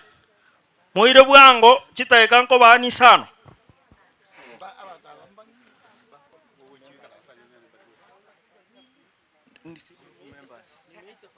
Nimeita. Jacob Mumanyi, group leader, Leonida Kefa, Leonida kanga Kefa ngayale. Jacob Mumanyi tinda korogo kwenda kuchialia abantu babo bakobwati. Kenda kuchiali bono bakobwati, Leonida Kefa mubwati Nyamba Timonayo, Vincent Vichanga, Esther Chweya, McDonald Mogaka, Saro Murua, Alex Michiako Ndieki, Chemima Otucho, Cheska Marube, Ronald Nyerere, Maslin Okero, Alice Kwamboka, Choice Barongo, Nora Nyagaka. Abumo bwati ya Jacob Momanyi Komorancha asobwango. Kefa Ondari, Mauricia, Kefa Ondari ngayole. Abantu baho ko bwati ya Lucy Michiaka, Eunice Omagwa, Jared Nyagaka, Sara Bichanga, Daniel Okweba, Jacqueline Kebo Chiro Chiari, Jacqueline Okari, Alfonso Kelo, Frederick Omondi, John Nyanumba, Mikael Orin Kerindo, Spora Kenyanya, Ann Kerubo. Bwati Maurice Kebo Ondari go Chiaria. Penina Ondari. Madam ngayole. Madam uko wapi Penina? Aaron Motari, Elizabeth Monyancha, Amos Momanyi. Amos yuko wapi? Amos Momanyi. Amos isimama hapo, watu wenu wache hapo. Amos omwalimu tena abuga abu. Bacha go chabu. Amos Momanyi, Aaron Motari, Elizabeth Monyancha, Sakari Ongeni, Florido Ndiek, Solomon Mogeni, Sofia Nyerere, Alvin Odhiambo Juma, Monica Nyaega, Wilkista Olango, Lilian Kemunto, Elda Julius Singonje. Na yoga ndago. Yonsa, Pacifica Nyasimi, Keva Kerini, Moses Sereti, Doris Nyagaka, Julio Obegi, Mary Christoba, Evelyn Nyanchamo Ndieki, Gladys Ongubo Moseti, Nancy Clinton, Jebet Gladys. Elda Ben Mogaka. Huko wapi? Elda wati Chaki Ndemo, Judy Nyangau, Ellen Neko, Esther Momanyi, Leonida Solomon, Belir Masa, Edno Onsongo, Jane Kingoina, Ruth Vitenga, Margaret Kerini. Elda Sakayo Mokaya. Ngayoka ndo. Maigaye Tenti, Fen Wright, Dr. Tom Mongare, Martha Mengo, Charles Oyugi, Geoffrey Owaro, Edna Otengo, Evelyn Moseti, Florence Nyanchama, Joseph Aunga, Ogachi, Brenda, Esther Mogusu. Madam ngayole Esther. Esther Mogusu. Yanda kuchi ali. Ndizi TV obwansu bw'omukia butuko oborema asubugima ime ya Ndizi TV.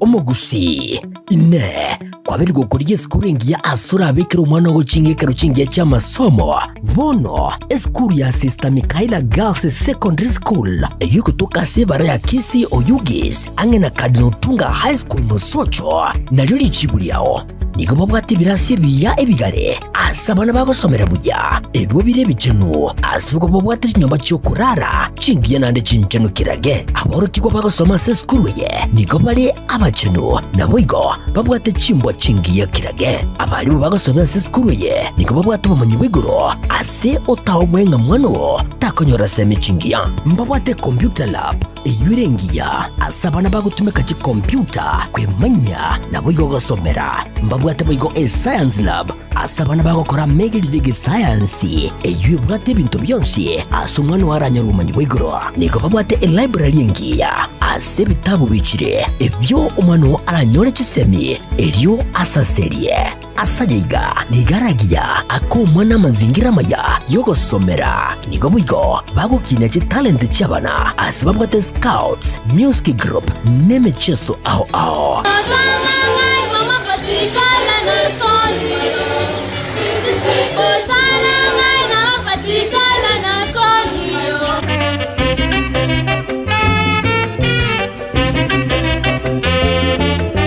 onyolenga aigabuigo niko bako kinyumwano kebo Kristo asamange batari nako bakira esimi agirira muretu mwano anyora masomo aigoro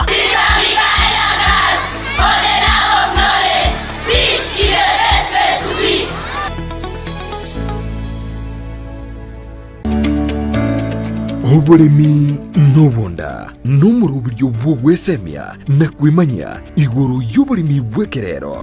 Asa abalimi bonsi imeyaliro bali agusi nabeire ngo batebya nga oburimi n'obunda nabo igo oburimi nesiro nabeire ngo gotalia imeyaliro bali agusi tumera n'abalimi ao asto gusangana gukwana mange obunda bwensi ya Kenya nigo bokorwa ase ebimeri ao gati ebimeri ebyone kawa echae gati ebinde binge imanye oburimi bwa mugondo obutugi bwetugo na teknolojia y'ekerero y'abalimi bande bagendrete gutumika na kubaletera ligesa linene na Mildred Momanyi igombwatie imeyo morobeli bw'oburimi n'obunda oyogotera butambiri tukolia maine ense monene usugo ikachinsa ibere chamagoroba ndocho koletera amangana mange igoro y'oburimi nande nigongo gotebya nga tekane irio tware oburimi obonene elindo onyara ko bagokora oburimi nabo gotwara ikigingege sinini kulinde okoro oburimi bosomete nando nyogotete ndagere yetio kebuya elinde linayo igwe obote bwoko yeria endagere yo niganeti egetunguo kole para igochigwerte nganyare boyekire chinsaga oburimi n'obunda Jumanne chinsa ibere chabutuko no moiroroye ritukurie Jumatano chinsa isano ni mocha mugaso na Mildred Momanyi naro producer yane mbwati to ande baka somole mimbo boli na ki akora mabera yanyara ko baga gwansa iga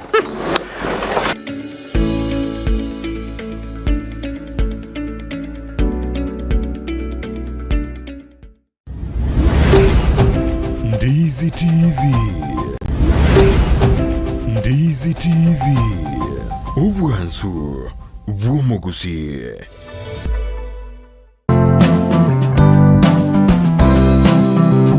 Gento tikerie kiya sense ye buna komenya buyake bochenu na kiye kogeregeta seni kya Ndizi TV togokoretero muroberio bwo komenya okuya webwo bwiga tutebe abantu abanene boka kusinone muntu ndi bwensi nabago nonye muntu ndi bwensi nonya erero iga oisokonyora kwanyolire head injury nabo konyoranga e problem ya gochire. Sasa pneumonia ni infection yenye inakuja, si ni infection, ni kitu ni una breathe in hiyo bacteria, alafu ukitibiwa inaenda inaisha kabisa, so haiwezi kukua transmitted kutoka kwa mzazi ikienda kwa mtoto. Kira ritko ria ijuma gochaka chinsa ibere goika chinsa ibere ne nusu chia mogoroba no semiwa manke igoro yobochenu ubwo mubiro igoro breast cancer screening inabo umuntu atakire buyekorera every month siku ya 10 after period ubwo bekara buko gotera turi kunyara gukora mirimo yago na kige kora togotena wabiri umuchando gakarekera bwagochire turi kunyara gukora mirimo dikwango kora umwana ataraike myaka 5 mutabwati kenda gwekorerere bweka nigagokorerwa so ibintu biri abareri bu mwana bakomukorera karo moke na bibigo shape e future yo mwana yo gujumuto okomenya okuya kebochenu ritukurie Juma chinsa ibere chabutuko no moiroroye ritukurie Jumatatu chinsa isano na ibere nenusu chiamugaso na Evelyn Osero inyora obochenu bwo mubero na bwo obonda bwao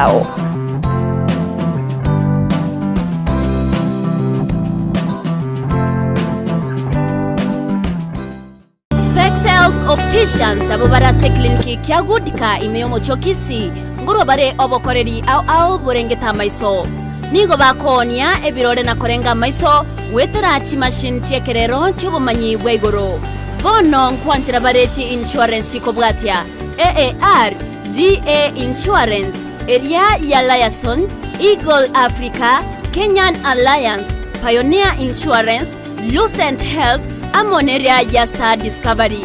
Karibuni Spexels Opticians Good Clinic Kisii Town. Hii ndio kliniki bora ya macho pekee yenye mashini za kisasa na za uwezo wa hali ya juu. Tuko na madaktari professional kabisa kama Daktari Sigei na tunafanya free eye test. Mimi ndiye Daktari Sigei. Hapa kwetu Spexels Opticians tunazo frames na lenses mbalimbali. Lenses ambazo zinasaidia katika kutatua shida mbalimbali za macho kama vile kutona mbali, kutosoma maandishi za karibu na hata kupunguza mwangaza. asomo chokisi nigo bagotoka ang'ene duka enene obonchoreria ya Shivling Supermarket nabo igo ebenki ya KCB nabwate boigo eduka imeyo mocho Nairobi asama gacho a Balfour House Kimathi Street Mbarabare na Java House asamanke onyeko ganetie konyora obokoreri asomo chokisi bakire simi wetrase namba 0110505501 Noria otageto obokoreri imeyo mocho Nairobi naboko bakire simi ase namba 0110001333 Spexels Opticians, macho bora kwa wote.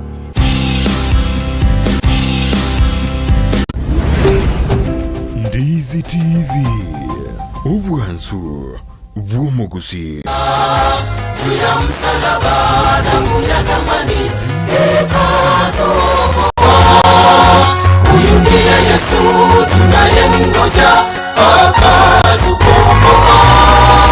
Haleluya, upendo na agape. Tufurahi leo ukombozi wetu Yesu akatimiza. Juu ya msalaba damu ya thamani ikatuokoa. Huyu ndiye Yesu tunayemngoja akatukomboa. Haleluya, upendo na agape. Anakuja mkombozi, ni mfalme wa ulimwengu. Tuungane sote tumlaki mawinguni. Anakuja mkombozi, ni mfalme wa ulimwengu. Tuungane sote tumlaki mawinguni.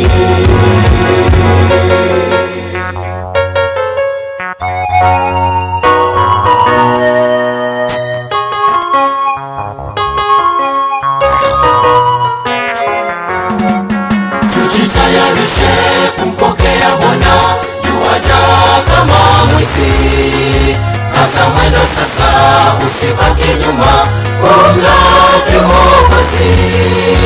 Tutaanaye kwenda mji ule alotuandalia, tukaishi milele na milele.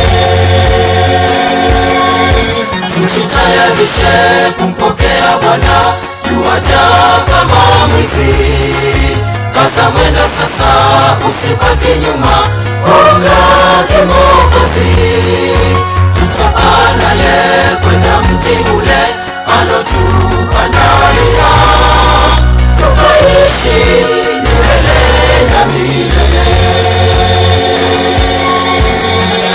Anakuja mkombozi, Watoto tafadhali tuende tuone viongozi wetu pale, ndio tangazo tu kwa inapozidi kuimba. Watoto wote tukutane kule nyuma mahali viongozi wetu wako pale wanasubiri. Mkombozi, ni mfalme wa ulimwengu. Tuungane sote tumlaki mawinguni. Anakuja mkombozi, ni mfalme wa ulimwengu. Tuungane sote tumlaki mawinguni. Anakuja mkombozi, ni mfalme wa ulimwengu. Tuungane sote tumlaki mawinguni.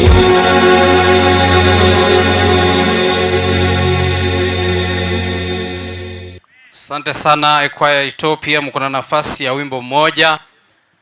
Baada ya kwaya hiyo tawaambia kwaya tena itakao kuja hapa mbele ya jukwaa kwa ajili ya kumtukuza Mungu kupitia kwa njia ya uimbaji. Abana bose ipi bale egatigati ya ito ekiombege ito ne grupu ya ito no era ari magiga igobona abayibuli bwatoka abana bagenda gucigari. Karibu sana kwaya sogotera konde.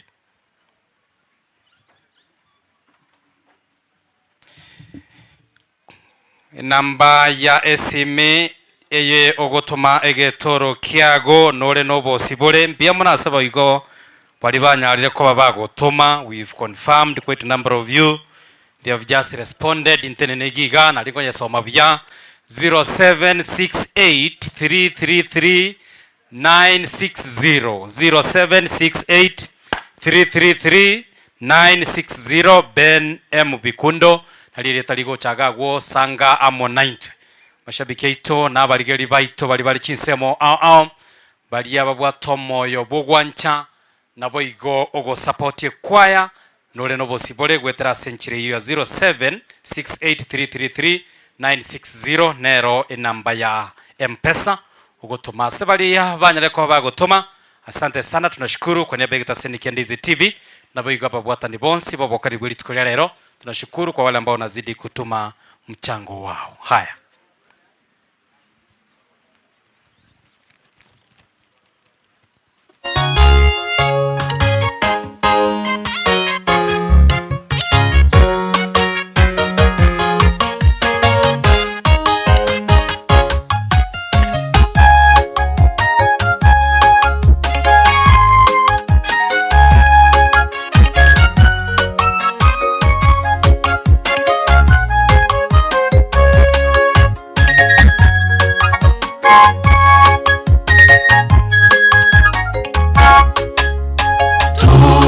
Sifa zake Bwana Mungu, maana yeye yu mwema kwetu. Rehema na neema zake Bwana kweli ni za ajabu. Rehema na neema zake Bwana kweli ni za ajabu. Tuimbe sifa zake Bwana Mungu, maana yeye yu mwema kwetu. Rehema na neema zake Bwana kweli ni za ajabu. Rehema na neema zake Bwana kweli ni za ajabu. Uinuliwe wewe Mungu wetu, wewe sifa Mungu wetu. Hekima yako na busara yashinda yote ya ulimwengu. Uinuliwe wewe Mungu wetu, wewe sifa Mungu wetu. Hekima yako na busara yashinda yote ya ulimwengu.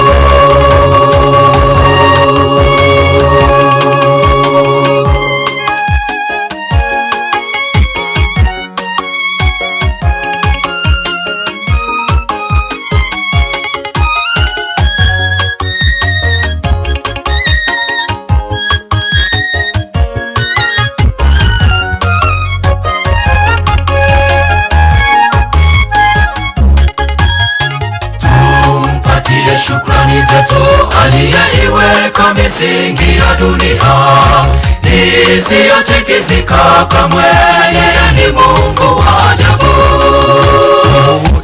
isiyotikisika kamwe. Yeye ni Mungu wa ajabu. Tumpatie shukrani zetu aliyeiweka misingi ya dunia isiyotikisika kamwe. Yeye ni Mungu wa ajabu, isiyotikisika kamwe. Yeye ni Mungu wa ajabu. Uinuliwe wewe Mungu wetu, wewe sifa Mungu wetu.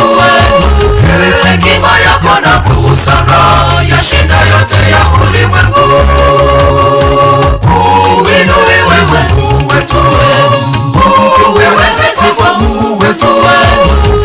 Hekima yako na busara yashinda yote ya ulimwengu.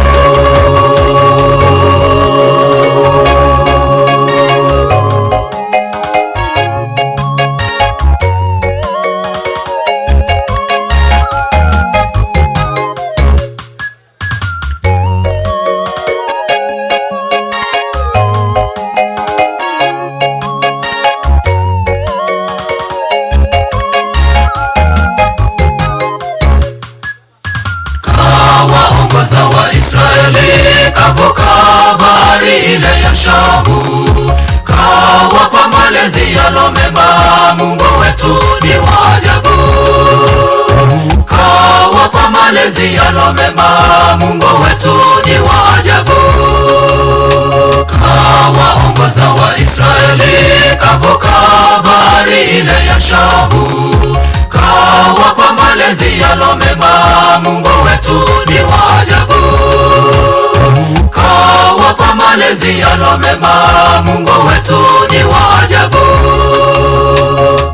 Uinuliwe wewe Mungu wetu, wewe sifa Mungu wetu. Hekima yako na busara yashinda yote ya ulimwengu. Uinuliwe wewe Mungu wetu, wewe sifa Mungu wetu. Hekima yako na busara yashinda yote ya ulimwengu.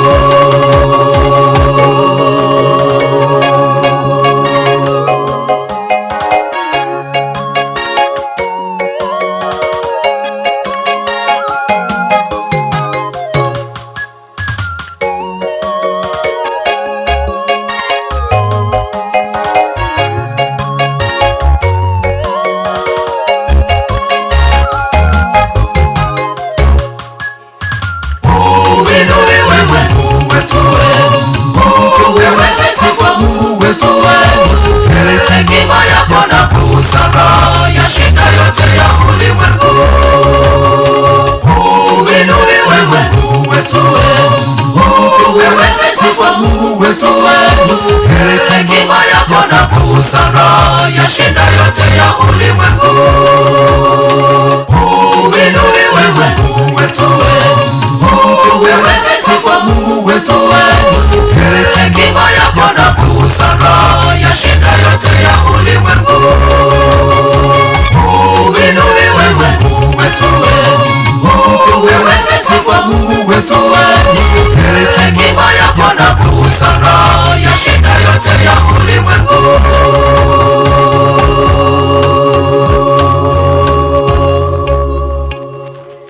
Amen. Asante sana abana kwaya baito ase ogotera okuya kigima. Tutige nande tura chenchi tune ake asingencho ya matangazo. Molisindo chako tayari hapa korua se broadcasting house. Asigeta seni geito Kiandizi TV to kugenda asomo timuko omwenge kigima. Kurende maiga yogotwara amatangazo ya kuruga igamotwe.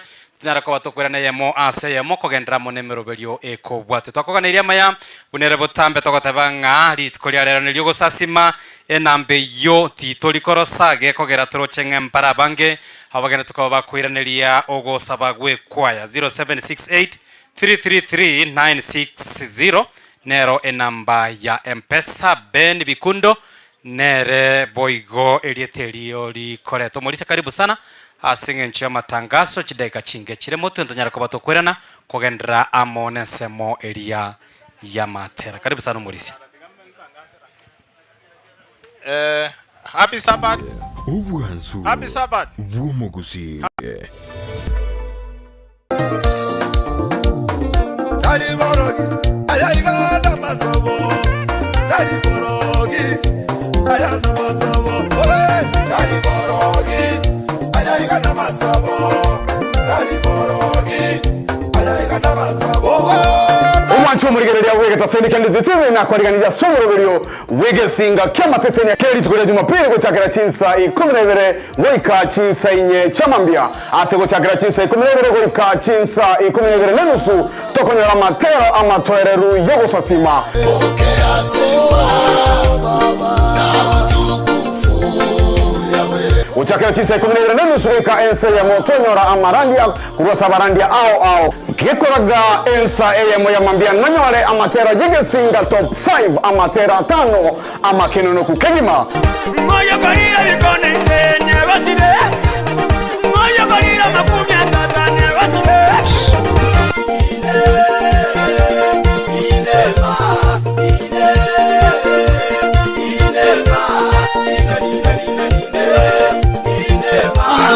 Yekoraga chinsebere chamambia ninkoretere abateri au elinya gusangamo nainto masemo akachisi zatu mwancho murigereria nonyorero request awa asogo saboko tera kwao kera litukoria Jumapili 12 gwika chinsa inye chamambia toma chakurigereria egesinga kama sesenia wesa morere ama sesenia yao Daliborogi ayayiga namazobo Daliborogi ayana mazobo Mpendo msikilizaji, ni Daktari Mama Nakaima, daktari wa mitishamba, daktari kutoka pale Ukambani. Kliniki yangu ama ofisi yangu inapatikana pale Kisii Nyamatalo Junction. Nasaidia kwa mashinda kama bile ugonjwa ya UTI, kisonono, kifafa, tumbo inakusumbua kila saa, kichwa inakuuma kila saa, miguu inakusumbua kila saa, macho inakusumbua kila saa, na upande wa kizazi nayo nashughulikia.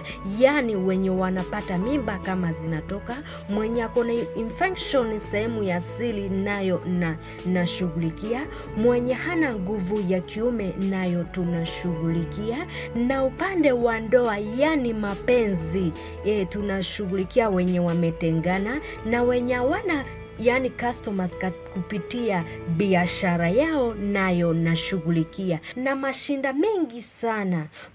Kwa maelezo zaidi ni 0757102581 0757102581. Karibuni kwa kliniki ya Rumba. Imeburera ya rumba. Bwana mapambala tupatie nyama choma kila mtu mikono juu. Bwana mapambala tupatie kachumbari. This is rumba nostalgia. Imeburera the really rumba nostalgia. Negi ntoko igukego swapaka the bone marrow. Yes, the DNA, you know. Kere Jumamosi, chinsa isano nibere nenusu, chamobaso, goika chinsa ikomi, chamarwoba, na papa siko the bad. Enyoni atakuwa nakuletea kila wiki Jumamosi kuanzia saa 7:30 mpaka saa 10. Rumba nostalgia imeburera. Rumba nostalgia. Utapenda rafiki yangu. Utaipenda.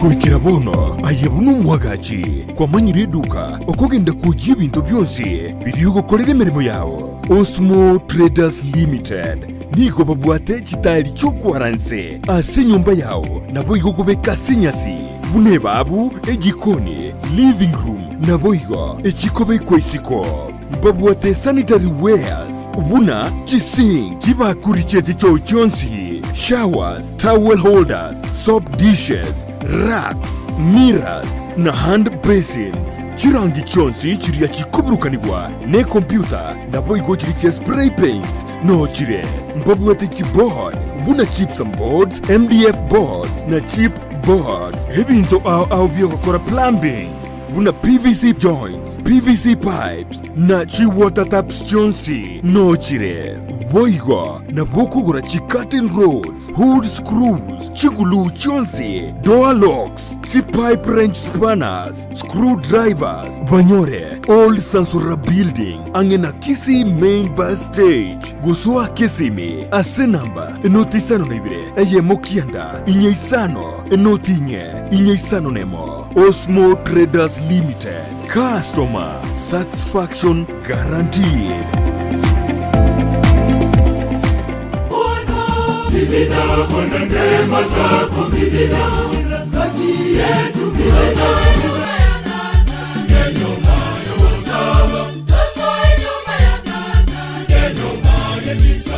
Wijakegema omwanchwa omorigereria on Dizzy TV ne rogwansu gomogusi omerana na nje Julie Kerubo asomoroberio gwimisa Jumapili gochakera chinsa 10:30 mbakensa ya moya maragoba nimbegingo koletera emeroberio ye kanisa muna yarenge voigo atano amatingu yemisa bwate tariki tomocha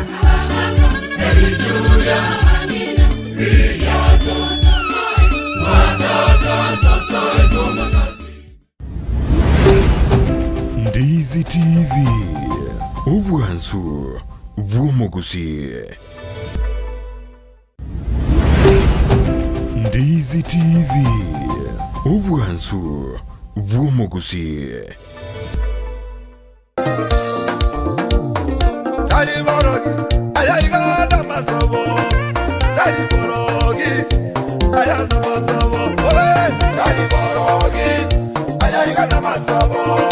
Sa 12 cia mambia goikera chinsa inye cia mambia ime moroberi oyo bwansu bwe sabato abange tugukagera ng'ani ntu abanyana bo moyo tugukagera nagekora Yesu arwito ng'omuntu oyo makare mu mugundu endagire kama paka akamanya goteba ngabona agachigotaka kubika ebya ngabona moyo negoka yanko igore byage igore linde ndia matukonsi no mona matebyo omoririo yo rero naganire ubugima bwao asenjire nde ngomanye n'ubugima no manene nigo togosanga amunaye ensemo ya devotion astokonyara koba atokonyora engane mwamu egotora ase omoroberio yo weya treasure ari asubi asibirengereri byagobire ari no onye goko mwa Yesu Kristo teko bako ng'umorizio nyago koranderio omuntu nga karuense mweko nyora boigongo swatore asa maigerio ye lesson astokonyara koba tokurigereria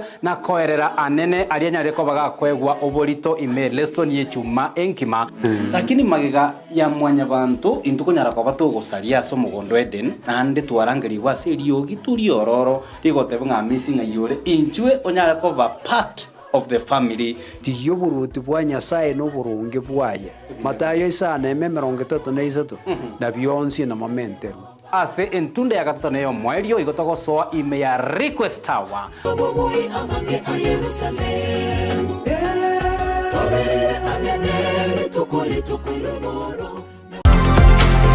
Biwa Health Natural Herbs Clinic nenyagitari ya chirenguma asokorwa obogwenya gotumika amariogo yemete mbabwate abanyagitari na Dr. Gikonyo abakolingolia na kogwenya amaroire abuna arthritis oboroire bweskari high blood pressure UTI ulcers asthma hemorrhoids fibroids prostate enlargement na gokwa endurume boigonkwena nabale amariogo asabasacha bali achinguru cyabo kiranirense abasubati babwate omuchando bokorora rangi na boigo oboroire bwelisangwa na yande amange mbabwate chimashini chekerero echichikolingolia amaroire eliokonyora obokoleri bwabo batarerekera litko asorosagirwa borwa Nairobi Kisumu gose Mombasa umerana n'abanyagitari kera litko lya Jumapili ya Sensemeli ya Ikonge asomo bagani o Millennium angenegeta seni kya mabuta ya Pebo kera litko lya Jumatatu ya Sensemeli ya Nyamira asomo bagani o Nyamira angene bengi ya Equity kera litko lya Jumanne imeyomo chobo songo omubagani o Capitol irongo litangani room 117 naboko kwana na barabo gwetera ase namba yesimi ya 0722 300 630 gose 0788 313 910 Pure Health Natural Herbs Clinic. Your health is our priority.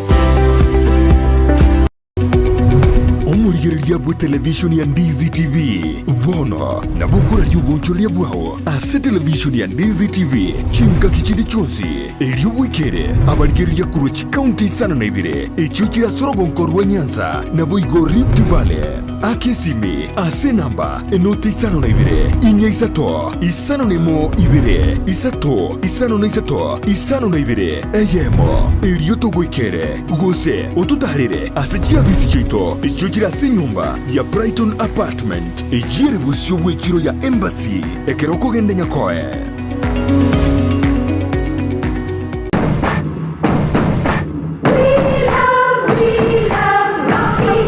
esukuru y'okwegeria Burundi bwa Kigali ya Rocky Driving School nige gukomanya buna mpabwatu bukorera ubya asibirengo ao byo Burundi bwa Kigali nabo kwegera ekerengo gya A2 B1 B automatic B professional C light track D1 ichuchire PSV uburundi bw'ichi matatu cha 14 sita. D2 PSV uburundi bw'ichi bus. CE heavy trucks. F PWD cy'abantu bari n'oburema. Bwigomba bwate short courses cha BCD na B executive. Ubuye bw'ukwigira na Rocky Driving School mburiye buna ibirasi byabo nigo biri flexible chinga kigere cyonsi urataka rituko nigo bagosomya umwaka umugima aborukiya babo nigo banjire n'ikiumbe kiriye gikurira y'ubusera bw'Uburundi bw'ikigali gia NTSA buyo nkwigirure aseze mu yemesa basic mechanics basic first aid na yanda mange batalire imeyo rugonguru gusi asebali imeyo muchukisi asenyumba ya Market Plaza irange na Uhuru Plaza chinsage chinde nigo chire asemeche ya Nyakoe ensemo ya Kyogi Junction na boigo asumucho Kilgoris mbabwati special offer bono asebali bakolire ekerasigia form 4 mwakere simi umu manager Rocky Driving School.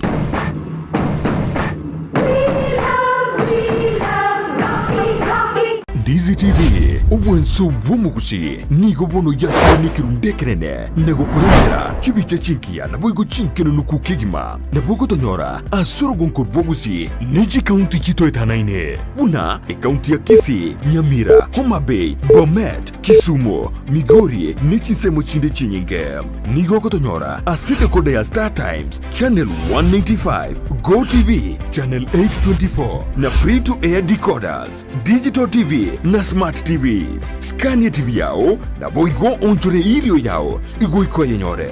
Dizi TV nigo tore nekerenga ekio korentera emerubuli emerunge chinka kichonsi. Dizi TV obwensu vuomogusi. Dizi TV obwensu vuomogusi.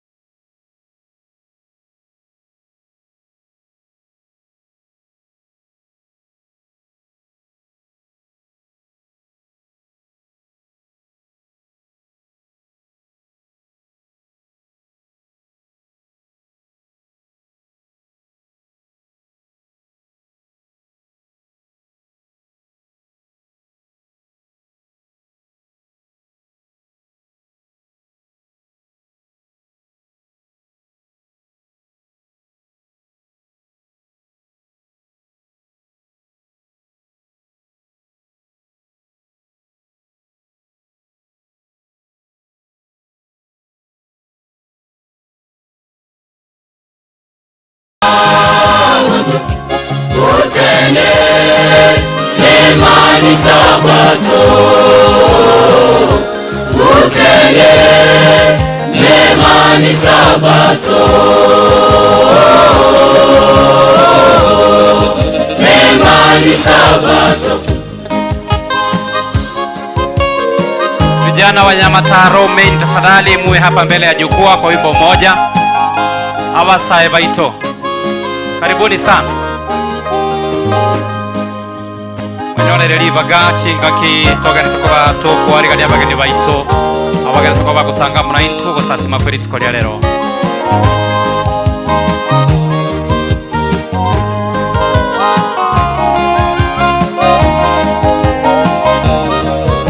Vijana wa Nyamataro main.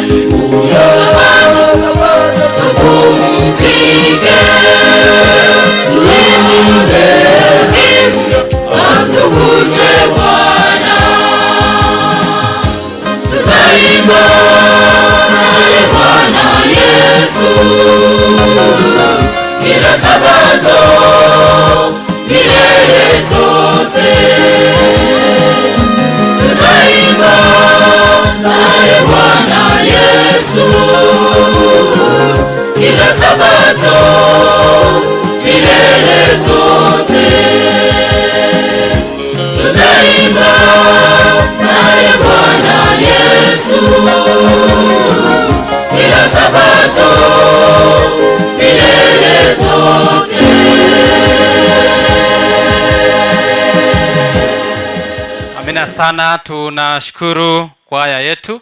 Vijana sasa karibuni kwa wimbo mmoja.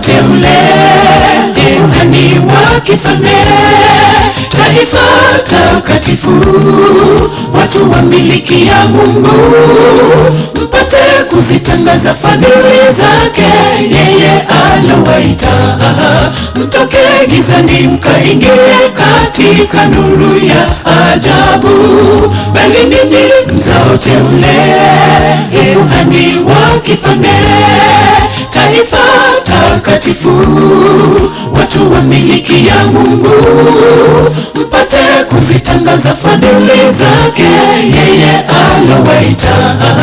Mtoke gizani mkaingie katika nuru ya ajabu, tumeteuliwa sote kama kanisa kumwakilisha Mungu, kwa kila lugha, taifa nazo jamaa wapate mjua, matendo yetu nayo yadhihirisha kwamba twamwakilisha Mungu, ili tuwavutie na wenzetu wapate okoka. Tumeteuliwa sote kama kanisa kumwakilisha Mungu, kwa kila lugha, taifa nazo jamaa wapate mjua, matendo yetu nayo yadhihirisha kwamba twamwakilisha Mungu, ili tuwavutie na wenzetu wapate okoka.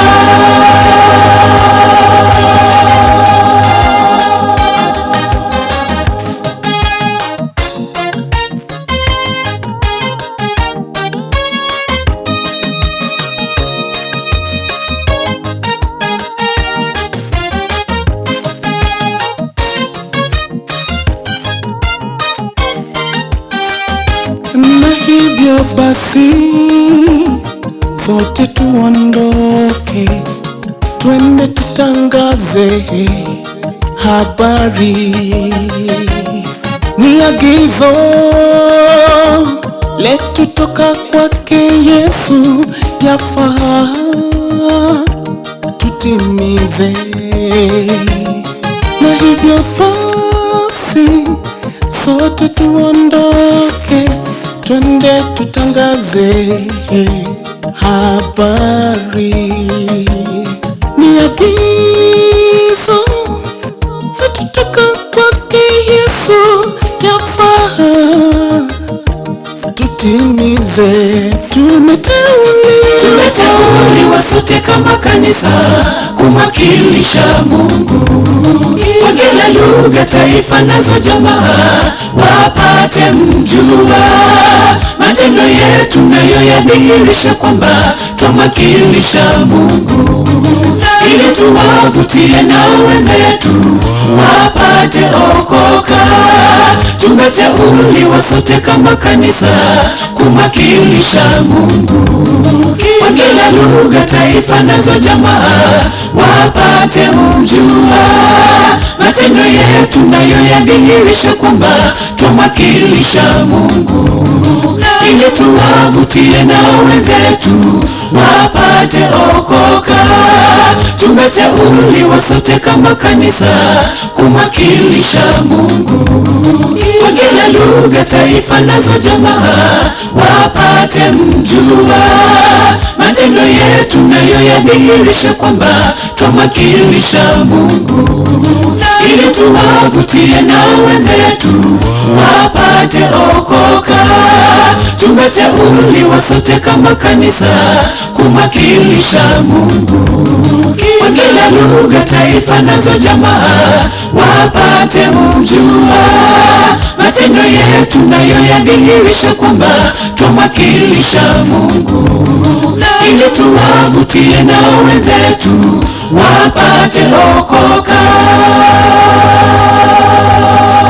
Asante sana vijana wetu ndugia ngokirie egatia basambaro bagotera church choir. That's a good show, keep it up. Wale tulikuwa tunasaidia na wao hapa kwa ajili ya uimbaji, nafasi ni yetu sasa. Nyimbo mbili hivi kutoka kwa nyimbo za Kristo, so that we can have kuabudu kupitia kwa njia ya uimbaji kwa wote, sisi wote wale. Sasa nafasi ni yako, ni yangu pia. Onye tora inyorera livaga liogo sasi maiga wange tuwategerere kigima bono ekirarinde bagotene nagiga no kweneke nga twensia so bwamo tuwariganiwe asogo sasi magwetera century matera bereiga na inde tunyara kwa batu kusoko chimoto. Karibu sana. Tutaanza na nyimbo zetu 174 Kiswahili. Sijui atakapokuja. Tuimbe pamoja. Sijui atakapokuja mchana au usiku, labda saa ya alasiri, pengine ni alfajiri. Utuambia tuwe tayari, taa zetu tusizime, ili ajapo atukute tuwe tukimgoja yeye.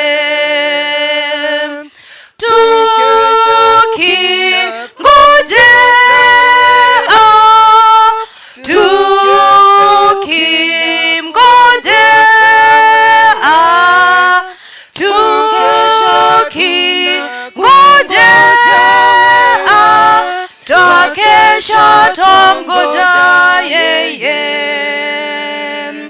Nakumbuka huruma zake, bei ya wokovu wetu. Aliacha nyumba tukufu awafilie wabaya. Ninadhani itampendeza kama sisi watu wake, tukionyesha pendo letu, tuwe tukimgoja yeye. Tukesha kimgoja, tukesha kimgoja, tukesha kimgoja, twakesha twamgoja yeye. Yesu Mwokozi mpendwa, wajua nalihifadhi tumaini la kukuona, la kukaribishwa nawe. Ukija kwa watu wengine kama muhukumu wao, kwangu utakuwa rafiki na kesha na kungojea. Tukesha kingojea, tukesha kimgojea, tukesha kimgojea, twakesha twamgoja yeye. 179. Wavunaji watafurahi, wavunaji watafurahi, furaha wataipata wavunaji. Tuimbe pamoja. Wavunaji watafurahi pale watakaporudi, wakialeta mavuno hata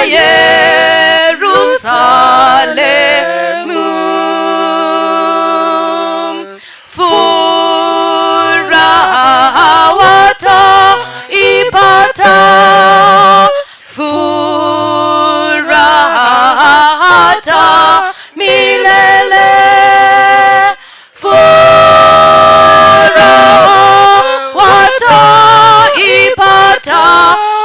wakati wa mavuno, na siku ile tutaimba kumshukuru na kumsifu Bwana Yesu, jumbe wetu kule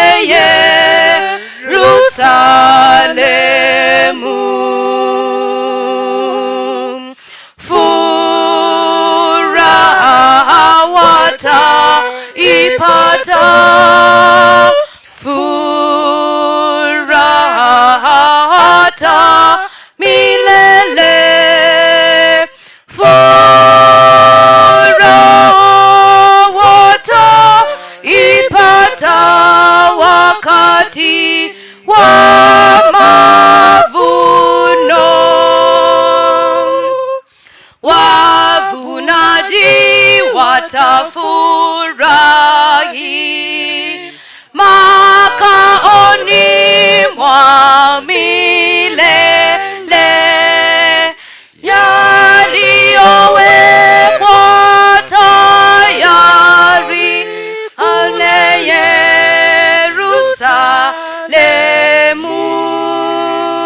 Yerusalemu. Furaha wataipata, furaha hata milele, furaha wataipata wakati wa mavuno.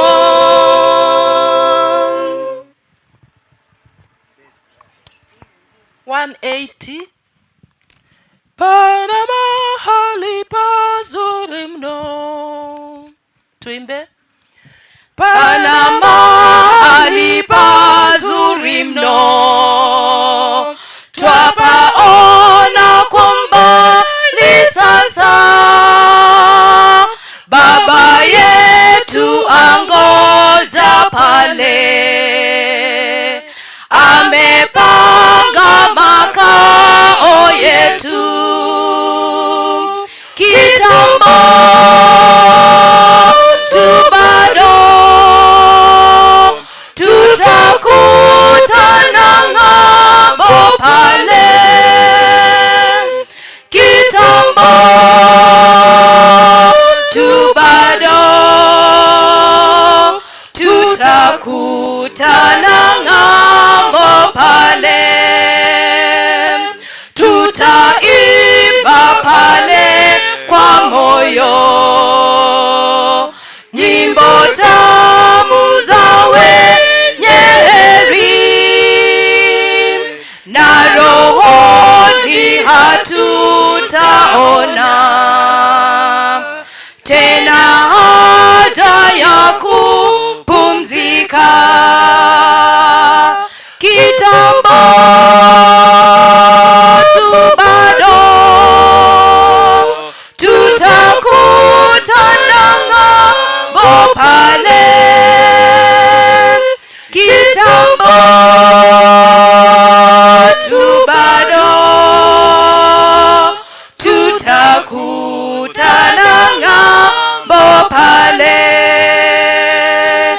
kwa Baba yetu mkarimu. Tutatoa shukrani sana kwa kipaji cha pendo lake na baraka anazotupa kitambo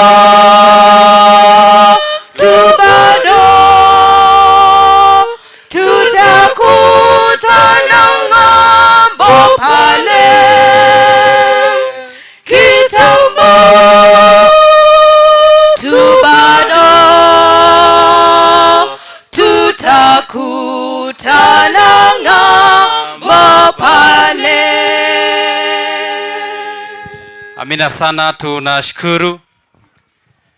Kilele cha ibada ya siku ya leo, jinsi nimewaambia, tutakuwa na sadaka maalum kwa ajili ya kusupport kwaya ya Nyamataro Main, ndiposa nao waweze kujipatia basi itakaowasaidia katika huduma yao ya kupeleka injili kupitia kwa kusafiri katika sehemu za mbalimbali.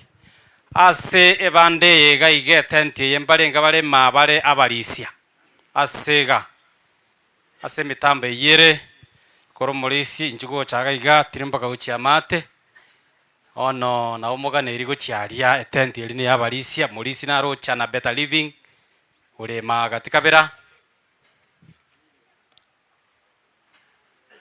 abalisia bunancheiga bali gatika bere ma tirimbo ka chemo molisia na kyo kubora no te kumanya sinaki na te confirm no molisinde na kibago te baye uri no molisia anyway onye koro molisia sobenge viti zetu ziko pale chini na bosi ipi no onye koro molisia gwacha ne kwaya ya gugiga ona bono ekera tanga baliste na moto kwani otene kuruga ntoko koibaga ibono ilira vera isi ekirora aske guchigaria Tinya kwa batuko sasi matwensi ya sobwa. Gwetera semi tandao ya itumbaro bakobolia tuko wapi. Notore live gwetera ase mainstream TV yago ya Ndizi TV. Gwetera Facebook Ndizi TV News Digital. Gwetera YouTube Ndizi TV News. Website ya www.ndizitv.net. Notora chi platform ichinye. Ilio kwene kia bunogo sasi makweli tukolia lero. Nkora ikera na tu. Asaba menyi boro kongorua gusi. Kulende ensengi magwetera soko peperusha.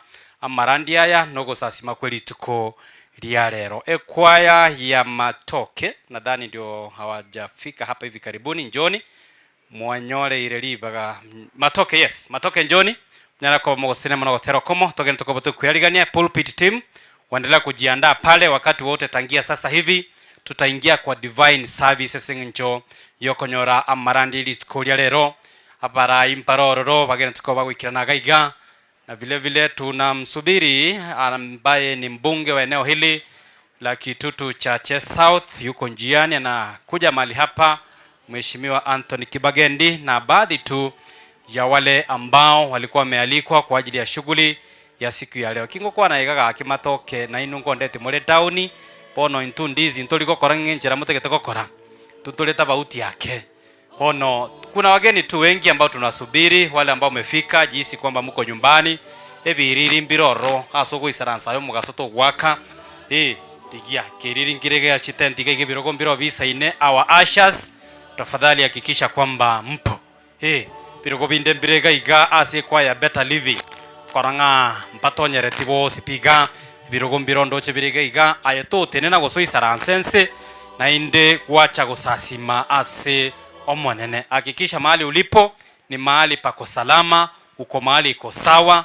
Amarandi kago chakaga motwe tarira lyo koimuka uchikorigie kiriri ya chinga kina chechi ena kiaswe kanyire nase are agia kigima. Boteneriwe kanisa Nyamataro Main, tunashukuru sana abalisi ababwatani bonsi ne kwaya nabageni baito bonsi bayikirege iga gati ya boko ene kinga banyara ko babako bakirori nabo igogo sanga sacrifice ya matoleo maalum. Tunashukuru sana na karibuni. Asogotero koma.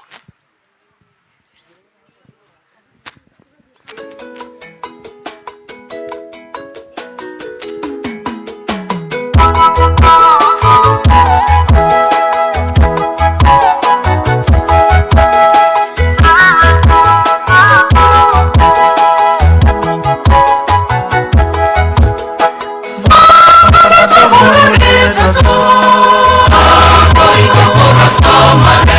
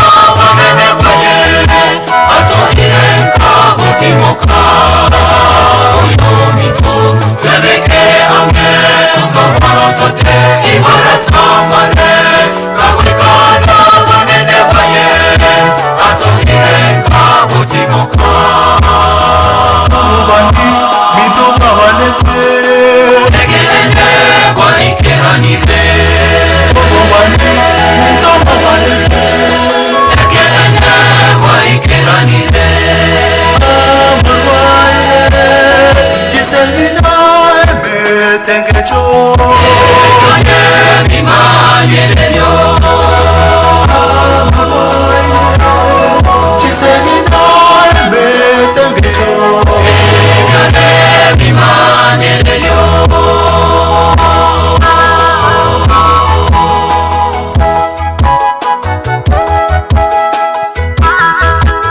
Wakiwa stanza ya mwisho tafadhali Pilgrims Choir muwe mmefika hapa wakiwa stanza ya mwisho.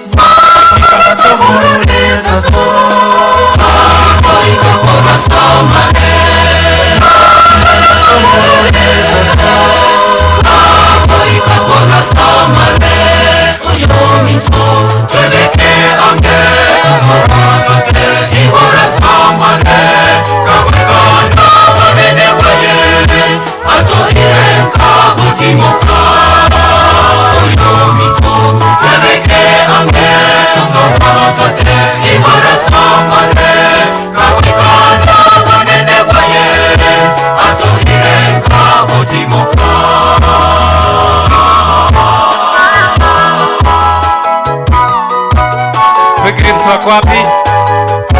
Jione hapa mbele ya jukwaa, tutawapa nafasi pia kumtukuza Mungu kwa wimbo moja tu.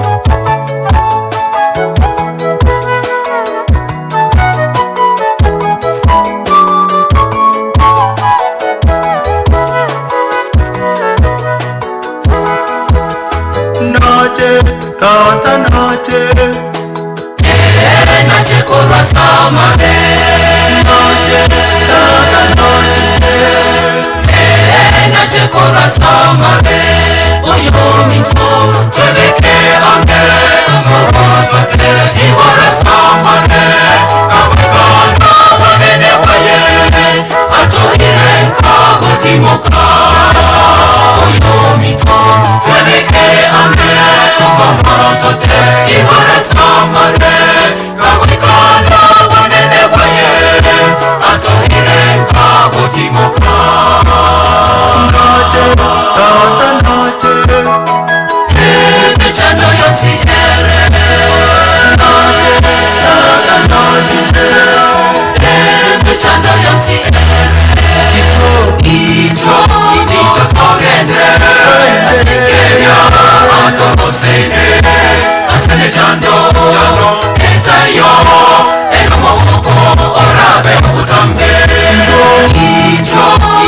togende asekeya atoroseine asene jando entayo enomoko orabe utambe icho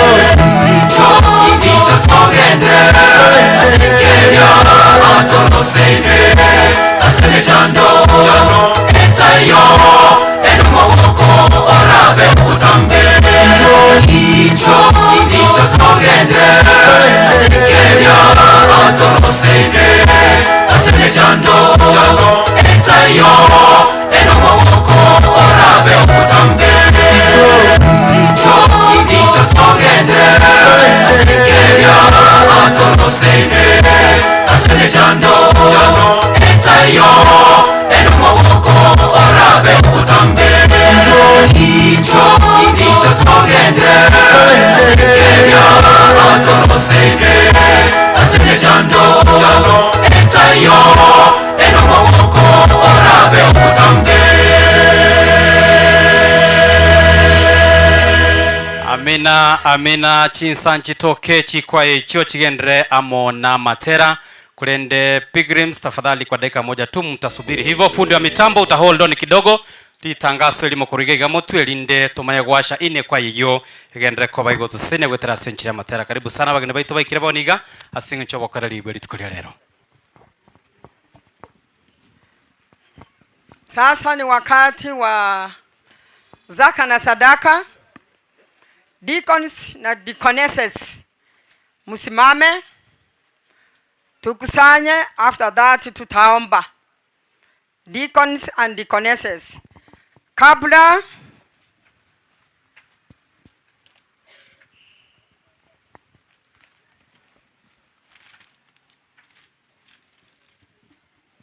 kabla tukusanye, nataka tuangalie katika maandiko matakatifu kutoka kitabu ya Malaki 3 fungo la 10.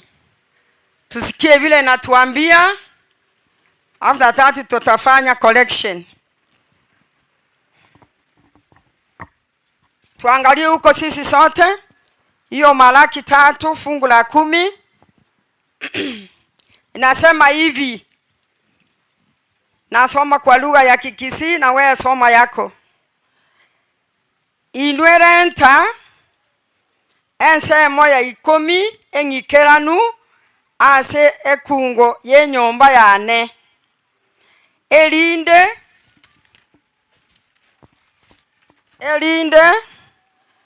endagera ebe ase nyomba yane. Ase nchereyo inwe monteme gose tinko bayigorera ebibao bya igoro mbawumorere ogoseseni gwokonge mono gotari korengeka nabo incho monene bwemeganda ngoteba. I think hiyo fungo mmesikia vile na inatuambia tukitoa vile Mungu wetu anatuagizia vitaongezeka katika nyumbani mwetu. Kwa hivyo deacons and deaconesses, simama please, hatuna wakati. Tukusanya haraka baadaye tutaomba.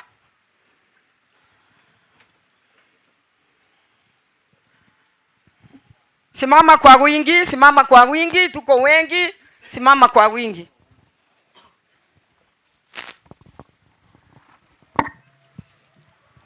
Asante sana. Nadhani tutafanya kwa utaratibu jinsi ambavyo tumeweza kuagizwa. Kisha baadaye tutafunga na ombi. Sadaka na zaka inapozidi kukusanywa, ningeomba sasa tuwapishe wanakwaya wa Pilgrims kwa wimbo mmoja kwa minajili ya kumtukuza Mungu. Karibuni.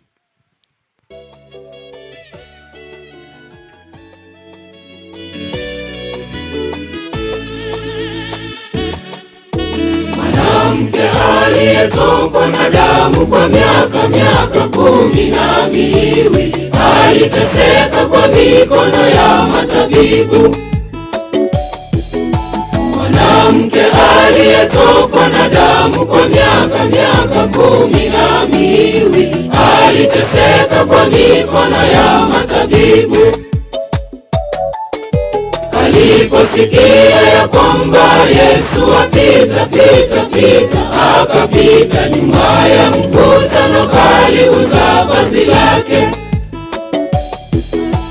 Aliposikia ya kwamba Yesu apita, akapita nyuma ya mkutano kaliuza vazi lake. Uza vazi la Yesu, na wewe utapona. Uza vazi la Yesu, Yesu aweza. Uza vazi la Yesu, na wewe utapona. Uza vazi la Yesu, Yesu aweza.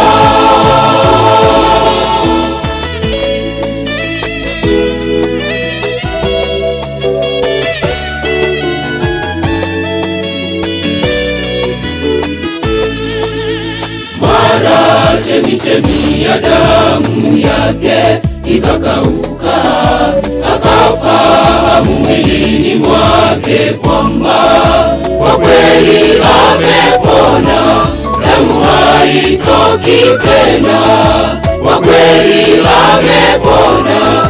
Damu haitoki tena, Yesu anaponya.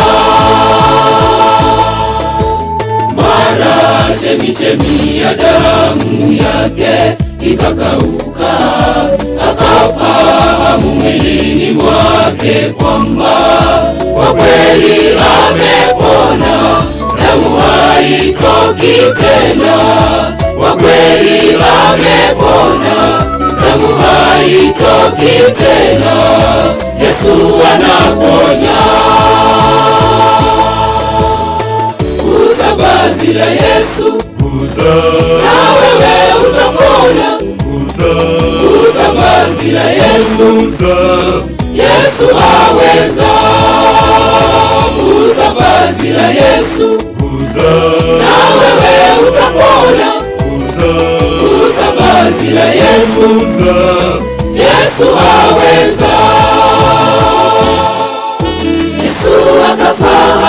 nafsini mwake nguvu zimemtoka, akageuka kati ya mkutano mkubwa, akasema Yesu akafahamu nafsini mwake nguvu zimemtoka, akageuka kati ya mkutano mkubwa, akasema ni nani amenigusa? Ni nani amenigusa? Ni nani amenigusa? Ni nani?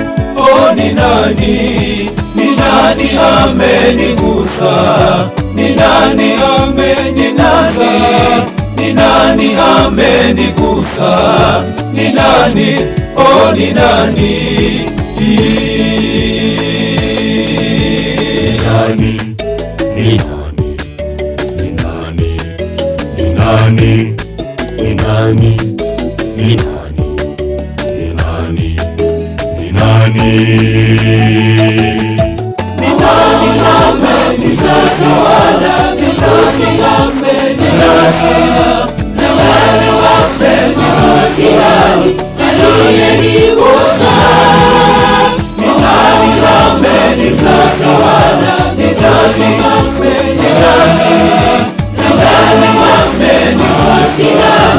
Aliyenigusa. Yule mwanamke kajitokeza mbele zake Bwana, akamwangukia na kumweleza ukweli wote.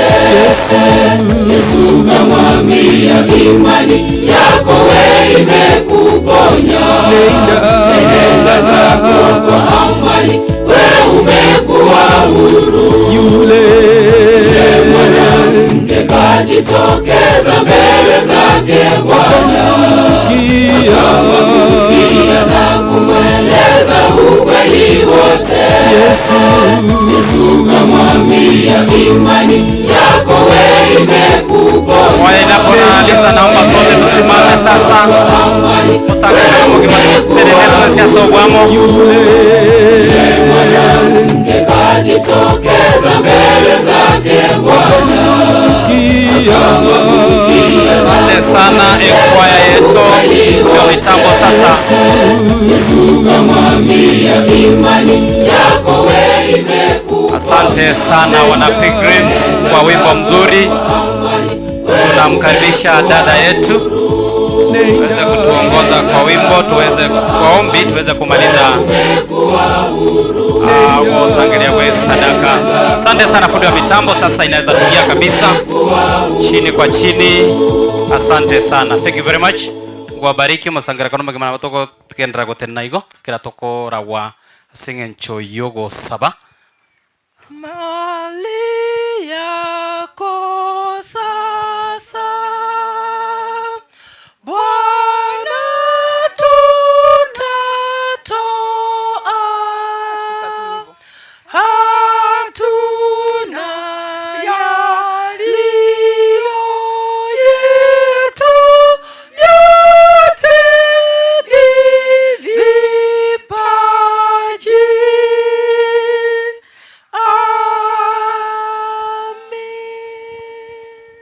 Tuombe.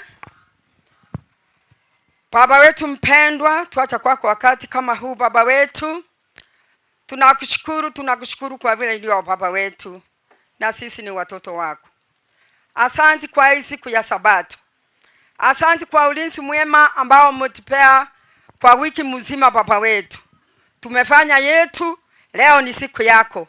Tukiwa hapa Baba, endelea kutubariki, uendelea kutuongoza kwa kila jambo ambalo tunalotenda, ili hii siku uweze kuisha vizuri. Watoto wako wamekutolea zaka na sadaka. Tunaomba hii sadaka ifanye kazi yako nzuri, ili na wewe kupendeze, ifikie wale ambao hawajajua neno lako. Tunaomba tukiamini utatutendea kwa ajili ya haya mapenzi. Baba wetu, ututendee mpaka mwisho. In Jesus name we pray. Amen. Asante sana, tutaketi sasa.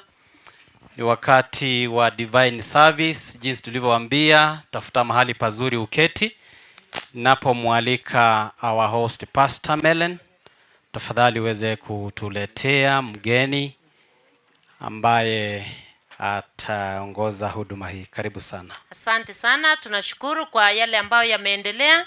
Naomba basi bika usogee mbele, usome fungu la Biblia ndipo tuendelee. Na wasalimu nyote ya mjambo.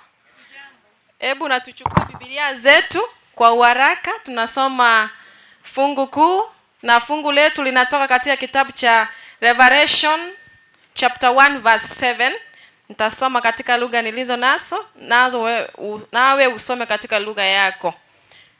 Revelation chapter 1 verse 7 inasema, tazama yuaja na mawingu na kila jicho litamuona, na hao waliomchoma na kabila zote za dunia wataomboleza kwa ajili yake. Naam, amina. Aseke gusiye goteba ligereria ngochare na mare na kereriso na limorore nonya nabwo bamoitete na abantu bebisaku byonsi byense na birigererie asengencho yaye nabo amina. Na fungu hilo litafafanuliwa na mnenaji mkuu. Tunashukuru kwa usomaji mzuri. Naomba niwakaribishe kwaya zote ambazo zimealikwa huko, wenyeji wa Nyamataro Main, viongozi wetu wa serikali ambao wamefika na wengine bado wako njiani. Nyote naomba munipungie kwa makaribisho hayo. Hamjambo.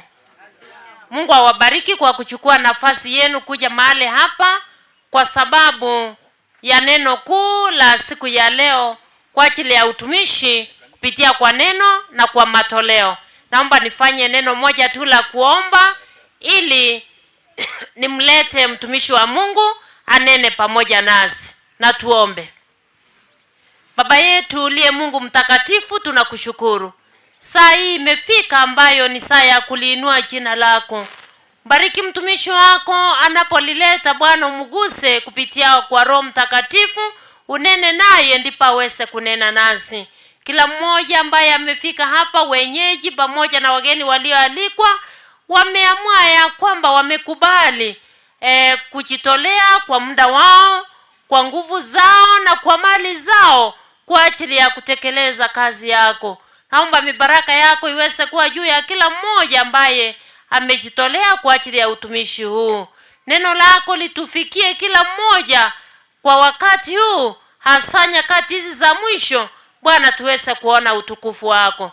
Na serikali yetu tunaomba Bwana, amani iweze kutawala kule, ili Bwana utulivu uendelee kuonekana, kazi yako iweze kusonga mbele. Tubariki vile ilivyo mapenzi yako, katika jina la Yesu aliye mkombozi wetu. Amen.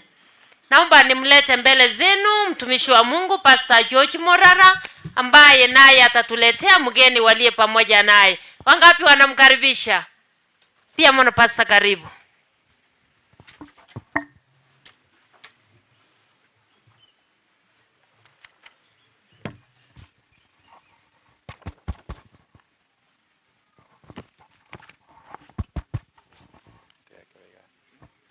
Bwana asifiwe. Nakimwakendesa muno iga Bwana asifiwe. God is good. Naomba tuinue mikono yetu juu. God is good. Tunamshukuru Mungu wetu kwa maana ametupatia nafasi siku ya leo. Ni siku ya kipekee, siku ya kihistoria ambapo kama kanisa la Nyamataro Main tumekuja sehemu hii ya daraja mbili. Kumbukumbu zinaonyesha ya kwamba tulikuwa tunaketi hapa wakati wa makampu na wakati wa crusades ambazo tulikuwa tunafanyia upande huu mwingine, lakini kuondoka kanisani kuketi hapa kwa shule hivi karibuni haijakuwa. Kwa hivyo ni siku ya kihistoria. Niseme ya kwamba tumechelewa kidogo. Tumekuwa na programu ndefu. Tumekuwa na crusade katika kanisa letu la Kisii Central SDA District. Pia tumekuwa na makambi ya prisons. Na tangu asubuhi tumekuwa na ubatizo pale prisons. Tumebatiza inmates 157. Mnasemaje? Kwa hivyo pia tuko na program pale tumeweka mhubiri sinagogi, tumekimbia hapa, tuko na Passover, tuko na crusade masaa ya jioni. Kwa yangu pia nafikiri wako njiani, wako pale kanisani. Tumetoka polisi, lakini naamini ya kwamba wanakuja. Lengo ambalo limetuleta hapa siku ya leo ni ndoto ambayo imeendelea kwa muda mrefu wa kununua pass ya kanisa ikiongozwa na kwa yetu ya Nyamataro Main. Hapo mbeleni tulikuwa tumekusanya 1.3. Kwa imani leo tutafika milioni 2. Mnasemaje? Ani moroje jineji ndoto. Leo tutafika milioni 2 kwa imani. Mnasemaje? Tunaamini ya kwamba tutafika milioni 2 na hiyo ndoto itaendelea, na target yetu ni 7.8 million. Naamini ya kwamba hiyo ndoto itaendelea. Kabla ya kukusanya, kuna wageni watakuja kutusalimu. Tunaingia mahubiri. Tuombe. Mtakatifu Mungu wetu, tunasema ni asanti kwa maana umetupatia nafasi ya kuketi hapa na kusikiza neno lako. Ongea nasi kupitia kwa Roho wako Mtakatifu. Ni katika jina la Kristo tunaomba na kuamini. Pastor Morara na Timothy. Timothy ni ya kwamba ni yule ambaye anamfundisha kazi. Pastor Absalom ni associate pastor wa Kisii Central District. Pia ananisaidia katika kanisa letu la Kisii School. Ataleta mahubiri mafupi. Karibu pastor. Kwa hivyo tunaingia mahubiri straight ndio tuendelee na program. Pastor Absalom Oanda anatoka sehemu ya Machoge pale Magena, ndiye ataleta neno. Karibu pastor. Anasimama kwa niaba ya Pastor Morara. Naamini ya kwamba tutapalikiwa na neno la Mungu. Karibuni pastor.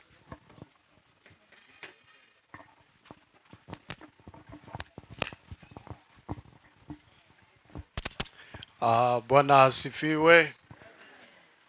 Bwana asifiwe.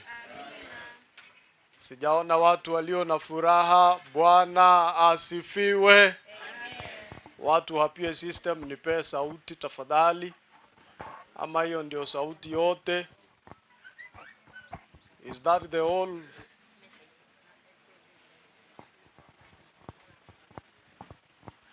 Tunashukuru Mungu kwa sababu ameweza kuwa mwema na amekuwa pamoja nasi. Ninaamini kwamba kazi ambayo mnayoifanya ni kazi nzuri, na ndio maana tuko hapa. Tuko hapa kwa ajili ya kazi ya Mungu, na Mwenyezi Mungu ameweza kuwa mwaminifu kwenu. Ndio maana mumefika hapo mahali mumefika. Pesa ambazo mmekusanya kwa kusaidia kwaya yetu iwe na njia ya kuweza kufanya kazi ya Mungu. Kwa hivyo tunawashukuru kwa kazi hiyo nzuri ambao mumeifanya kama kwaya, na wale watu ambao wamekuja ili kutusaidia na kusupport. We want to thank you in a very special way, and may God bless you in the name of Jesus. Can the church say amen?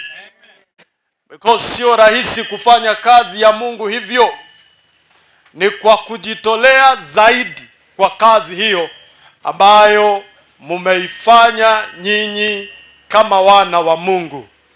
Kwa hivyo mlichagua fungu ambalo mlilochagua nami ningependa tulisome kwa pamoja. Ni Revelation chapter 1 verse 7, na hilo ndilo fungu ambalo nitakalo lisoma. Linasema, look, he comes with the clouds of heaven, and everyone will see him, even those who pierced him, and all the nations of the world will mourn for him. Wacha nisome tena. Look, he cometh, or he comes with the clouds of heaven, and everyone will see him, even those who pierced him, and all the nations of the world will mourn for him. Yes, amen. Nani ako na kikisi? Nani ako na kikisi asom? Rigere riango chare na mare. Rigere ringo chare na mare. Na kere riso na rimorore. Na kere riso na rimorore. Nonye na boba moitete. Nonye na boba moitete. Na abantu bebisa kubyonsi. Na abantu bebisa kubyonsi. Biense na bengererie asengencho ya aye na boigo amina. Bengererie asengencho ya aye. Egwatu kute network. Nabo amina. Let's pray. Our gracious Father and our God in heaven, we thank you so much for this moment that you have given us. We have come here so that we may listen to your word. Our Heavenly Father, may you teach us your word today in a very special way, is our prayer in Jesus' name. Amen. Wale ambao mnaandika the sermon title ambayo niko nayo kwa siku ya leo inasema kwamba expectant looking is a great antidote for apathetic living. Expectant looking is a great antidote for apathetic living. That is the message of that book. Before niwalete katika message ambayo niliyo nayo, nataka niwaambie kwamba mwandishi wa hiki kitabu, the person who wrote this book, you know, it is the Apostle John. He is the one who wrote this book. Na hata kama aliweza kupewa ujumbe maalum kwa kanisa 7 ambazo alikuwa anaweza kupeleka huo ujumbe, he took that message to the church. And around 95 AD ndio wakati kitabu hiki kiliweza kuandikwa in the island of Patmos. Hapo ndipo aliweza kuandika hiki kitabu.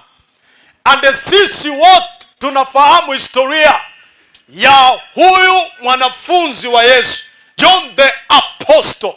We know his story, vile ambavyo aliweza kushikwa akawekwa kwenye mafuta ili achomwe.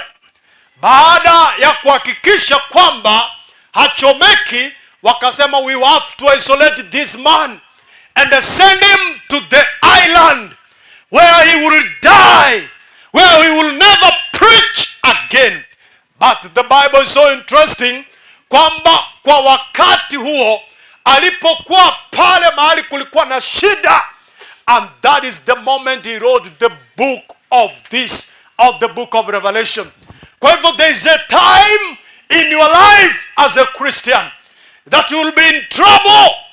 There is a time in your life that you will feel that life is not on my side. You will feel that life has taken you to the far end. Let me tell you, use that moment to praise the name of God. Hallelujah. Kwa sababu ni wakati alipokuwa mwisho, wakati katika maisha yake hakuwa na tumaini lolote. This man aliweza kuwekwa hadi kwenye mafuta, achomwe, asihubiri neno la Mungu. And most of us, it will happen to us so. Kuna wengi watawekwa katika mafuta. It is not even the literal oil that will be boiled in. Kuna shida ambazo zitakuja, maafa mengi yatakuja katika maisha yako. And I want to remind you and tell you, wakati shida hizo zitakavyokuja, usife moyo. That is the moment you need to praise the name of God. That is the moment you will serve God. That is the moment you'll be needed more even in the ministry. Hallelujah, somebody. Hilo ndilo jambo muhimu ambalo ninalolipata katika hilo fungu. Na alipokiandika hiki kitabu, anaandika kuambia Wakristo ambao walikuwa na mateso, believers who were suffering, and they were suffering persecution. They had tough times, that he encouraged them that they have to remain faithful. But they remain faithful in the ministry. They remain faithful in the work of God. Na hilo ndilo anawaambia kwamba waweze kuwa waaminifu hata wakiwa katika shida zao, hata wakiwa katika mateso yao, hata wakiwa wanateswa. Anawaambia remain faithful, for Jesus is coming soon. Kwa hivyo tumaini la pekee waliokuwa nalo ni kwamba Yesu anarudi hivi karibuni. Ndio maana anawaambia angalieni, look, behold. Hilo ndilo jina ambalo linatumika hapo. Behold, that means he's calling your attention. Inamaanisha ni jambo la dharura ambalo nafaa kuweka akili yako pale. Behold, he is coming. Hivyo ndivyo anavyowaambia.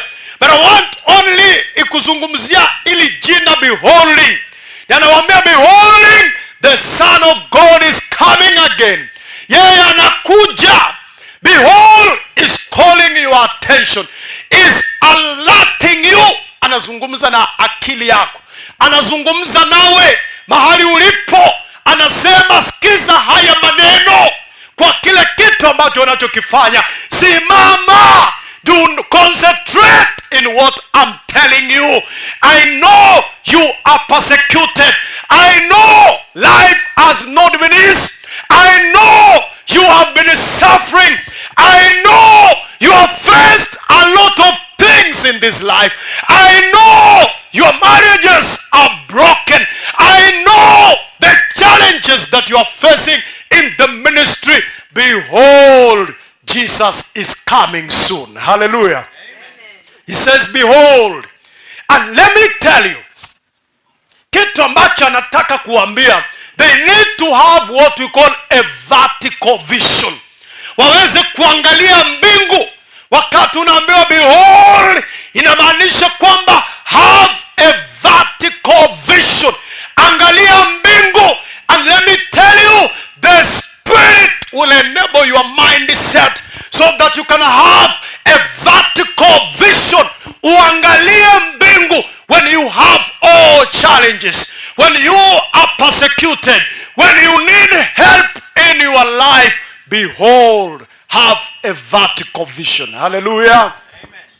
And that is what he tells us. One man who had a vertical vision is Abraham. When you read in the book of Genesis chapter 15 and verses 5, he continually looked heavenward to see the blessings of God, to see the stars, because God told Abraham, look unto heaven. And what do you see? He said, I see stars.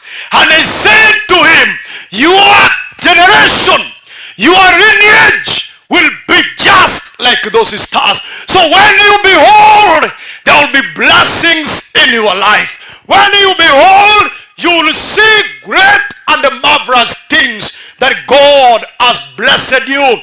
And we have to look expectantly toward Christ. In the book of Hebrews chapter 12 and verses 2, to behold or to have a vision, a vertical vision. That means we continually look heavenly. We continually look up to heaven.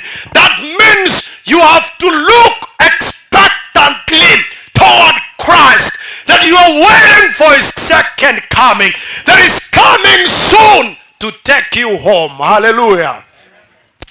Expectantly, it means abantu marabotenga an expectant mother, omuntu morito, looking forward for a child.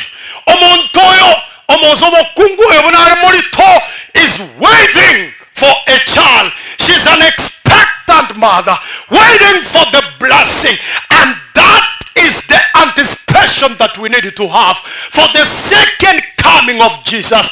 It is not easy for an expectant mother.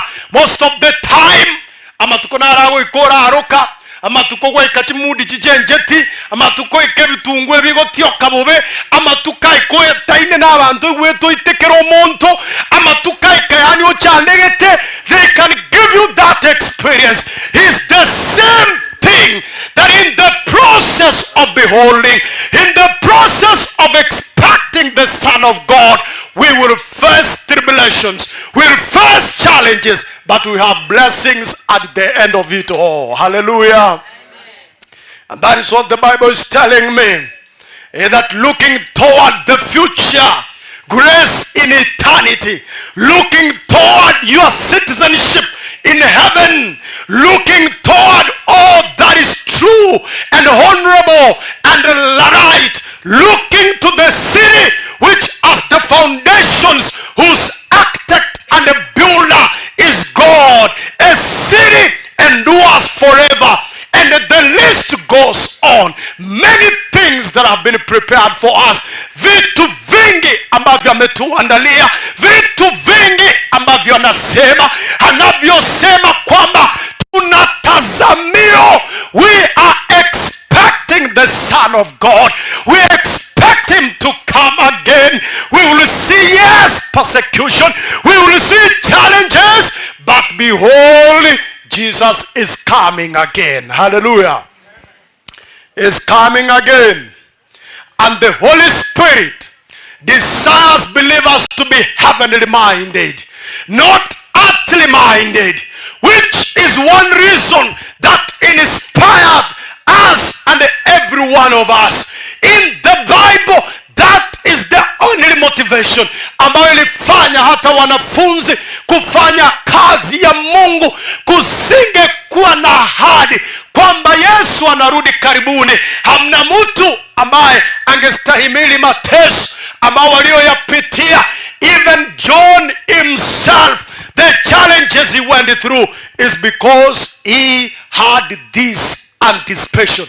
He was expecting the Son of God to come again. And this, the second coming of Jesus, it is watu wanasema kwamba wakati unapoiangalia, it will always give you a different life. When you are expecting him to come again, it will always give you another way of living. That means who you are looking for will radically impact what you are living for. If you are waiting for the Son of God, you have to live like a Christian. You have to live like someone who's waiting for the second coming of Jesus. Who you are expecting to come will dictate the kind of life that you are going to live. A lot of people, yes, live, but they live as if they are not expecting the Son of God to come again. Wanaishi ndio wanatarajia Yesu kuja, but you see the way they are living. Ukiona maisha yao, for sure you can say they are not expecting the second coming of Jesus Christ. And that is why I'm telling you, who you are looking for will radically impact what you are living for. Behold, look is coming again. Angalieni yule ambaye unayetazamia, yeye ndiye ataweka msingi wa maisha yako. Vile ambavyo unavyoishi inatuonyesha kwa hakika you are waiting for the second coming of Jesus. I don't know whether you are living katika maisha ambao unasema kweli ninamngoja Yesu mara ya pili. The kind of life that you are living, are you sure that you are beholding his second coming? Are you sure you are expecting his second coming? The kind of life that you are living, the kind of unity that you are molding, the kind of anything that you are doing in your spiritual life, for sure you can ask yourself the question, am I waiting for the second coming of Jesus? Am I waiting for the second coming of Jesus? Are you preparing for his second coming? You can take it this way. Unapokuwa hata na wageni kwako nyumbani, wageni wanapokuambia watakutembelea na watakuja, kuna vile ambavyo unavyokaa. Abagani mbagoteri mbache bachi enjera nero ko yarigania obogi mamboro kutayaris kerege enjera nero keros. Abagani bagotengo chabare na bakonyora kwagurira none bitamba kwali remes. Abagani bagotengo chabare nonyene nyomberi yake bara nongwana ko yabusa na bora ile libuo siarire egekogera abagani bagotebiringo kora gento kie ngocha bare no kebwate ligo merimo na bokorigie njero ko yegitira, because the visitors are doing what? Are coming. Onyuro bago ruagure ruamete bakanyomba onyabagani bagotebiringo chabare na bokorigie njero yokorochera, because you are preparing for the coming of visitors. Even though to the second coming of Jesus, it is so to the coming of Jesus. Are you living a life that the Son of God is coming again? And let me tell you something. In short, a heavenly outlook is one of the best antidotes for an earthly outlook.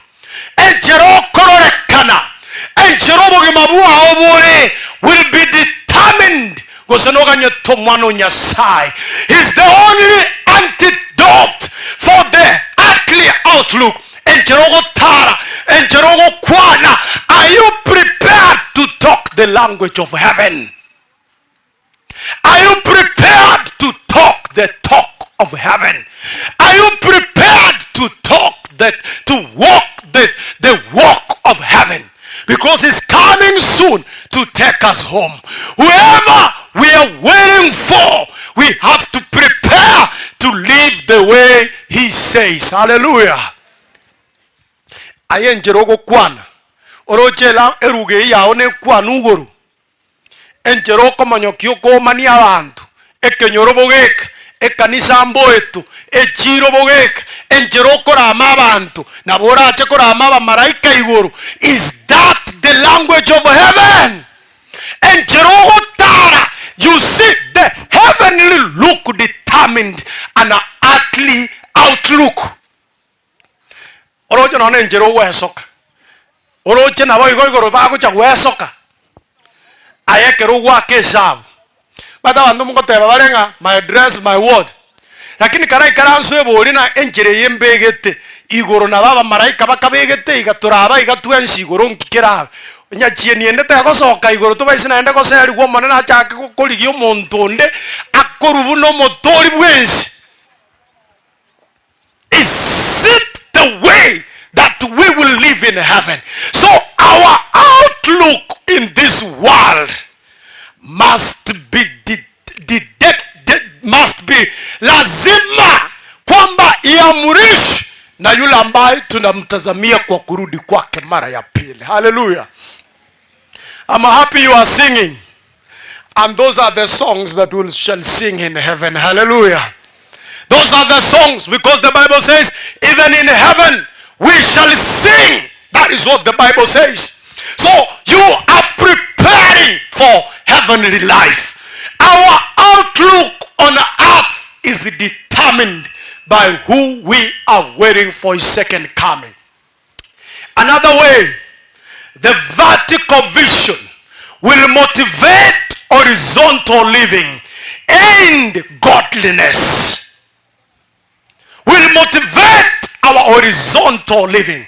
The way you relate with the people must be determined by your vertical vision. William, behold, that is the text that you chose. Behold, ukiangalia mbingu, because behold, that means look up. He's coming again. When you are looking up, your heavenly vision will determine your horizontal relationship and godliness. We have people who are living as if Jesus is not coming again. We have people who have broken relationships, and okonyoro mondago tebanga enjoy igoro tora je kukumiran igoro tora kwana iganje ngendonge yatokora gendo kiek togukwana. And you hear that. You hear people coming to church. They can't talk to one another. And yet, you want to say you have a vertical vision. You are beholding the second coming of Jesus. You are expecting his second coming if you can't talk to one another. If you all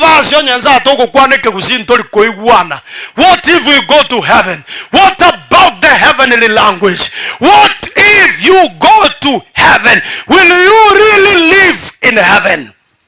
Ayoro jamunoga yentega ogo chakua mwano nyasai nore tayara boli ngango chichare ekene pi no moganye to mwano nyasai ege kogera okorigereria aye kago tabanga rigereria go chare nagendo kiek namare rigereria okorigereri kwao aye goto tebinga kwa rigereria.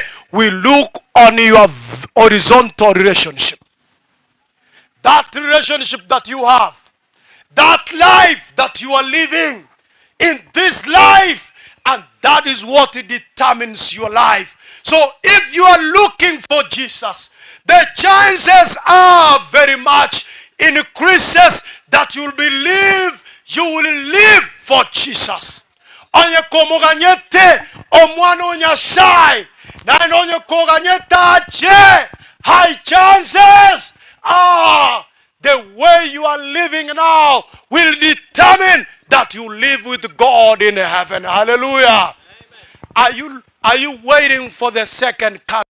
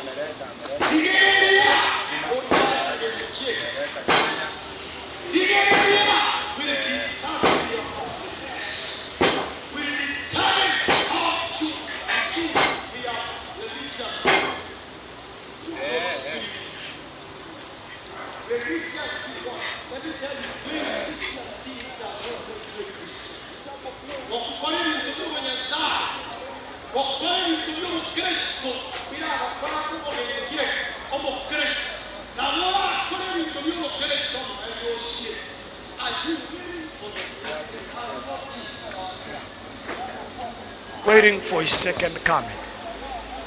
And I want, when he comes, I want to see Jesus. If it is your prayer, you want to say, I'm waiting for the second coming of Jesus. And I want to prepare for his second coming. Even what we are doing now today, we are preparing for the second coming of Jesus. Because we are supporting this choir so that it can do missions, it can preach. So whatever you are doing today, you are beholding the second coming of Jesus. Amen. Together with me, who say, I'm expecting the Son of God. I'm expecting the Son of God to come. If that is your prayer, you can stand and I pray for you. I want to pray for you. An expectant mother prepares a lot because she knows very soon I'm giving birth. Very soon I'm adding a family member. So she has to prepare the kind of meals. She will prepare so many things and many other things to welcome that newborn baby. And it is so to us who are waiting for the second coming of Jesus. The kind of life that you are living, the kind of things that you do, the kind of things that you participate in will tell us whether you are ready for the second coming of Jesus. Our Father and our God in heaven, we thank you so much for the wonderful message that you have given to us today. We bless your name and praise you because as we are living in this world, we are expecting the second coming of Jesus. Behold, he is coming soon. But Father, you have reminded us today that by beholding, we must live a godly life. By having a vertical vision, it must dictate our horizontal life. Father, may you teach us on how to wait for the second coming of Jesus. We praise you and we thank you for the glorious appearing that will be soon happening, that when your Son will come again. May you bless us now. May you speak to us, is our prayer in Jesus' name. Amen. God bless you.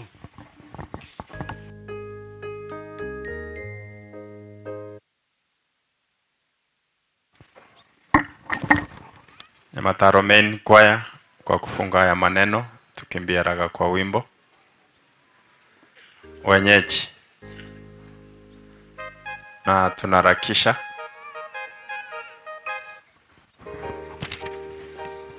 Ni wangapi ambao wamebarikiwa na neno? Tunashukuru Pastor Absalom Wanda. Turakishe Nyamata Romain kwa wimbo ili tufunge ayo maneno.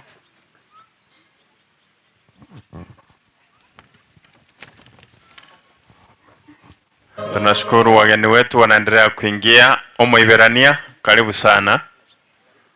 Omoiberania, oyore msili tukulia lero, oikire tunashukuru.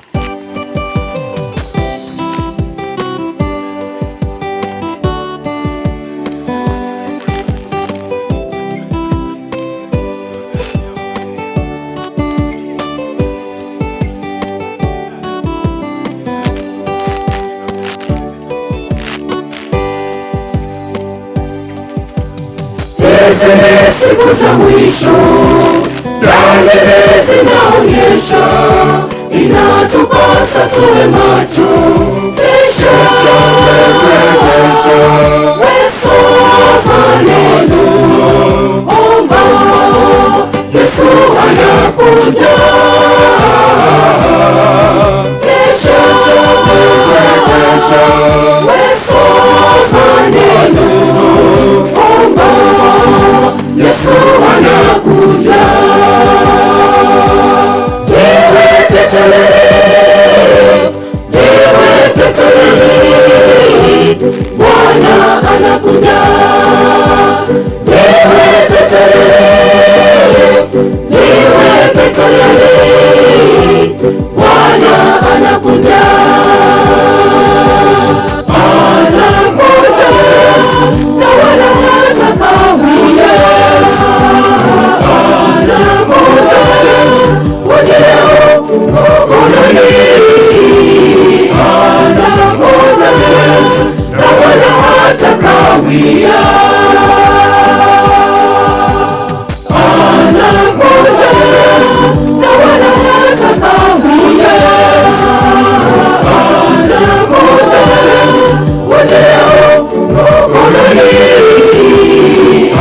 Anakuja Yesu, na wala hatakawia.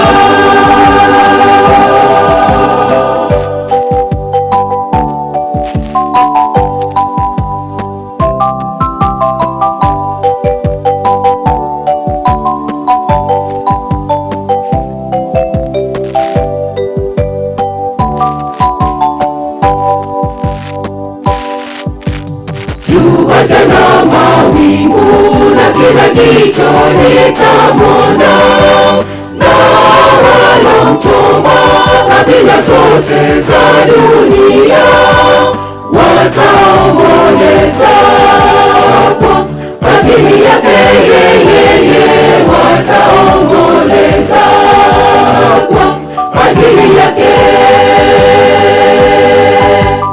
Yuwaja na mawingu na kila jicho litamwona, na walomchoma kabila zote za dunia wataomboleza kwa ajili yake yeye, wataomboleza kwa ajili yake, wataomboleza kwa ajili yake yeye, wataomboleza kwa ajili yake.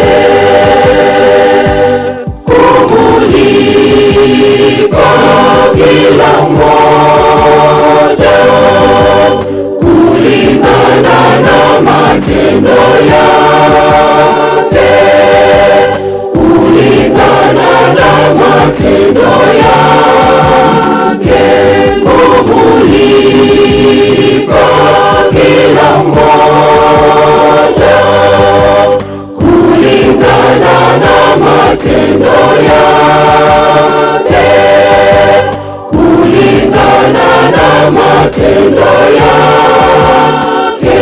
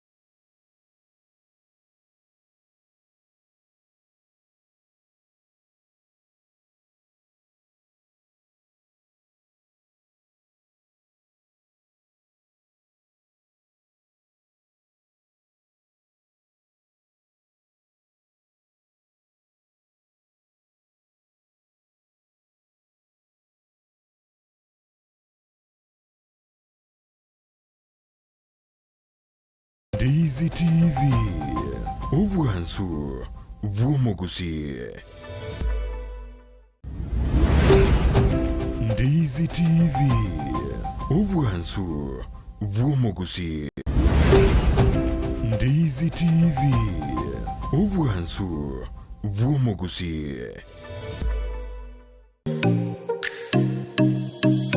Omurobiryo bw'ekigosori na Steven Ndemo nigogendereire gukumanya aliya gukorekana kurwa sebirubo ao byorogonko rwogusi Kenya n'ensenkima egati yalyo konyora namuna ababwatani kurwa sekigosori ao kurwa samaminyoko chingundi karate umupira bw'enkoyo kurwa sekiligi ao buna regionals National Super League KPL EPL La Liga Serie A Bundesliga nichinde chinyinge rero iga ngoche ya mase mokorwa segeti ya Kenya Green Stadium ekenege tigi ya inkase timu ya Bomachoge barabu inyora no muri bwechi gosoli ngoche ya mase mokorwa segeta senikia Ndizi TV nabuna botambe etale nende mo Steven captain 001 yesiketa senikia Ndizi TV kera lituko rya Jumamosi kurwa chisa 10 chamaragoba goika chisa 12 nenusu chigosori ime ya Ndizi TV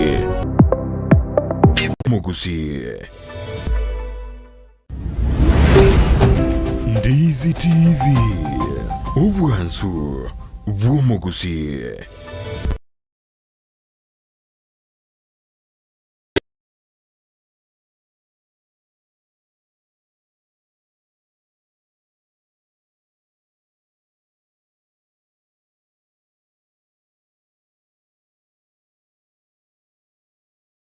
Mpigia kura ni anti yangu. Msimu unafika karibu anakupea. Lazima hii ingine lazima. Mnyamaza.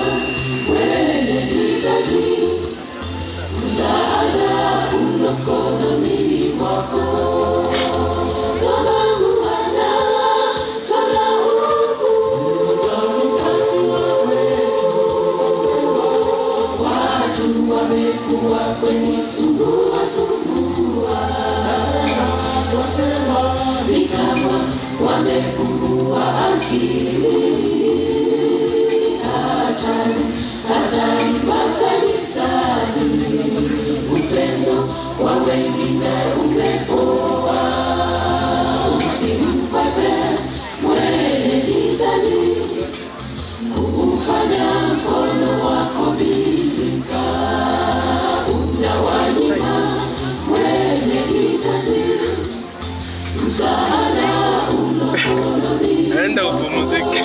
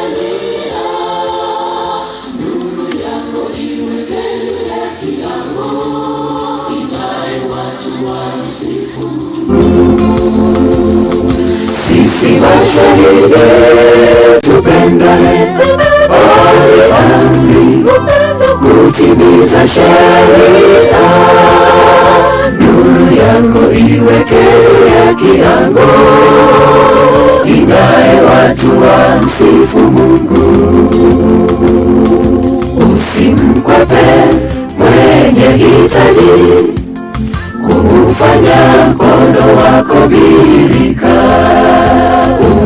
unawanyima wenye hitaji msaada ulo mkononi mwako. Toba Bwana, tola hubu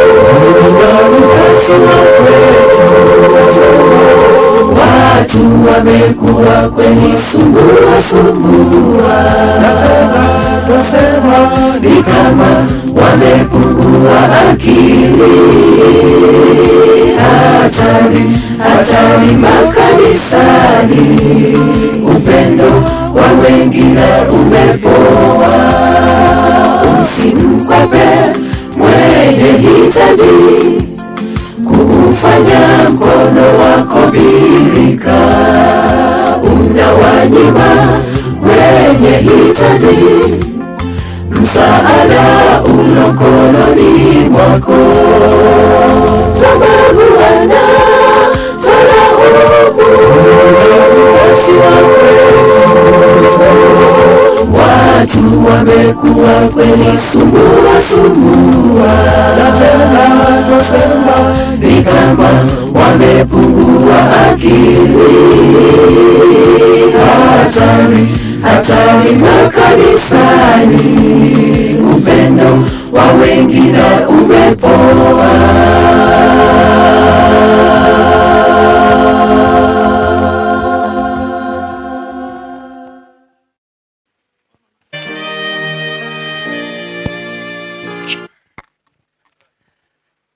Amen. Bwana Yesu asifiwe.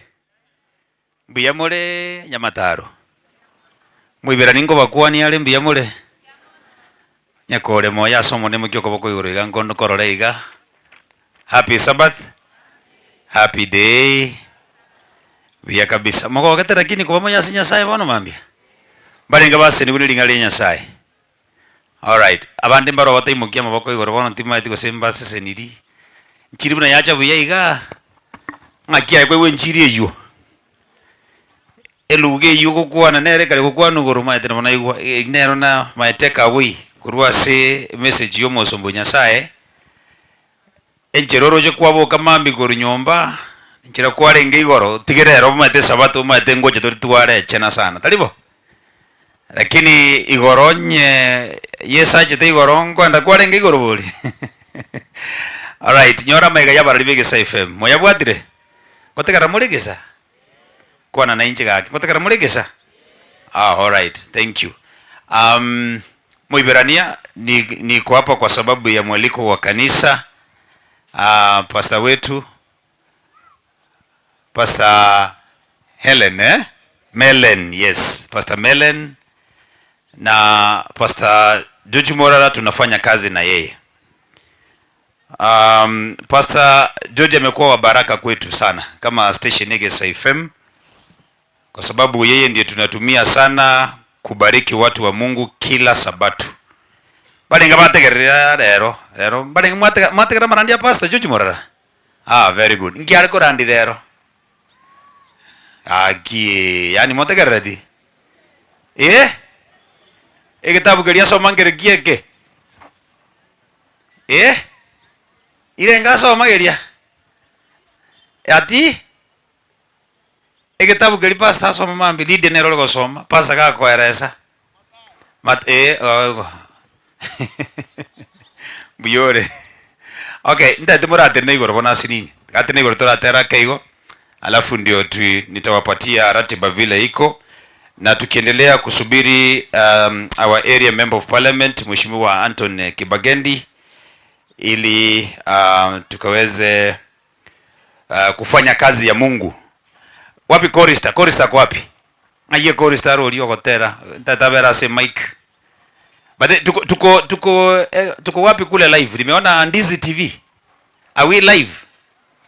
Okay. Asante sana. Hebu tusalimie watu wa nyumbani. Kuna watu wa nyumbani wanatutazama. Hebu tuwasalimie kabisa, tuwasalimie. That's good. Ngori umaete gotera. Tatabera ase microphone hiyo. Bwana. You know, tumeheshimika pia kuwa na the area MCA Mheshimiwa Duke Nyarango. Good to see you sir. Siku mingi sana lakini nimefurahi kukuona katika nyumba ya Bwana. Asante sana. Mheshimiwa Edna tunakutambua. Karibu sana. na asante kwa kazi nzuri unayofanya. We thank God for you. Ine igorango gotera kuri 170 terankora nganjite sana 170 bono gorwa naro nyanjite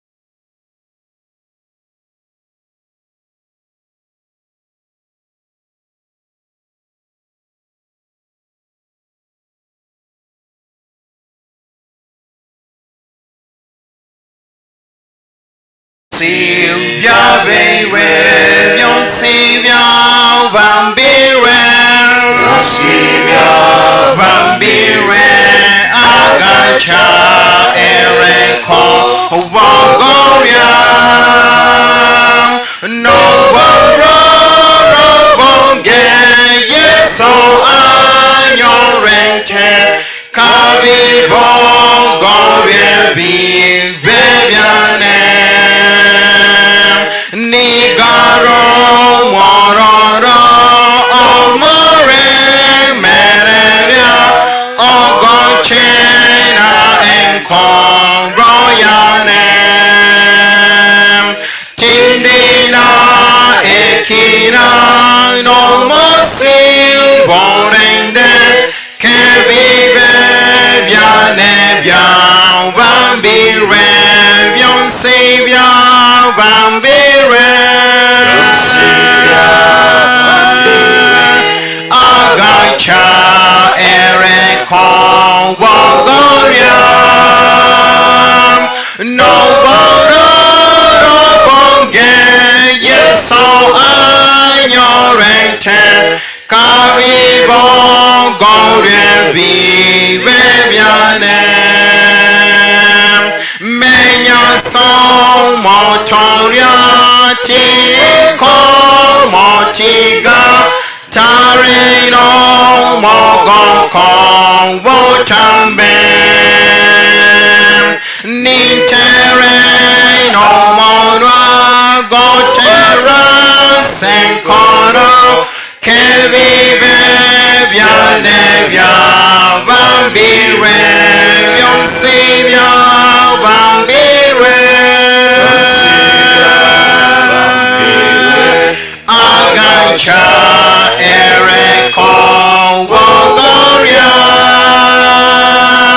no bororo bonge yeso anyorente kavivo gorie vive viane.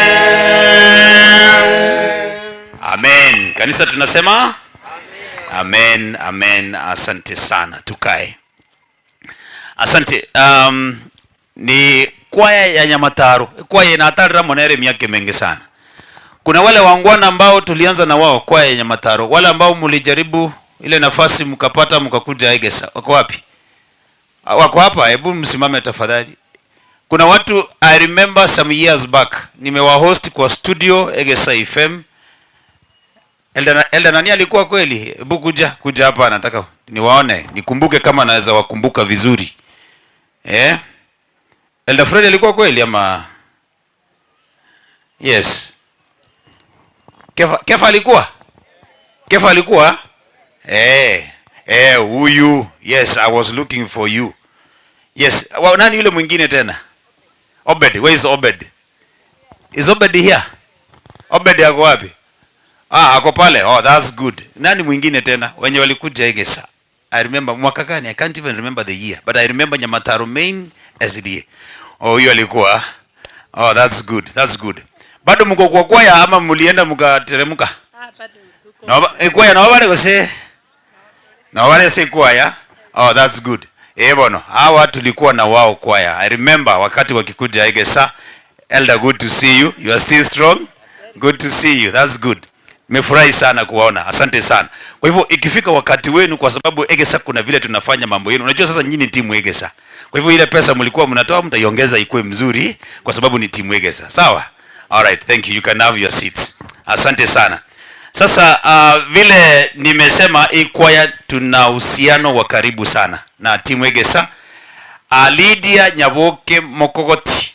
Momo manyete. Iganto magojo ndemba kwani. Nyora maiga Lydia Nyaboke Mokogoti. Yes. Igante byanga asenjere nabwanta ko bagaiga lakini rende mweguma binero chitanga njiba gora. Twense ntware konyara ko bagaiga lakini igante byanga ngo chagaiga mbakwani kabisa. Naende noare oyo mubu abageni besiko baria to bagotomege torukia basiri tukoria rero. Mumuro mwabo okorukwanga nere James Nyaisu ngo chare gaiga negetoro kia Lydia Nyaboke Mokogoti. Erebia goserebia. All right. Alafu nabatebya untokanye to mheshimiwa umusikia Anthony Kibagendi. Alafu omusubati naro okorukwa Doris Donya Toto. Yes. Musubati ori ni otoka kolega sineregesa nyuma ataraja kuba mu Women Rep County ya Kisii. Nere boigo bono mambia na namotebi. Namotebi nga Lydia nantumete go Nyamataro. Ontebi mu Iberania singing Chubotamba, you know you are my boss. Once you are boss always I have to listen. Kyogo ontebia. Bono nangi getorukia ya bono mnande gaiga nimbwate chibes chumo Women Rep enga kije goika ngo chibe kande gaiga report yaye moyebwate burunge. Irebya gosere bube. Aya, very good. Sasa kuna kwaya ambayo tulikuwa na wao jana, ni marafiki wangu, nimeona wamefika na yes. Sijui nianze na Liz ama nianze na Heaven. So waje tuanze na Liz. Liz, karibu sana. Nataka ukuje hapa utubariki na wimbo, alafu Heaven Heralds mkue standby, Rose and team. Mkuje hapa hivi mtubariki na wimbo, alafu kisha baadaye tutaingia kwa upande wa wageni wetu wale ambao wamefika. Lakini kwa the area MCA tutangoja mheshimiwa afike kwa sababu wewe ndio utamkaribisha mheshimiwa Anthony Kibagendi. But for now allow me to invite Liz. Tafadhali kuja utubariki na wimbo. Sijui kama DJ ako na wimbo wake pale. Kama hana tunaweza fanya huo mpango ndio wimbo ufike pale. Alafu kwaya inaitwa Heaven Heralds. They are my good friends. Rose ni mtoto wa nyumbani lakini ni kama alikuja akakaa Kisii County, sasa watu wamemzoea sana huku, lakini mtoto wa nyumbani kabisa. Tunatoka na yeye huko West Mugirango. So Liz akiendelea kujiandaa, ikiwa ungependa kushiriki, kuna watu wako nyumbani pale. Kuna watu wako nyumbani na wanapenda kwaya ya Nyamataro Main. Tafadhali ikiwa ungependa kushiriki katika mchango huu na kusupport kwaya, namba yetu ya simu ni 0768 333 960. Nirudie tena 0768 333 960. Bantu baito mbaro abange baligeretia mangana ya either bali jinsemo chi America, abandi bali Nairobi, abana bakinetiwe amone kanisa ya Nyamataro Main SDA. Onya kolega nande ko bwatitia mangana yega gwetera se Ndizi TV amo nechi channel chinde chinyinge alia se togo stream live koranche tumege torukiao. Eka rwato minege torekyo na bogo tumanyiga iga ebono tosome litali yao naende asenchire ya bene na boko bensemo ya ogotobwatisia na gusira egasi ya Nyasaye. Wacha nirudie tena, namba ya simu ni 0768 333 960. Amaliete kole takabwe korukwanga Ben Mugaka nere omugachiwe kwaya asenchire ya bene iko twegende Nyasaye nga by the time togokora kurua ekirenga gelitobwate gyokogora ebasi yekwaya ni kanisa wika toyikirania.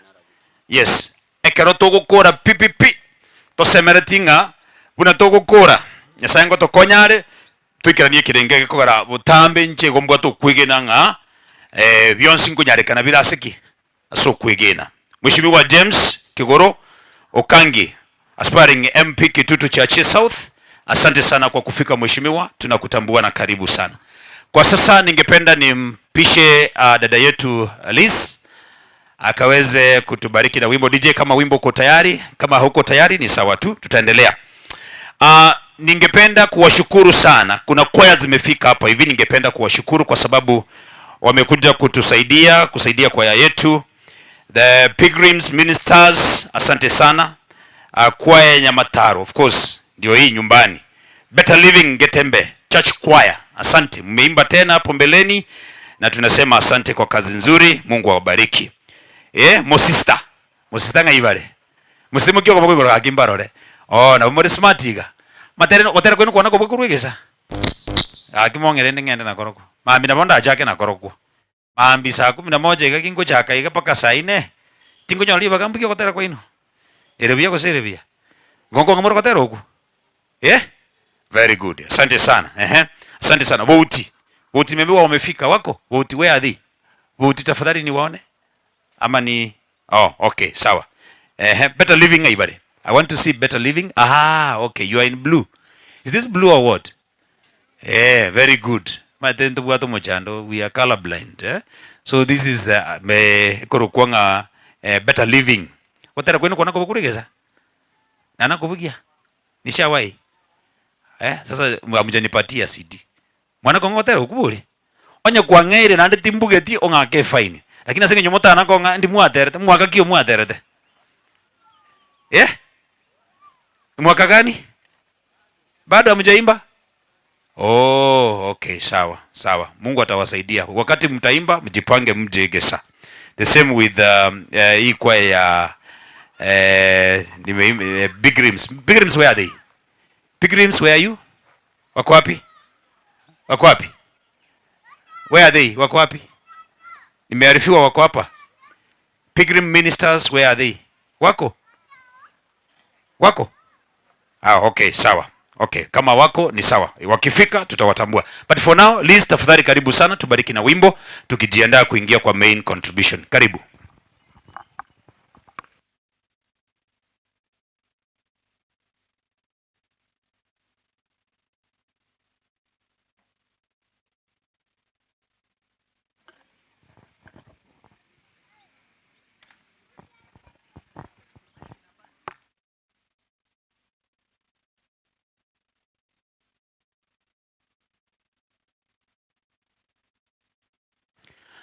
Haya, ni kama DJ imepatikana ama bado? Okay, thank you. Asante.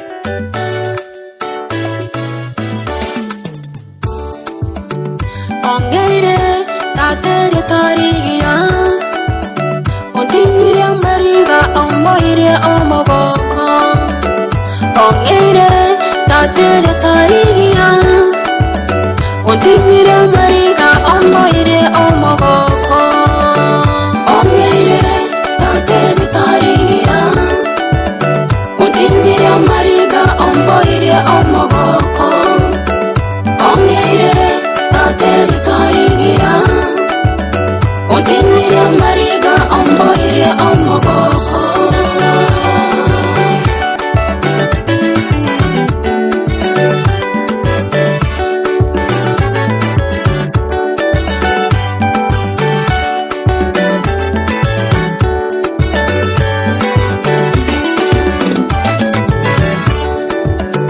Nilidunishwa sana nikadhihakiwa na wanadamu, majina yao hayakudumu kamwe.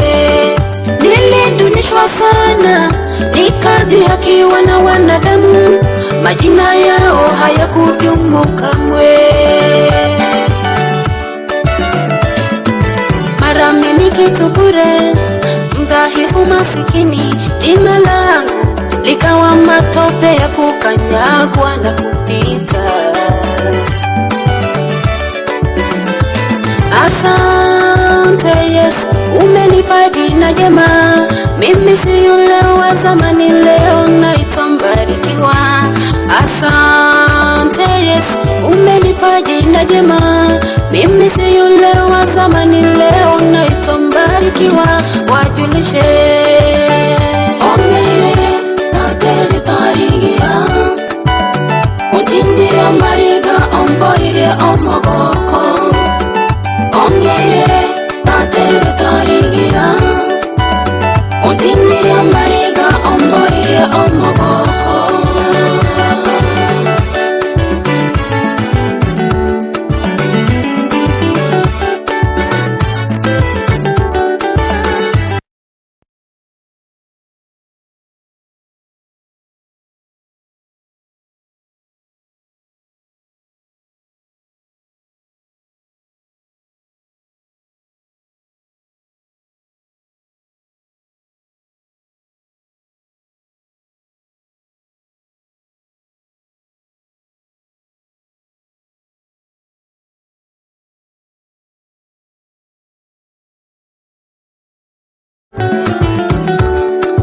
Nebanase enkoro y'ekisimba nakobwere, nebanase riera ly'omuriro nakobwere, ase ekindibwa ky'amakwera mechando y'obugimo nakobwere, tata akoe eryetariya.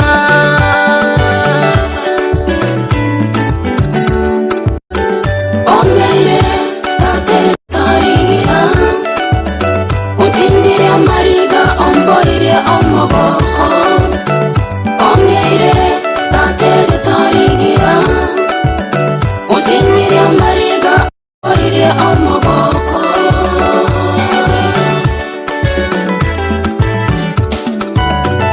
Ongeire tate tariya undindire amariga omboire omogoko.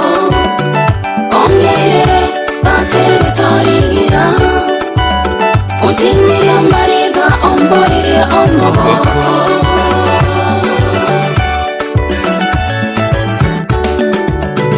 Ongeire tate tariya undindire amariga omboire omogoko. Ongeire tate tariya undindire amariga omboire omogoko.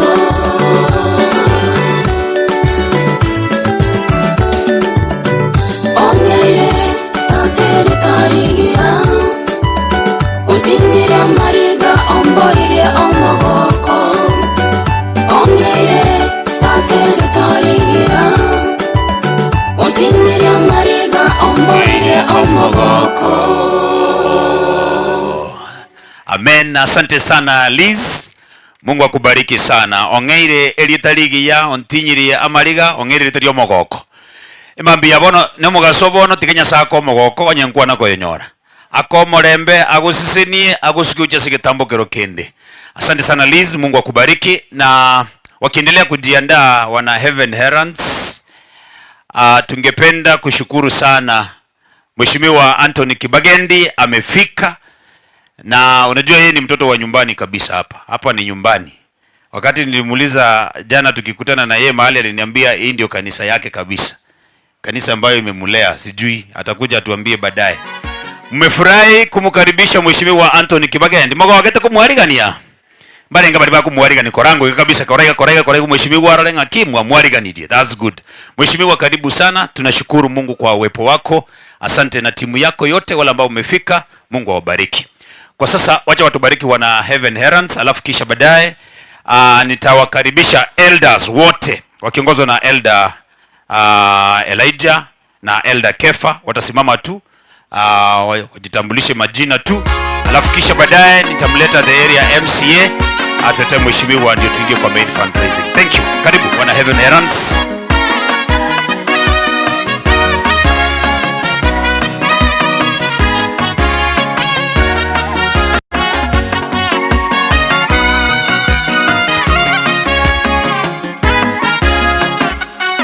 Nitaimba utukufu wa Bwana na wema wake aliyotenda kwa ajili yetu.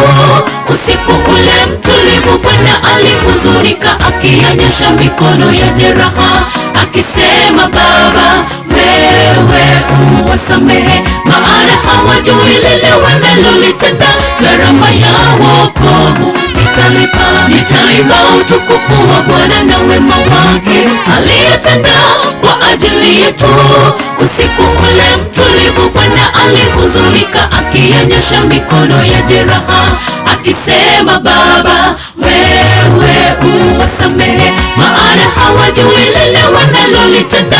Gharama ya wokovu nitalipa,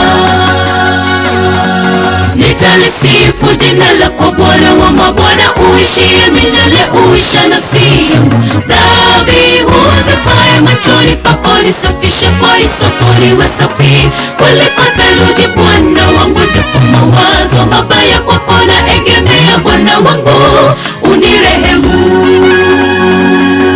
Nitalisifu jina lako Bwana wa mabwana, uishie milele, uisha nafsi yangu. Dhabihu zifae machoni pako nisafishe kwa hisopo niwe safi kuliko theluji Bwana wangu. Japo mawazo mabaya kwako naegemea Bwana wangu, unirehemu.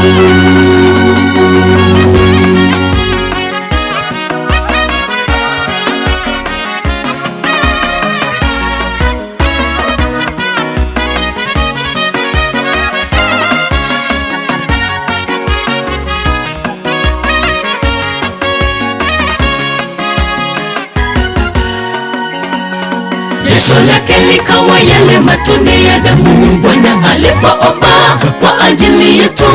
Kikombe hiki naomba kiniepuke Mwokozi, si kwa mapenzi yangu ila ni wewe Baba, uweza wako uonekane pale juu zaidi, maana ukisema yote yatatendeka kwa wakati.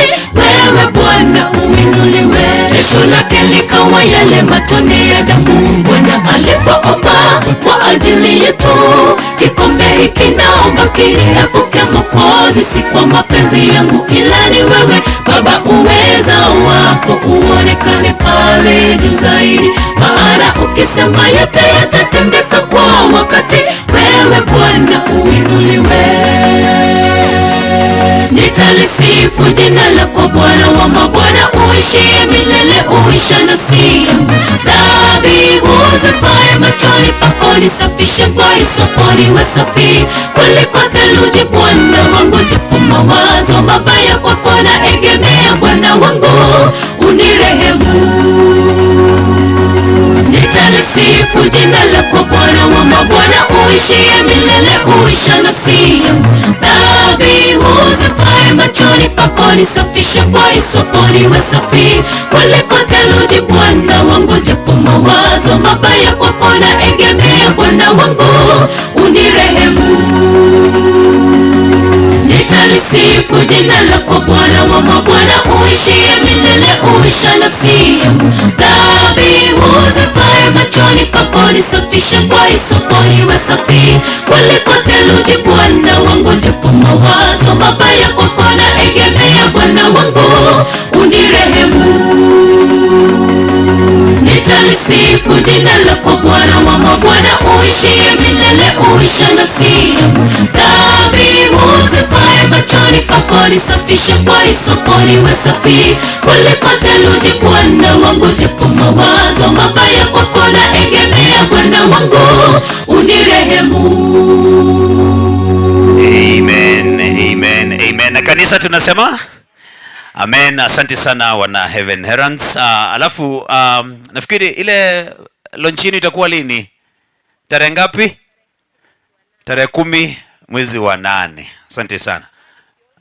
Amani Kioge, God bless. Thank you. Nafikiri Mheshimiwa Anthony tutakualika kwa hiyo kwaya. They are singing so well. Very good. Thanks. Kwa sasa nikubalie niwaite elders wote wako hapa wakiongozwa na Elder Elijah na Elder Kefa. Msimame all the elders please. Mtasimama tu, ni kusimama tu muonekane hivyo and then kuje tu hapa mbele please. Just come forth. Kuje hapa mbele hivi. Mtasimama tu hivi Mheshimiwa waone. na ni kwa sababu amenirequest kwamba kuna mahali anakimbia, kwa hivyo nataka kabisa tuingie kwa main fundraising quickly, but it's good at least yaone all the elders from different churches. Makanisa yako hapa ni mengi sana, hao wamewakilisha makanisa mengi. Watasimama tu hapa hivi. This is good, our elders, asante, mnafanya kazi nzuri, Mungu awabariki. Msimame tu hapa hivi, that's good. Great, thank you so much. Elijah ako wapi? Elder Elijah, where are you? Elijah, please. Elder ako wapi? Elijah, yes. Oh, sorry, niko hapa. Deka moja please. Hello. Happy Sabbath. Tumekuja hapa kwa sababu ya mwaliko kanisa ya Nyamataro Main, na tumefika. Mungu akitujalia tutafika lengo lenu. Tusipofika bado tutaendelea kutembea.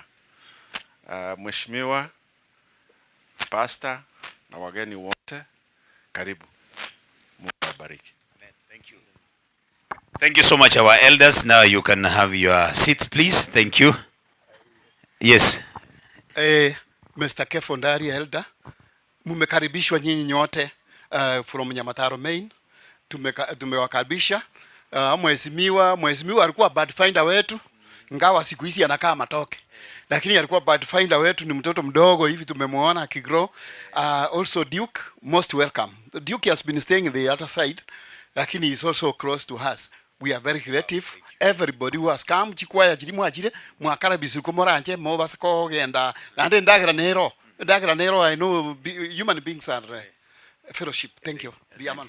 Thank you so much Elder Kefa Ondari, Mungu awabariki sana. Sasa kama nimejua mheshimiwa alikuwa pathfinder wa kanisa, hiyo kazi leo tunamaliza kwa jina la Yesu. Amen. Very good. Kwa sasa naomba kwa sababu ya muda ni muite mheshimiwa the area MCA atuletee wageni wengine wako hapa hivi. Alafu kisha baadaye akimaliza na mheshimiwa akimaliza nitamuita pastor akuje tuombe tuanze contribution ya siku ya leo. Mheshimiwa Duke Nyarango, tafadhali karibu sana. Utuletee wageni wale ambao wamefika na baadaye utuletee mheshimiwa. Karibu. Asante Mr. John Mwivirania. Happy Sabbath and a happy day. Ni asante. Kwa majina ni Duke Nyarango, yeye mzee wa Kitutu Central Ward. Kero nara pastor kurandia chikwaya chetu chiaterere bya sana yaba shirika baito abande bakirete kiri bayiko tebana bateba amen. Bona bagusinyunga Nyasaye nkongari bagante ne nasega ngani nche nkwamwa bako genda iguru chikwaya chonsi na ngoteba gatiga tikore yetuki chigenda iguru maigo soa amona abarandia na abashirika na borobuo into nango chagoteba oyo nyore sadaka orua nena bana ngoteba nga tigagende, lakini oyo bwate sadaka tarua na gotanga tigara ekiagera bono gaki toikaranse toteba mine ke toiguro gotera kurukia chikwa chonsi ya tele bya mono mwensi gaki bya mono so gotera matero mwato iregega ayarama ya twategerere bya inere nchire yamo yogo tubeka unantwe utwariga niko genda igo ndina cha gukorera na wana siasa bali bagotebeke maene ana ona cha gutinante benga Duke na genda igoro na bandi bali bakorereke maene uno mushimwa kibagenda nera aseigo igo bali ntakuna igena gocha kuona magega cha kuriringa ande mbarabia ikiagera abantu abaito bonsi nimbanjete igo ande maego tebanga bonsi bakoretuki bagenda igoro ekatwigene to monene igo tiensi twatwigene no monene igo tinda ndeti munga bere ndangeri abageni barega iga mono babakwani mushimiwa narorega iga turamonera ya se county assembly mheshimiwa Edina Nyabuto njo salimie hawa watu ni wetu, kanisa ni yetu.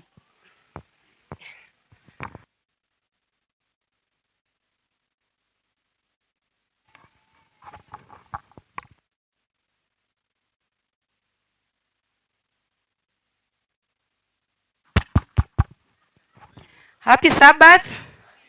Happy day. Our area MP and all visitors, thanks for gracing this event. Nchasama leta nkoro ku Edna Kwamboka, nominated MCA Kisii County Assembly. Koruseitera alibo machoge lakini ngochi nate bancho no mogitutu. In a very special way, ningachi taba getutu style gete. Muraba ngaini style gete ga. Naba ngaini moli wasema nagaki. Ino nabanta bayakeremo ngongusera murama yakeremo taite kwerwanirira. Igo nakingwankwanchara watabana na inche tigambo mogitutu. Na inge koende kanisa gali Nyamataro main na ike kanisa nanyora bantu mbaiyo. Jobo yugi na rocha kungakere simi ontebie bare more daraja mbili. Lakini egento naro ira tete konde terera tante beti no mochango mwabwate. Lakini bono umete anya bottom up lakini mo misquote. Anya bottom up yangira okore gasi tika trickle down ekore gasi. Amwe mpio na kare iga ige bintu mbiyabire. Igwa yonche kika onsererende na inchendo mochango gaiga. Igo rero nacha gusangana inu incheno nalinge pathfinder maite siasa yengo chieri atongusa maiga kidogo lakini rende moto saberani inche tata no molisia nene na matengo motomande Buganda abo mo pasta yakara machoga gali etobwato mwana o pasta uno mwempi igo maite na inche moko nyagonsabera bya iga tata kaga ko mo pasta na inche sasa kaisiko no mwana o pasta elinde na inche na bakonya na irwanereire iga serere nacha ebiso biri mwana anyorire bikaigo omonto naro moraige totebete na aba SDA muri go chimwase ni wage kogera nto bwato bocha kidogo asa abantu bali batoteneta aba pasta abarisia nkororore nacha late na kinatantata kagera kwano na beshimi wage kogera kere omonto bekiru kando no kotwali ngana lya Nyasaye kerate ni nako akoro lingana lya Nyasaye tigatwamwa amaskani ali abwenete yakora nkonda ndi function cia Catholic nkorande buna bago behave igo na pastor na tindu etsadaka omonto narote batore sadaka ebiso biri nanyora kidogo na nche ni mwento kore sadaka nore nacha late igo mo pastor ultimate asenda gochi nkomwande sadaka yane 1-on-1 elire na incha sako endansa bere moiwete na inche tata ba pastor tigaga kitwasika baraibaito ntoko bachongeri na lie bisyo biko twambokera mbuya mono tiganya saba sesenie ko toka mochango gocha tore baadaye toro yetu mbiamono mheshimiwa mbiamono che pastor naro riga igana boko mutigirae ndawa chikuria mbiamono oyo minto manager ya kitutu cha South oyo minto Dennis nchunae nima itenga litukuria lero gasini nyingi mwabwate mbiamono sogwika mbiamono mheshimiwa Duke Wakristo wakubwa kwa wadogo na wasalimia mjambo. Amjambo tena. Hii sauti iko jini. Amjambo huko nyuma. Mungu ni mwema siku zote. Tunashukuru kwa sababu ya siku hii ya leo. Najua hii safari ilianzia mbali huko Nyamataro. Kuna wakati tulipita na mheshimiwa wakasema wako na safari ndefu wanaenda. Hamjakufa moyo. Tuna imani penye nia pana nini? Mtabarikiwe sana. Shukran. Omo Ibrania, nisikia ukisema ya kuwa leo ndio umeniona. Forgetting that last week tulikuwa na wewe kwa Moruabe. Unajua sisi viongozi huwa tunaenda kanisa zote. Msikiti za Wahindi, Oterone pande hii. Wakituita tunaenda. Mimi hii ndio kanisa yangu. Tena nasema ni asante inua bantaba ya naba ntaba ya tiana bikuti ndikino no.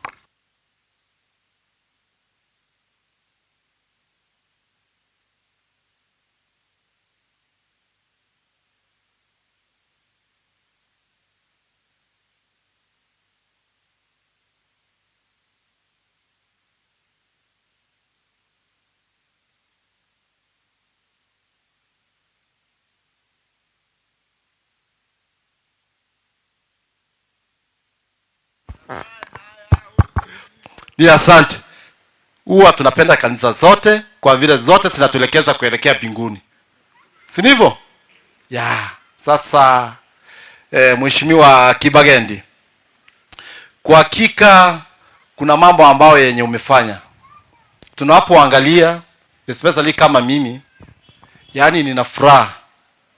Sio rahisi kupata MP wako huwa mnashikiana na yeye, mnaongea na yeye, mnapanga maendeleo ya ward ama ya constituency. Si achaje, lakini ni asante mheshimiwa. Ninakupenda kwa vile nikiwa na shida especially ya development huwa na kuuliza na huwa unanisaidia. So nakuombea Mungu uendelee kukaa na uendelee kutusaidia.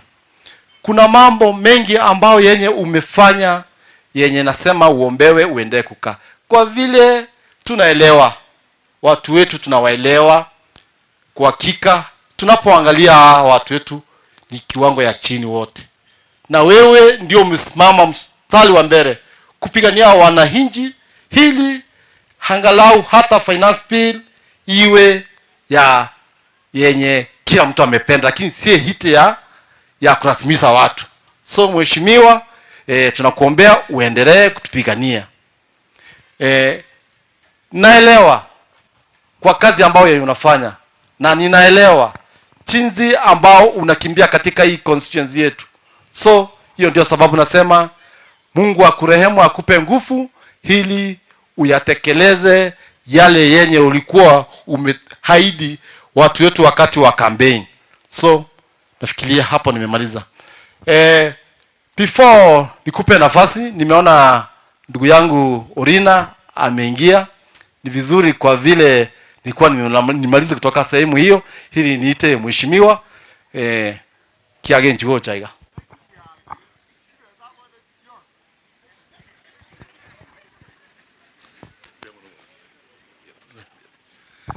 Asante sana my MCA Bwana Duke Nyarango, my member of parliament, viongozi wote ambao wako hapa, kanisa pamoja na Wakristo wenzangu. God is good and all the time. Asante sana. Kwanza nataka muniwie radhi kwa kuchelewa, maana wiki mbili zilizopita tumekuwa na shughuli ya kupanga mazishi ya mzee Pebo, ndio tulimaliza jana. Sasa leo tulikuwa tunamalizia katika familia, na nimekuwa nikiongea na ndugu yangu Obed. Aliniambia hafla hii kwa muda umekaa sana, na mimi nikamwambia I have no problem with supporting the work of God. Na mimi kazi yangu ni kutoa kwa sababu ninapata, si ni kweli? So nikamwambia nitahakikisha kwamba siku ya leo hata kama nitafanya namna gani nitajaribu nifike. Na bahati ikakuwa nimefika, nimepata mjumbe wangu hapa. Sasa lazima nimshindikize pia yeye, si itakuwa mzuri? Our member of parliament Bwana Honorable Anthony Kibagendi, we want to appreciate the work you're doing in our constituency, and more so we want to appreciate the stand you have taken to be in the side of the people. Na sisi kama viongozi wa eneo hili, especially Kitutu Central Ward mahali sisi tuko leo, tukishirikiana na MCA wangu hapa, tunataka kushikilia mjumbe wetu, tuwe his pillars in this area. Wewe sukuma maneno, sisi kwa ground tutaambia watu vile wanapanga maneno. Ula na kuchokoza, wewe vuta simu, sisi tunafikisha maneno kwa wananchi. We must protect you, we must support you, because even the future is very bright for you, my brother. Hata amesema. So nataka kuwashukuru nyinyi wote ambao mumefika hapa, na yangu tu ni kuomba mheshimiwa wetu Duke aendelee na kazi ambayo Mungu amempatia. Sisi hatuna maneno, si yeye ndio MCA wetu. Yes, lazima tumshirikiane na yeye na tumshikilie, alafu tuangalie hapo mbele vile maneno itakuwa. Otherwise mimi sina maneno, nimekuja kuwasalimia, nimefurahi kuona Wakristo wenzangu, na Biblia inasema yule anayemwogopa Mwenyezi Mungu ndiye ataurithi ufalme wa mbinguni. Mambo ya hapa dunia ni ya dunia, na ya dunia tutayafanya, lakini mimi niko kwa mstari wa mbele kuelekea mbinguni. Nitamaliza nikisema nawatakia nyinyi wote kila laheri. Aindege ndege ona inu mumanye zembi ya mono biamono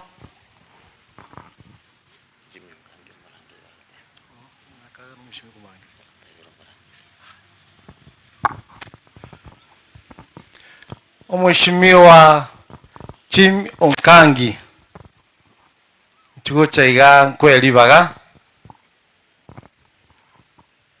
mugeni onde narororo natigire isiko ase kiwango gitareke kya bajumbe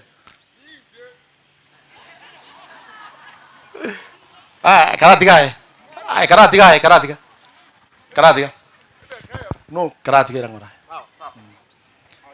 igo tinta tinsie kerebono ikiwange kigani kiao mheshimiwa kionte tenkwelibaga kwani abantu baito kanisa ya ndichisa cy'umutango ngwikakire njamo.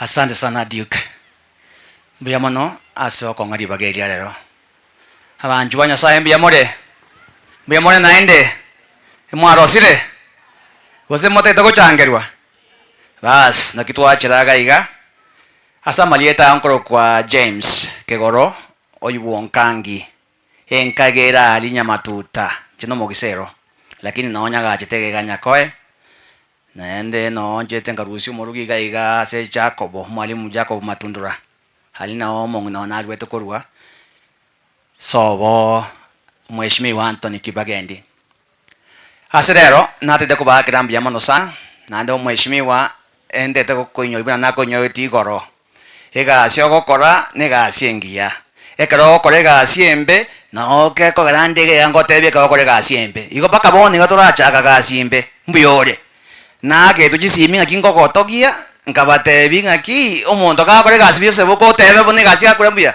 ka okara bobe twateba mo ba ko ataribo igo no kina ko munyorigoro agendere ko bamana abantu baito amagosa ari amasinini inchenko monyerere keto etweka Obedi mbiyamono sana sokongnyora ase kanise mo manyete kanise kuri mwachageta alia Nyamataro Central ninje na bachange to bori mo kagora ekwa mtambe gotera gaiga ninje njangerete bono ebasi mwate ba tokogora rero ebasi ninje na chagete konye changera nando Obedi ngobonjori ore bana mangana nene mwame goteba Kibagendi mbano kwa ngikwa kwa ne kwa Pathfinder igo bonde kimoji Kibagendi ge kimondo che nenje ige basi tikurero bas the Duke na yakago sindikisa kurunse ebintu byabere buya taribo igo mbyamono sana nande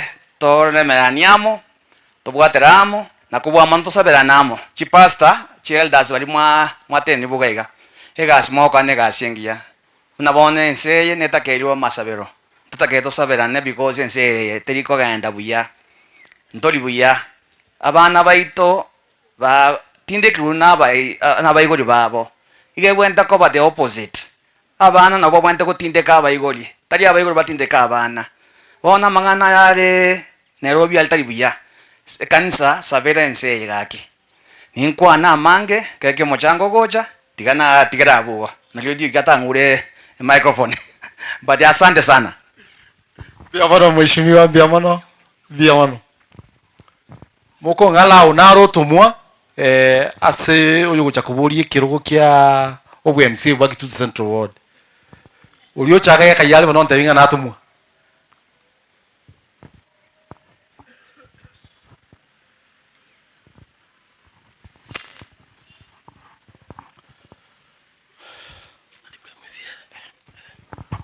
abake nabanene ngo bakwani mwense mbiyamore tiande yo mheshimiwa ndali buye MCA na chadi zaidi mugambi mheshimiwa Kibagendi, MMC Duke, Elder Spons Mora na abanyakanisa mbiamore.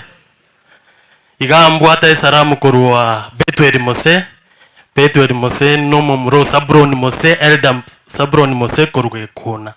Niganto magamba retere saram no onyore to chumbe ma late lakini at least na mrepresent tiga. Igo abon timbo atiande ante bi kewe kachinsa chia nanje tingo baige toro kia. Nere karo mwezi dia uno yeno mwano ino. Moko mbwakera asante. Asante sana. Mbiamono report nanya orana kila kwa niraigo mbiamono ana kwa kibura bono mukungala undangeli mheshimiwa Anthony Kibagende Libagende neli yao mu pathfinder MP mbiamono welcome wana abantu bao. Asante sana MCA Duke. Happy Sabbath. Happy day. God is good and all the time. Asante sana. Litangani daite koiranirie kanisa na mbiamono naende mbiamono, our district pastor, elders from all our churches Nyamataro district nimewaona wote. Niliona Omoke, niliona Virundu, niliona Mzee Ratemo, nimewaona wote, Oyugi, Kefa, wote. Nimefurahi kuona na wananchi wote. Na Mbiamore naende. Asante sana. Leo ni siku muhimu sana, ni siku ya kuabudu kwa sisi wa Adventista. Na leo nilikuwa nimepata mwaliko kanisa zingine mbili. Moja kule Nyabondo na ingine kule Bomeroga. So nikakimbia zote kuweza kuwasupport kidogo ili pia niweze kufika hapa, niweze kusupport kanisa hii yetu. Mimi wakati nilikuwa mdogo tulianza kule Kisii Central Church, baadaye tukasonga tukaanza Nyamataro Main. Hapo ndio nilikuwa pathfinder. Ndio baadaye tukafungua nyingine Sabbath School Matoke, sasa imekuwa I believe Camp Center, sivyo ma'am? And then hizi zingine zote zikaendelea kufunguka. Kwa hivyo tunashukuru kwamba kanisa letu linaendelea kumea, inaendelea kuwa kubwa, na mimi kama mtoto wa hapa nyumbani nimekuwa nikisupport makanisa yetu yote. Kuna 2-3 sijafika tangu nichukue ushukani kama Lioma, na hiyo mpya imefunguliwa I think Matongo. Na moja ingine hivi. Zingine zote nimejaribu kupita na nitaendelea kupita ili tuweze kusupport makanisa yetu. Vile nimekaa pale, nimeongea na pastor, nikamwambia district pastor wetu, nikamwambia hizi makanisa ziko na mahitaji mbalimbali kila kanisa. Na wakati mwingine hatuna hela ama wakati wa kuweza kupita makanisa haya yetu yote. Nimemuomba district hii yetu tuungane, tufanye mchango mmoja next year, early in the year, tuweze kusupport kanisa zote ziweke hela pamoja. Ile mchango tutafanya we divide equally amongst the churches. Tekoba bia, nitafute wageni, nitafute gavana wetu, nitafute viongozi wengine, hata hao wengine sitaki kuwataja zaidi, wale walivote yes wako na vitu za mfuko, nitafute mmoja ama wawili. Tekoba bia. Sasa leo tumekuja kusupport kanisa letu liweze through the choir waweze kuwa na bus. Bus ni kitu muhimu, inaweza tusaidia hapa mashinani. Wakati hizi choir zingine zinaenda kuimba sehemu zingine, wanaweza kuikomboa. Mashule yetu yanaweza kuikomboa. Hata maneno pengine ya mazishi ama harusi ama wakati kikundi chochote kinaenda shughuli, wanaweza kukomboa basi hiyo, na pia kwaya yetu iweze kuitumia kueneza injili. Ndio sababu tumefika hapa siku ya leo. Lakini kununua basi si kitu rahisi. Lazima mambo ipangwe vizuri. Wakati huu watu wamefinyika kidogo. Hata kwaya zile niliona zimealikwa mingi, sijaweza kuona kama zimefika zote. Na hata wageni, hata sisi mnatuona hivi, tumefinyika. Na tumefinyika kwa nini? Ni sababu wakati wa kura tulizunguka tukiambia wananchi tutawatoa chini tuwalete juu. Lakini yule ambaye alikuwa akieneza hiyo injili tumekuja kupata alikuwa anatuhadaa. Alikuwa anatuhadaa.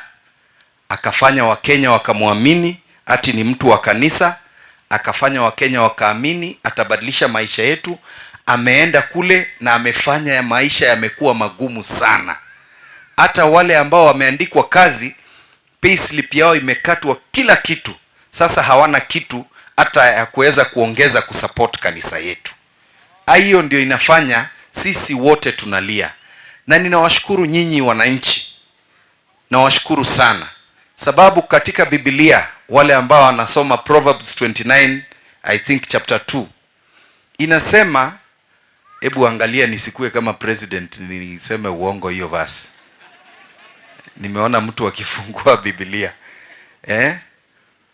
Proverbs 29:2 inasema, when the righteous are in power, wakati viongozi wazuri wako kwenye ushukani, watu wanafurahia, watu wanasherehekea.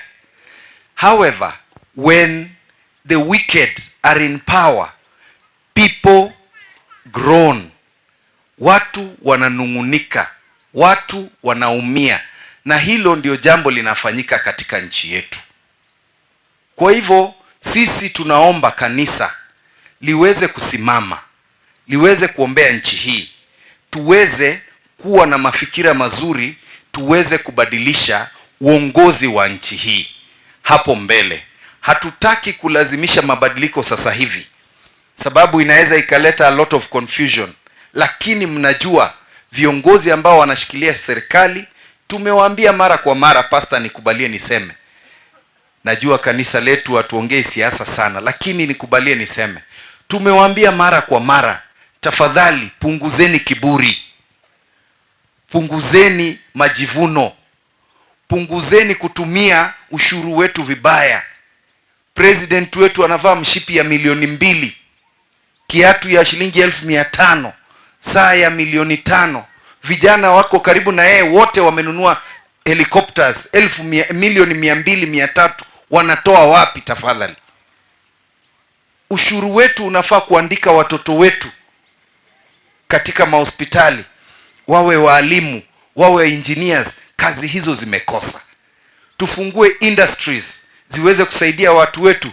President anasukuma, unapata anachukua mtu mmoja anatengeneza simiti na chuma, anamuweka kwa mfuko, huyo ndio ajenda yake, anasukuma, anakanyagia wanabiashara wengine. We sincerely need to transform our country. Na mimi nashukuru wananchi, ile pressure mliweka, hata kama ni kwa Facebook, kwa Instagram, kwa X ama Twitter, na wale waliweza kuondoka kwa maandamano, tunawashukuru sana. Nyinyi ndio mlifanya president huyu Zakayo aweze kufanya nini?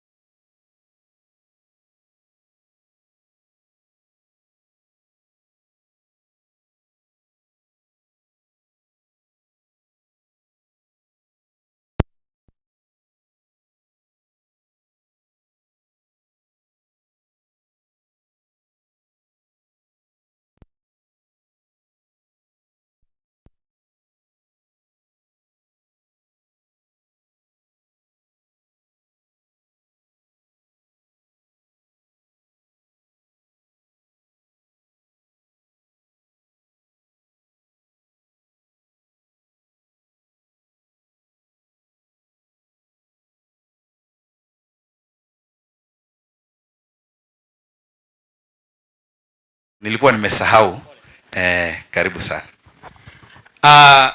Kanisa Mbiamore, kwa majina ni Evans Bosire, Mheshimiwa Anthony Kibagendi, our area MCA, all protocols observed.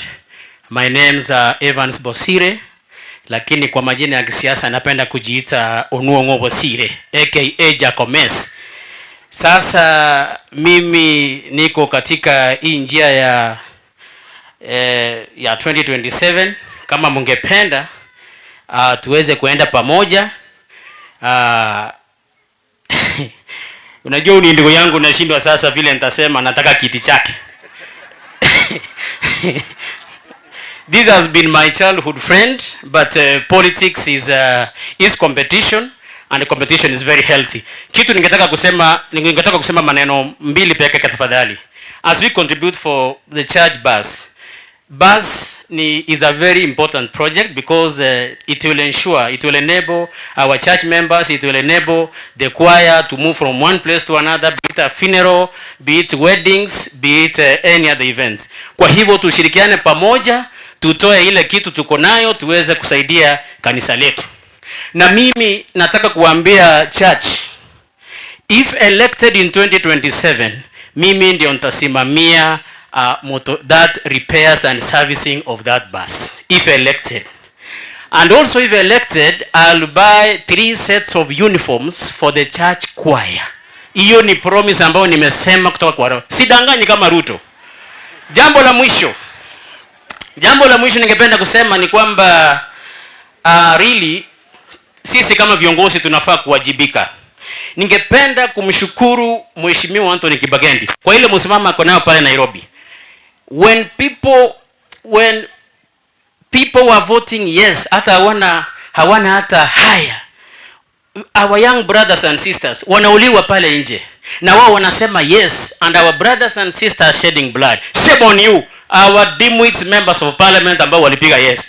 Those are dimwits, and they are not supposed to see the light of the day come 2027 tuwapige nje wote. Asanteni sana. Asante sana. Takuwa netibia na voto bwente tuaki na iga huyu tumegrow na yeye, he is a year or 2 older than me. Tunakimbizana na yeye Mwiberania, na iko ndugu yangu tena naiba yake anaitwa Erika Buga, pia yeye alituma mwakilishi. Sijui utasema jambo kabla hiyo wakati ifike. Na uambie Erika Buga tunamshukuru, kila mahali ninaenda mchango, out of 10 at least namsikia makanisa 2-3 hivi, si kama hawa wengine wanasahau makanisa. Asante. Happy Sabbath. Happy day. Mheshimiwa asante sana soko recognize Eric. Omochango oyo ni atebe tugugoro na abedi. Organizing committee ya Nyamataro main asalamu afeli because Eric as a person no balenge but fine na numugambione bwana Kiba. So ni andushe kanisa Nyamataro Central. I'm sorry honorable njirumo girango muna msiate eva ndubanje tabage tutu nonga gajita satellite na nde kura na botamu to wa keraga ntuma 27 na geto jeje birengel. So Eric na to toma igenda te bankelina na njete kanisa no last 3 weeks na saponse kanisa ya Nyamataro ekwaya na nekifamu na jaba tumire mbarawea komo jango raike umugambi ntubu mujango na atoma no yangereki ni anto mana wikangiche tusindigisekane ekwende gale piemon. Eric yere ni maetene kene, he has been supporting our church indeed. No aninche oko chikwa goche kanisa umochango oyo, it came in slightly late, lakini ndende tunashukuru na tutaendelea kujipanga. Asante sana Mwiberani bono na boku bwatera. Asante sana Mheshimiwa Anthony Kibagendi na waheshimiwa wote wako hapa Kiaga ni Ngoroje.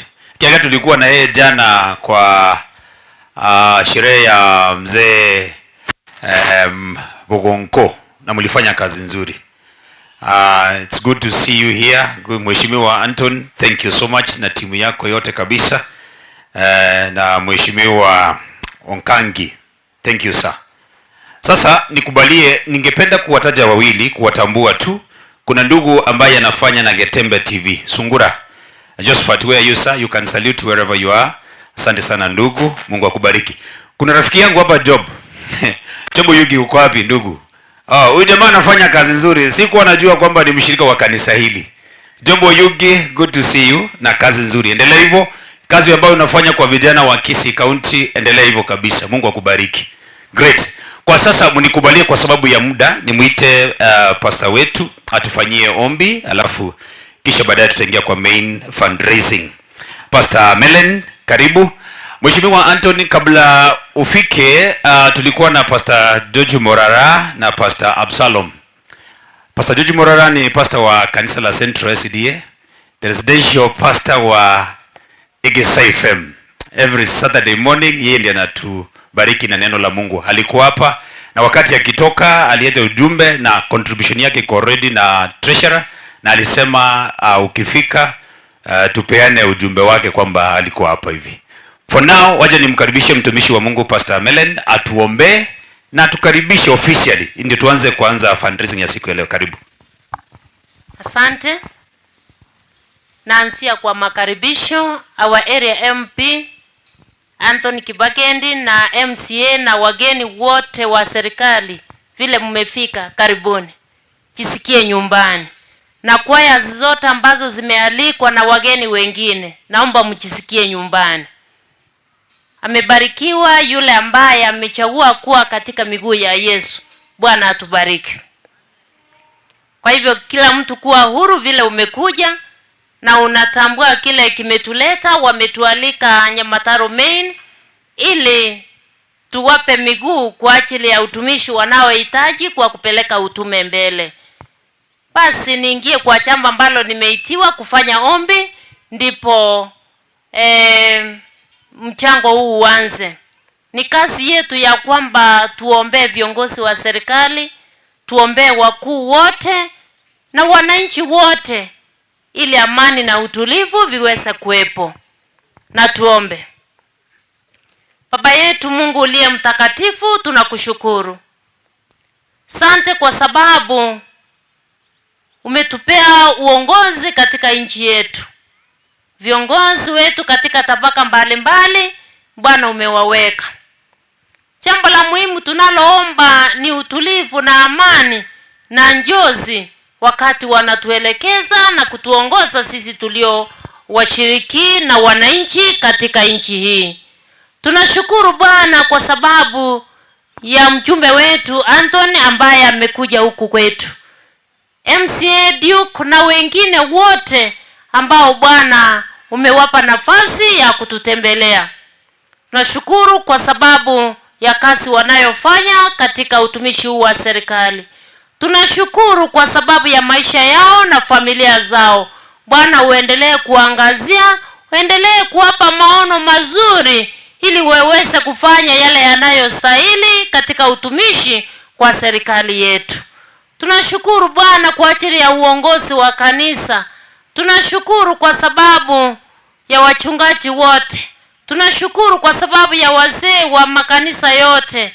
Kazi yako inapotendeka Bwana, tunaomba Roho Mtakatifu aweze kutawala, aweze kutuongoza, utumishi wako ufanyike vile unavyopendelea, na hasa zaidi ya yote watu wako wengi waweze kuandaliwa kwa ajili ya marejeo yako. Bwana, vile neno lako lilisema, tunatazamia kuja kwako. Tujiandae tabia zetu, tujiandae namna tunavyoishi, ili Bwana sote wananchi, watu wako wote ulioumba katika ulimwengu huu, hata kama tuko kwenye tabaka mbalimbali, yeyote asiweze kukosa kuingia katika ufalme wa milele.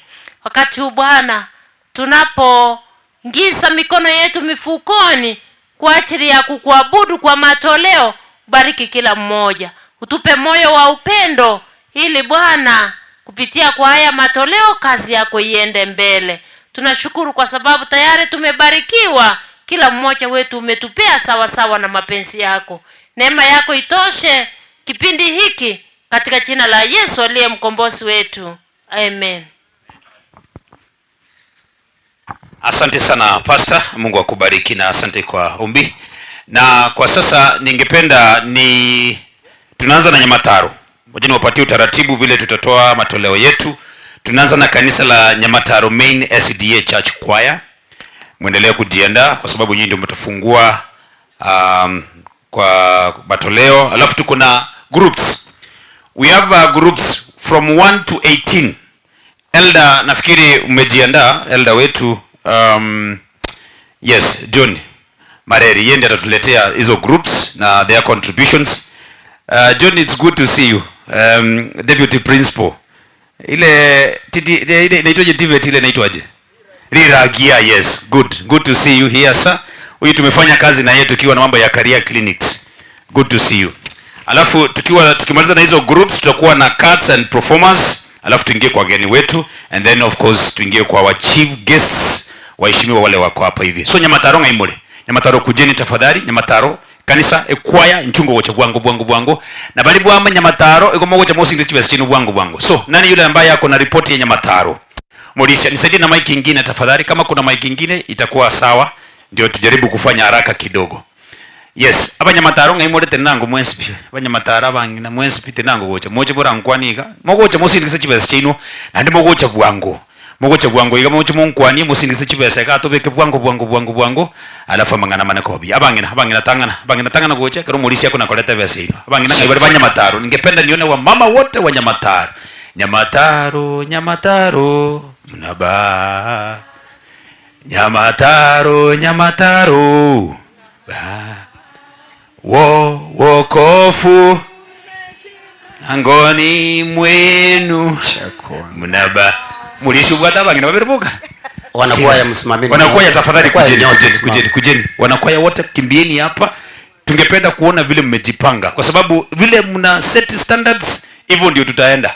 Mkituweka huko chini tutakuja na spirit ya huko chini, mkituweka huko juu tunakuja na spirit ya, so inategemea ni gear gani mnatupatia, ni gear 1 ama ni gear 3 ama ni gear 5. So nyinyi inategemea vile mtajiandaa na vile mmejiandaa. Hiyo sasa elder mtafanya hivyo. Ngaibale Nyamataro kwaya tafadhali kimbieni. Nchugocha bwango, nchugocha Nyamataro. That's good. Very good. Nyamataro mwensi pipa ni mwikaransi nchua keke. Nyamataro nchua. Very good. Elder, kana watu tavia report ya Nyamataro ngakire alafu wasalimu amjambo nyote. Hatujambo. Nasema ni asante kwa kufika. Na kwanza naomba msamaha waheshimiwa. Kwa vile hii mpango tulipanga kitambo. Wakati mheshimiwa tulikuja kwa ofisi yako, tukaongea na wewe, wakatuambia tufikise 2 million. Lakini sitaki nikudanganye. Wamana ulisema nisikudanganye. Nakumbuka vizuri sana. Kwa hivyo sitaki nikudanganye. Wamana ulisema ukinitanganya na nipata asiko hivyo, tuko na 1.3. Kwa hivyo sitaki nikudanganye vile ulisema. Pesa tuko nayo saa hii. Hata ukihitaji useme tukupatie ni 1.3. Ndio iko tayari kwa benki. Na kitu nasema ni pole vile tulipanga ikakuja kafika, kumbe namba nilikuwa na ile yako ni ile ya samani. Nilikuwa napiga kwa naingia. Hii tulikuwa tusimamishe.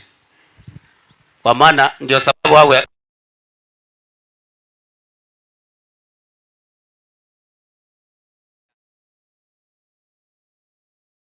kwa tulikuwa tunataka tusimamishe kwa vile tu kwa tunawasiliana na mheshimiwa.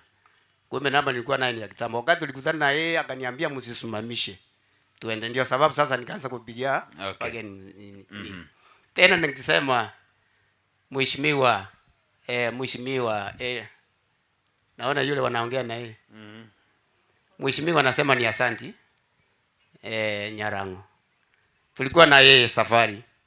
Lakini hiki akakuja akanimesha kidogo, kwa hivyo kiage ni kubwa kuliko. Kwa hivyo tuko pamoja, usione na hiyo ni heshima kukuja. Asante. Mheshimiwa Kibagendi tulikuwa na yeye kutoka mwanzo, najua hivyo. Alright. Lakini tuko pamoja. Kwa hivyo asante kwa kufika. Pesa tuko nayo ni 1.3. Haya, kwaya iko na 1. Kwa sababu ni vizuri tuandike hapa 1.3. Hiyo iko kwa account. Iko kwa account. Haya, very good. Sasa wewe ni elder, utafungua na unafungua na pesa mzuri. Unafungua na pesa mzuri, alafu next time ukikosa namba ya mheshimiwa unanipigia. Mimi nakuanga na namba ya waheshimiwa wote. Nitaka ngeli bwa yamu. Ngaji bezingi. Me. Ngoiranilie. enda elda ama tenjero kuigurike ganja abego tegemea nga kitoko enda kujibusia 1.3 very good 1.3 asante sana elda, God bless you. Huyo anaitwa nani? Unaniambia majina haraka hivyo? Turufena, asante sana Turu, God bless you. Julio Begi, God bless you. Julie Mary, thank you so much Mary, barikiwa. Kwaya kujeni haraka mnazindisha pesa yenu hivyo. Yes. Celine, thank you so much, barikiwa. Huyo anaitwa nani? Mary, asante sana. Esther Mbiore. Getena ntevingo jangu kwani. Awante vinga kamati ya naro wade chimbuche. Timayo senayo sinomo ngao. Nayo gose. Oh, very good. Thank you. Rosi, asante sana. God bless. Aska, huyu tulianza na yeye kwaya. Akikuja egesa Aska. God bless you. 500. God bless. Jared, barikiwa sana. Si unaniambia jina. Naomi, thank you. Kevo, thank you so much. Dr. Who? Unaitwa nani? Declan Mais. Mais. Okay, Mais. Oh, very good. Baba ngakukuru. Rachel, thank you so much. Nelson, asante sana. Majina haraka. Sara, asante, barikiwa. Jackie, God bless. Lucy, barikiwa sana. Karen, thank you. Beatrice, barikiwa. Masha, asante. Caleb, thank you. Steven, asante sana. Ndetera bana kwere ndemba Nyamataro ngayimani mwensipi. Nchuko chaka Nyamataro mwensipi. Aba kaka ngayibale ba Nyamataro, Joseph, thank you so much. Josephat, God bless. Amolo, thank you so much. Christine, asante sana. Thank you so much. Haya. Kuna yeyote member wa kanisa tumefungia kwa sababu nitaingia kwa groups. Kuna yeyote ambaye tunafungia wa kanisa? Kanisa Nyamataro 1, Nyamataro 2. Very good. Waje tuingie kwa groups. Elder, karibu sana. Ninashukuru kwamba tukiita Wanyamataro wako kwa hizi groups. Oh. That is wao hujawaona wakija. Very good. Kwa hivyo nitaenda straight kwa groups zetu. Group ya kwanza ilikuwa wacha tusikizane kwanza. Hizi groups sio hii pesa iko hapa. Hapana. Hii ni kando kabisa. Hii wamekusanya iko kwa treasury huko. Oh, very good. Treasurer ako wapi? Where is the treasurer? Tafadhali ukuje hapa because nataka akisoma una confirm. Ndio tuna tick mambo inakuwa haraka hivyo. Treasurer please kuja hapa tafadhali. Treasurer akuje. Treasurer akuje akaa na mimi hapa. Ndio ukisema ni ukweli hivyo tunaenda because we want to know by the end of the day how much we have raised. Treasurer come kuja hapa. Haya. Vikundi ziko wapi? Kikundi cha kwanza kinaitwa Obara Kefa. Obara Kefa. That 1400. Obara Kefa kwa wapi? Where is Obara? Obara, where are you? Please. Hivi kundi ningependa usisome sote wakuje hapa. Okay, Momanyi, yes. Elder Ondari. Mkuje hapa wote. Penina. Kujeni. Hizo vikundi zote kujeni hapa. Yes. Oruta. Yes, msimame hapa. Nataka msimame hapa. Esther, Muguso, yes. Mareri, Oyugi, Omwenga, Mengo, Bright, Obed, Trufena, yes. Elvis, Anna, Mosota. Hizo ni 18. Hizo ni 18. Okay, very good. Anza na kikundi cha kwanza. Kikundi cha kwanza ni huyu Elder Obara. Elder Obara ndio huyu. Ametuletea pesa ngapi? Ametuletea 31400. 31400. Ukiongeza hiyo pesa yako ikuwe vizuri Elder. Ile ngoko komenta. Ile 400 beka 600. Chibe boronge. Na wako komenta muchando to hiyo. Chiyoko nyoru na chiro nitakuongezea. 500 Ngoko komenta mie yemo. Okay, sawa. Komenta mie chibe irenga 30 what? 30? 32. Very good. 32. Alafu mwingine. Job wapi? Ngoja. Acha niweke hii pesa hapa kwanza. Job kimbia hapa. Mtaniambia ni pesa ngapi alafu nitatuma. Kumbe sina pesa, nitatuma tu. So hiyo ni 100. Ifike ngapi? 30 what? 31. Very good. And the next group anaitwa nani? The next group anaitwa Momanyi Jacob. Momanyi Jacob. Pesa yake ni ngapi? Momanyi Jacob 19,700. 19,700. Kanisa tuseme amen. So ni pesa ngapi ifike ndio ifike 20? 300. So nitakuongezea ama uongeze? Ongeza elementa. Omentire mie ya iko chatikiri nga 200. Haya yangu imefika 300. Asante sana Elder. Next pesa yangu imefika 300 Next ni Elder Kefa Ondari. Elder Kefa Ondari, Elder Kefa Ondari, yes. 31,000. 31,000? Oh. 400. Ontebirindwe, ongeire cash. Alafu nje mutumire baadaye. Erebuya ko serebuya. Erebuya. Ambia bana aiba no montumia. Si aiba na mbwa 3 yao. Na kore 300. Huyu ni ngapi? 31,400. Kwa kumwambia starende chibe. Okay, sawa. Thank you. 31,400. Next. Next is Penina. Penina. Or Ongeni. Penina Ongeni yako wapi? Penina or Ongeni. Ayuko. Penina yuko, Ongeni yuko. Ongeni yako wapi? How much? Ametoa pesa ngapi? 4,600. 4,600. Tumuongeze ngapi huyo sasa? 400. Ati ngapi? 400. 400. Haya, nimeweka 1,000 hapo, mtaendelea kunideduct. Okay. So, next. The next one is Yes. Eldangonje. Eldangonje. Eldangonje anasema kuna our member ambaye anaitwa Monica Nyaega ambaye ako US Yes. ambaye alituma 20,000. 20,000. Kwa hivyo Eldangonje grupu yake wako na 26,050. 26,050. Elda ile ngoko menda. Emia. 26,050. One emia. Ile ngango menda gabu. 26,050. 850. 850. Mwambi menda kumuga Elda. Karakali yake igo Karakali. comment. Karakali. Karakali orore. Enda kwa mheshimiwa Anthony hapo. Enda kwa mheshimiwa Anthony. Yes.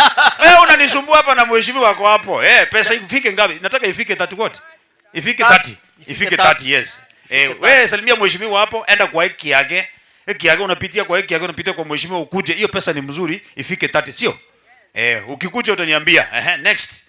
Next ni ya Oruta. Oruta. Yes, Oruta. 8,800. 8,800. Nitachimi satu.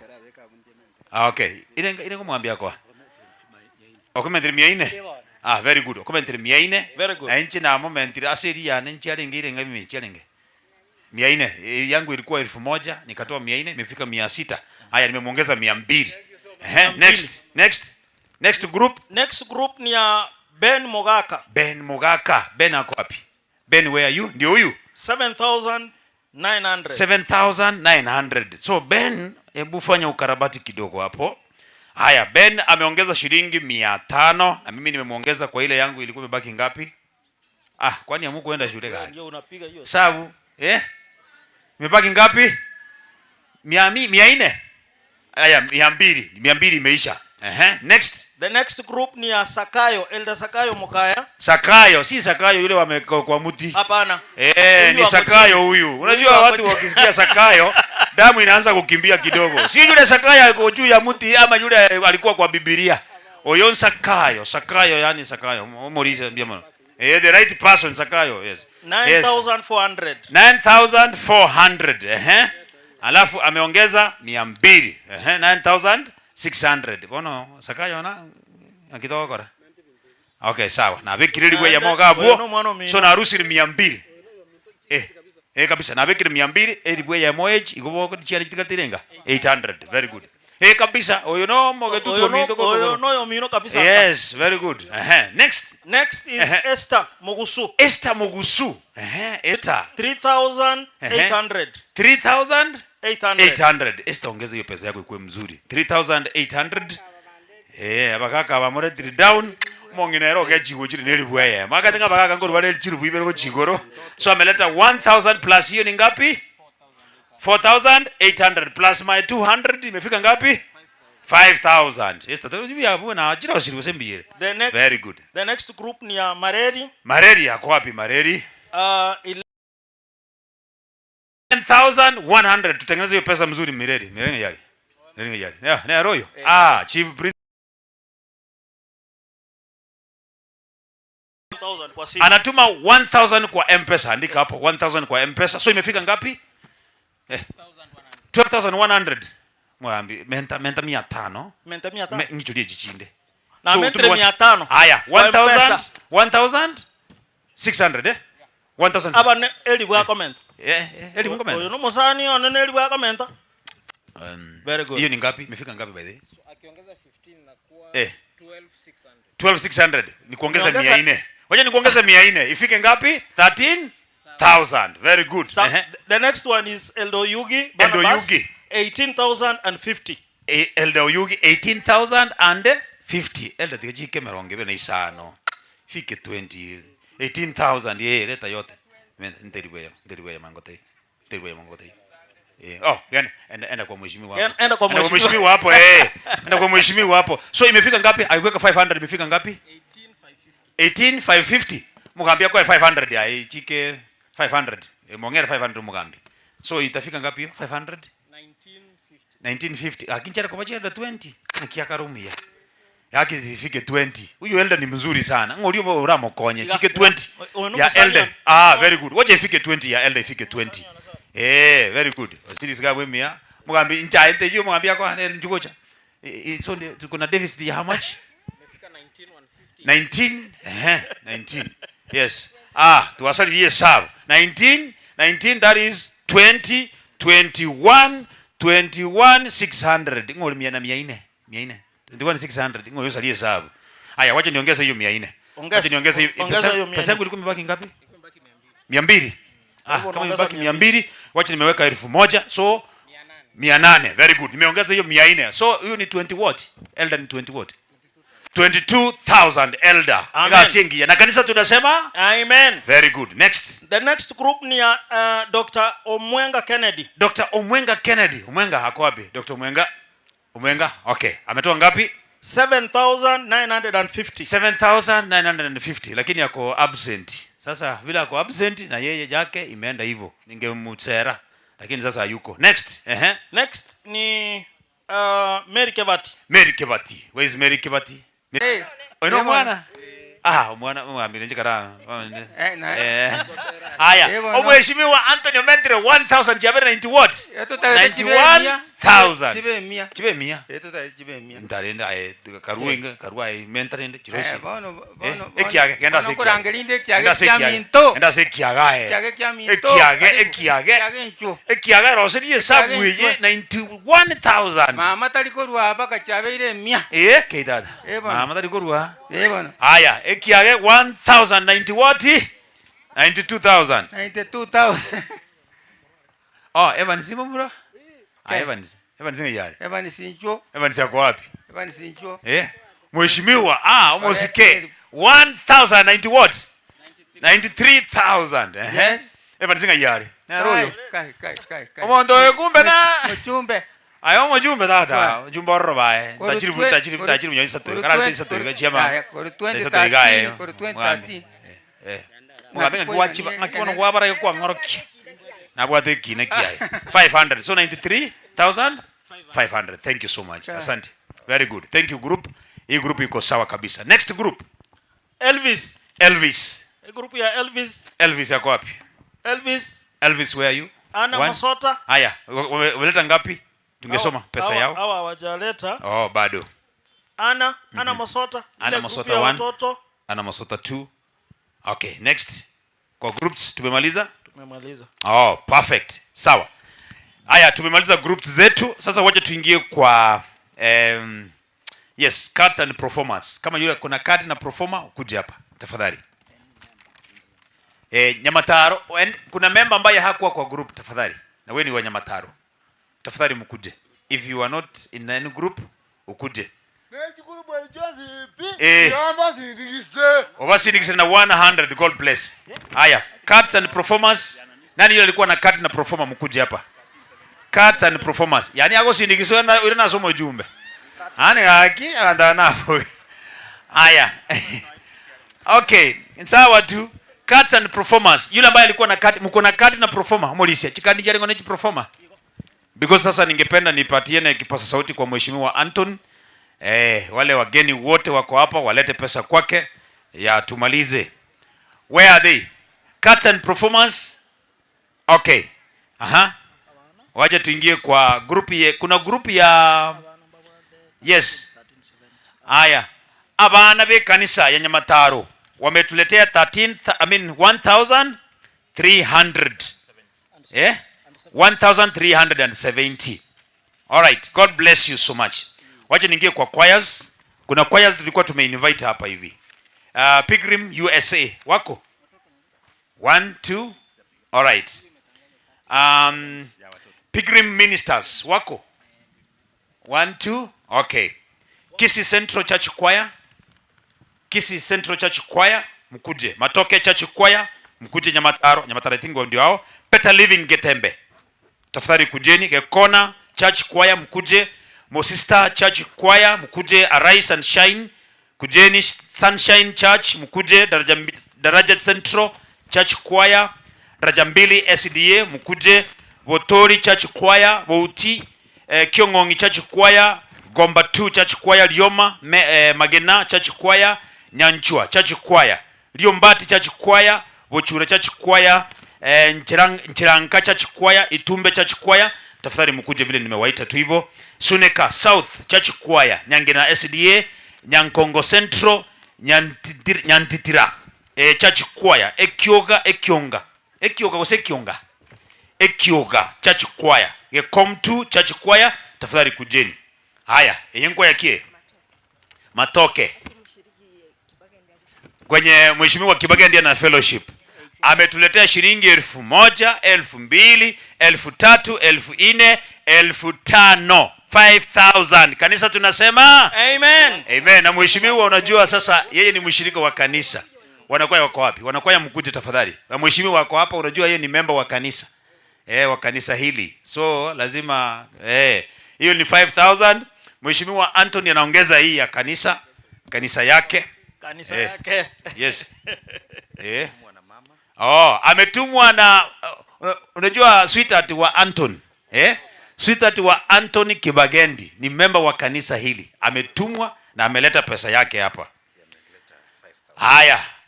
Mrs. Anthony Kibagendi shilingi 1000, 2000, 3000, 4000, 5000, 5000. So ukiongeza na ile imefika ngapi? 10000. Haya, elder wa hii kanisa. Hii kanisa inaitwaje? Nikumbushe tena. Matoke. Yaani kwenye Matoke inakuwa mingi. Yes. Haya, elder nani?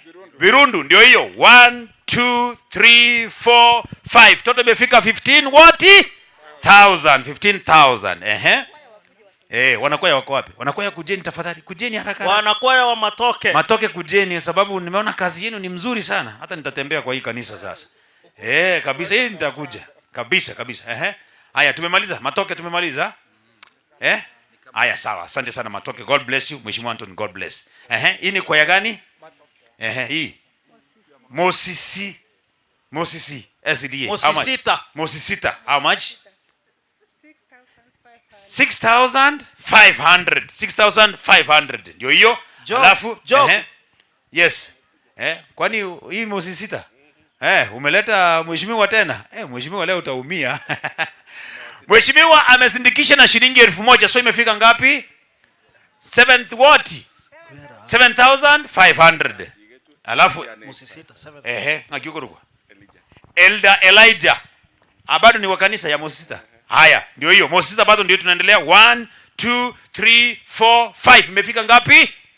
12,500. Thank you so much. Hii ni kwaya gani? Thank you. Better Living. Yes, Better Living wametuletea shilingi ngapi? 10,000. Better Living. 10,000. God bless you so much Better Living. Kwaya nyingine ni gani?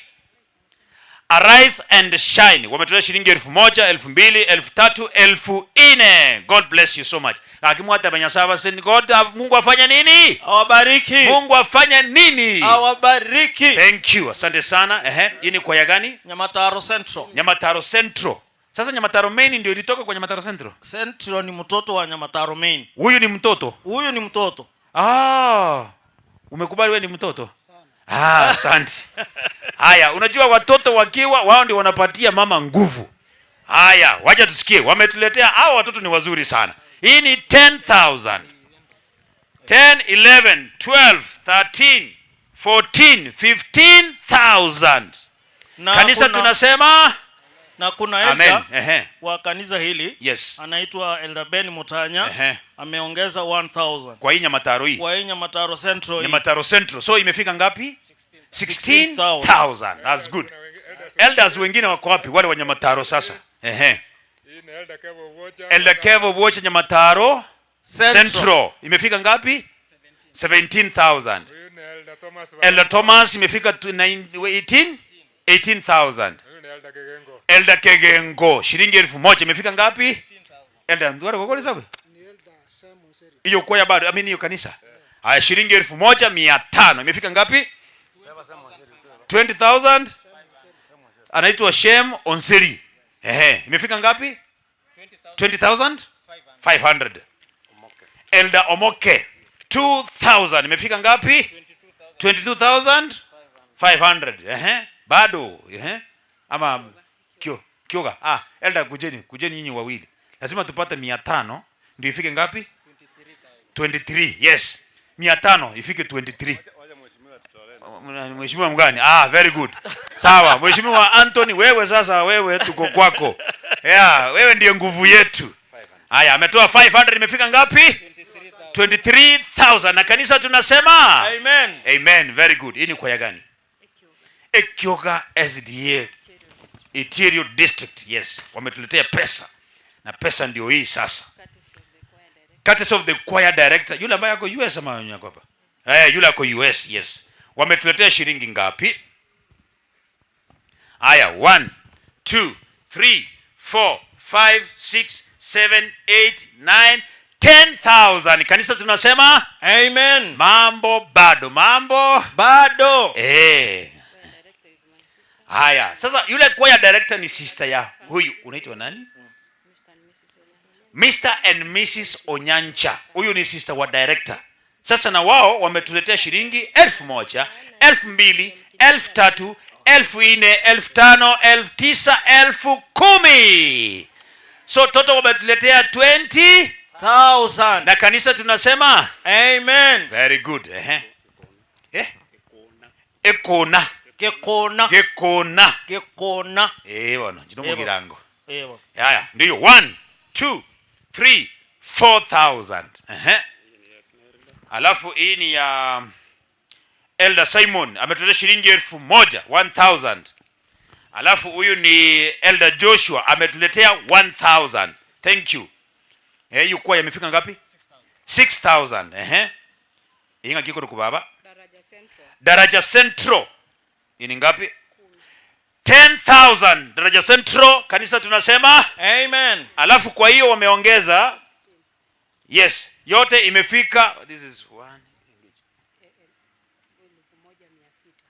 Very good. So hii ni 1,600 plus 10,000, that is 11,600. Inga kingo korandu si 400. Inga si 400. No wate denga buwate. Denga buwate. 400 tunatoa wapi? Nimeweka 100. 200 buwate. Mtu anipatie 100. 100 ngo. Tuakode. Huyu inga job. Yes, very good. So tumeweka mbira to gukoreranga. Hiyo tumemaliza sasa. Hiyo tumemaliza. Yako tumemaliza. So imefika ngapi?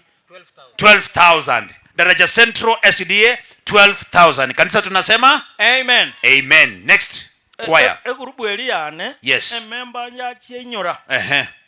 Ekuruku Dorin. Yaleta 500 nendo yoleta chibese chomenta. Yes. 500 chaba 1,000. 1,000. Kwa hivyo grupu yako ilikuwa imetoa ngapi? Tutaangalia 1,000 tutaongeza kwa hiyo. Very good. So are we done with all the elders and the choirs and the churches? Elder John Kegongo? Kegongo. Ametoa. Elder Haron Virundu? Ametoa. Elder Jason Monda? Jason Monda alituma. Iko wapi? Ngapi? Leta tafadhali, leta. Elder Bernard Omwansa? Ametoa? Bado. Elder Evans Wosire 1. Ayuko. Elder Joseph Obaiwa? Elder Mutanya Bernard? Ametoa. Elder Onserio? Elder George Nyakoe? Elder Joseph Omoke? Elder Obaiwa 1,000, thank you. Elder George Makworo? Elder Davis Mwasi? Elder Evans Mwasi again? Elder Nyantika? Elder Geoffrey Gichana? Elder George Ondari? Elder Naftali Onchola? Elder Joshua Ogeto Momanyi? Wametoa? All right, very good. Elder Monda. Yes. 5,000. 5,000. Thank you so much. Elder Monda 5,000. Iko M-Pesa? Very good. Elder Monda 5,000. Elder Obaigwa 1,000. 1,000. Very good. Kwa sasa, kwa sababu nimeona muda wetu umekimbia sana, lakini tuko sawa, nikubalie sasa nimuite sasa, tutaenda in protocol kama niite mheshimiwa chukue pesa ya mheshimiwa kuja. Mheshimiwa Anthony kujeni. Kuja hapa sasa nisaidie uchukue pesa ya waheshimiwa wako hapa.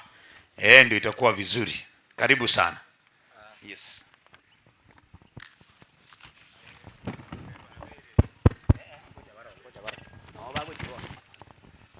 Asante sana.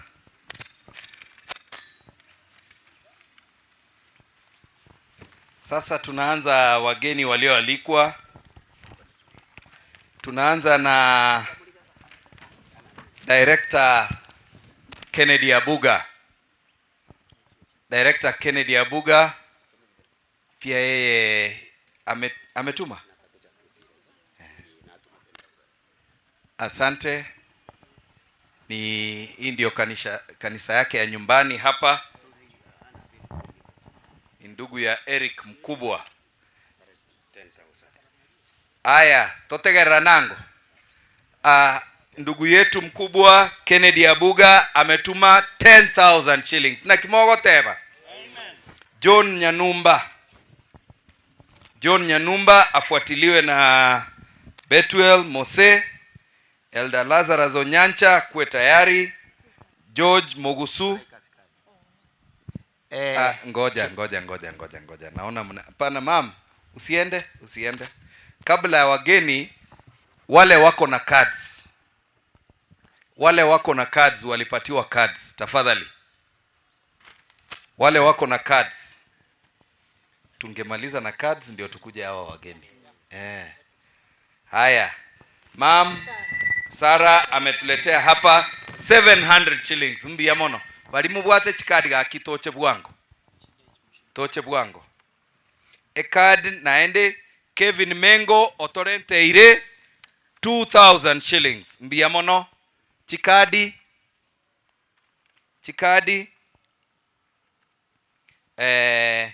Josephat Sungura Getembe, Rafael Onsongo,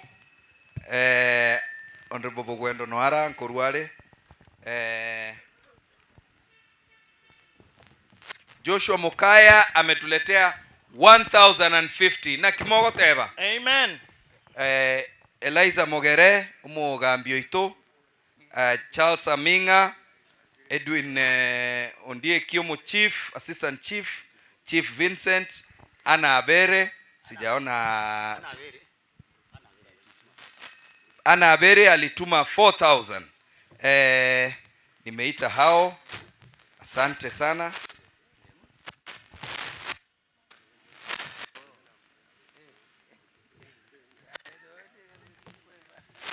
Ruth Kwamboka, kadi yako imefika. Nimeuliza mtoto amesema ajui ni ngapi.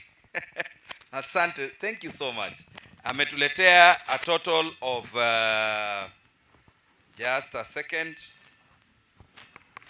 Ametuletea 520 shillings. Asante sana.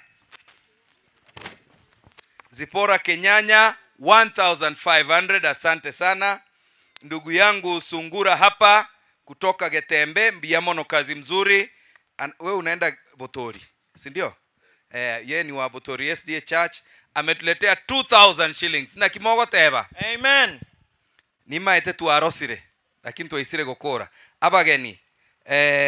George Mogusu, Mokora family, David Andima, Ayub family, Evans Onyancha, Dr. Mogoa, onye gwatomirwe na bogocha no ne mochango hiyo.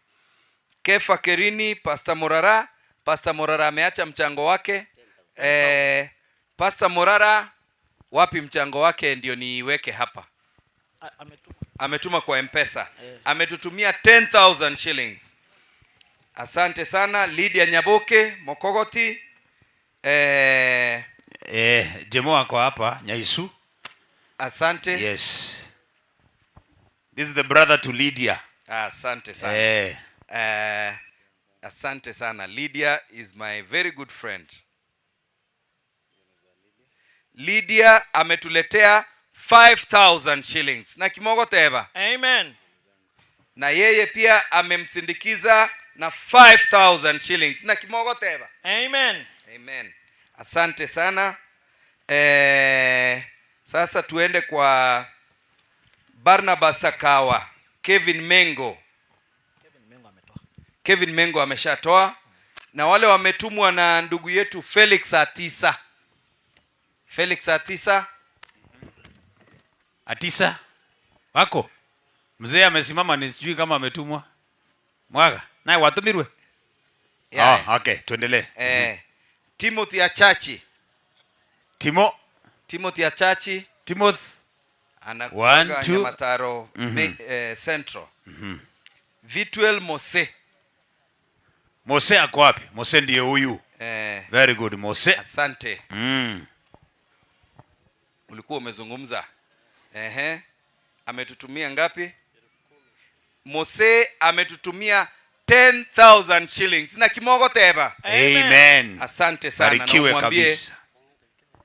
Barikiwa kabisa. Ande tiangina nako bataina. Petro ni Mose na bwate medical camp.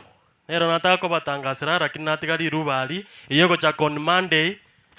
Nya koe market Kandunda IT buying center na Mosocho Nyamondo primary. Yokimuranja bare within that. Omo wiko bia muno mheshimiwa. Asante sana. Togende medical camp. Kefa Kerini. Kefa. Yes, Kefa ndio huyu. Very good, Kefa. Naona amekula vizuri. Huyu Kefa hata alikuja Egesa. Tukafanya promotion ya choir. Very good Kefa. Good to see you. Landlord. Asante sana. Karibu sana. Kai. Senior. Kefa oyo neroto eto obisi. Ye constituency. Igongwa kana tole rent. Good. Kabisa. Bona na bago forfeit rent yo mudinyo yomo. Otorente ire 40,000 shillings. Na kimogo teba. Amen. Asante sana, asante sana. Togenda se Honorable kabla ya Duke Nyarango tukuje kwa Honorable Samuel Ogeto. Onde naro mutoma. Samuel Ogeto. Ogeto 1 Ogeto 2. Asante. Our host pastor atakuja kutoa baadaye. Ametoa tayari. Treasurer. Asante sana. Haya, ndugu yangu Eric Abuga. Eric Abuga, big brother wake ametutumia already. Asante sana.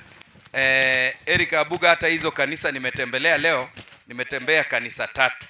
Na moja yao alituma na ametuma hapa. Kwa hivyo anafanya kazi mzuri sana. Ametuma 20,000 shillings na kimogo teba. Asante sana. Yes.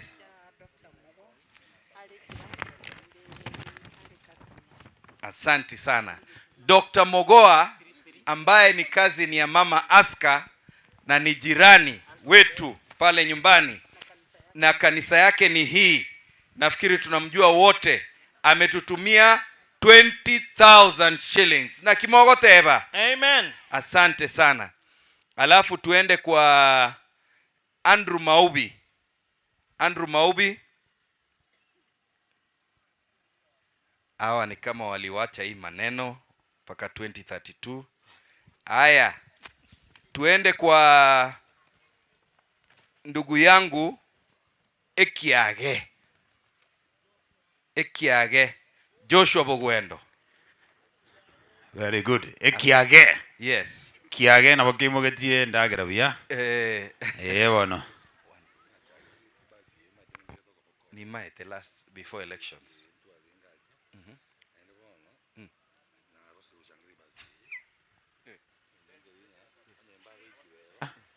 Treasurer, where are you? Treasurer, please. Treasurer wetu wako wapi? Treasurer akuje hapa. Asante. Ben, Kiage endugu yaito mumaite nato supported ebasi na endo mochango sometime in 2021 or 22. Naende rero no ara gaiga na intwe no nyetara nyora gasi endugu yaite Kiage otorenteire 5,000 shillings na kimogo teba. Amen. Asante sana. Alafu bono ndangerie ingo naende otomirega. Ngo otomirega.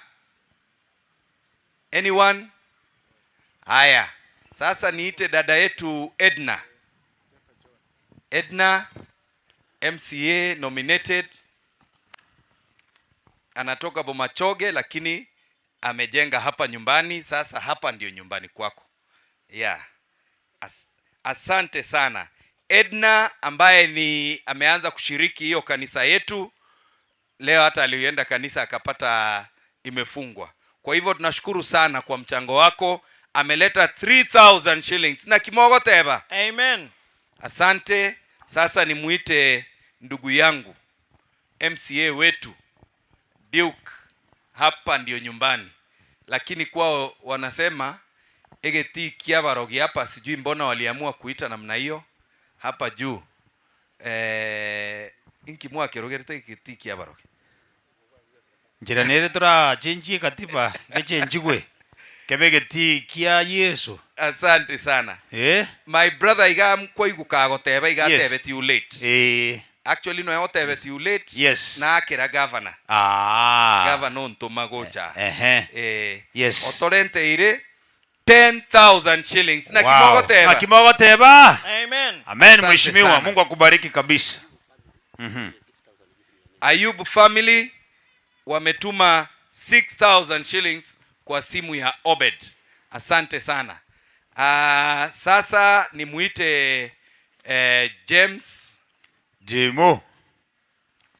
Jemo Onkangi akuje. Onkangi chidora tura chenji imaite igoro kwa igeta.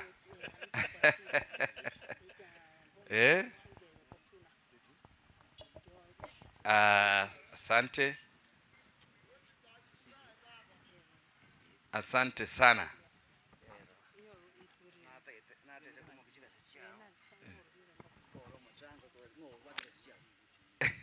Nayo kubwate ichiane kerenkuru. Good. Asante. Bono nche buna nabatebia nato muga no mugavano ito. While it was abrupt, sababu huyu ndugu yetu Duke anawadhamini sana, aliongelesha gavana akaniambia hapo ni kwako, na kama utakuwa mchango hawezi kutuma Duke, ni mimi atanituma kabisa, na sisi ni watu wa chama moja, Duke protocol. Na tumesema Kisii nataka 2027 kila mjumbe akuwe ni wa chama yetu, kila MCA akuwe ni wa chama yetu. Hiyo nimeambia Edna ajipange. Gavana wetu gavana wetu Paul Simbarati 20,000 shillings na kitogo teba. Amen. Haya, mimi napatia ndugu yangu mchango wangu. Ntangaserecho tangu bwatere chiao mwami tangu bwatere chiao na kubwata kaiga na injinya kubwata bese kuzekana internet. So Mheshimiwa Anthony Kibagendi naende na change tago teba before comment na 30,000 na kimogo teba. Amen. So imefika ngapi? 30,000. 30,000 plus ya governor imefika na governor 50,000. Bas Omingo Magara, Senator Omingo Magara na tumaga 5,000. 5,000. Amuku muambia by the way. Amuku muambia kanisa. Mimi nimempigia leo asubuhi nikamwambia Anthony atakuwa hapo, akaniambia wacha ongea na Anthony kwa sababu anasema Anthony anajua kutuoma.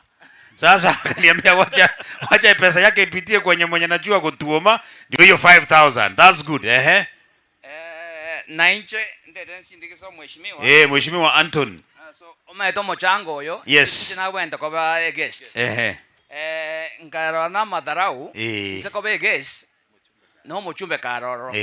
Kabakani ngatenga kitiko Mheshimiwa abe the guest of honor. Very good. Iko heshima nako ete. Amen. Ase hiyo chipesa retire na moment na 5,000. Wow, 5,000. So imefika ngapi? 60,000. Yes, 60,000.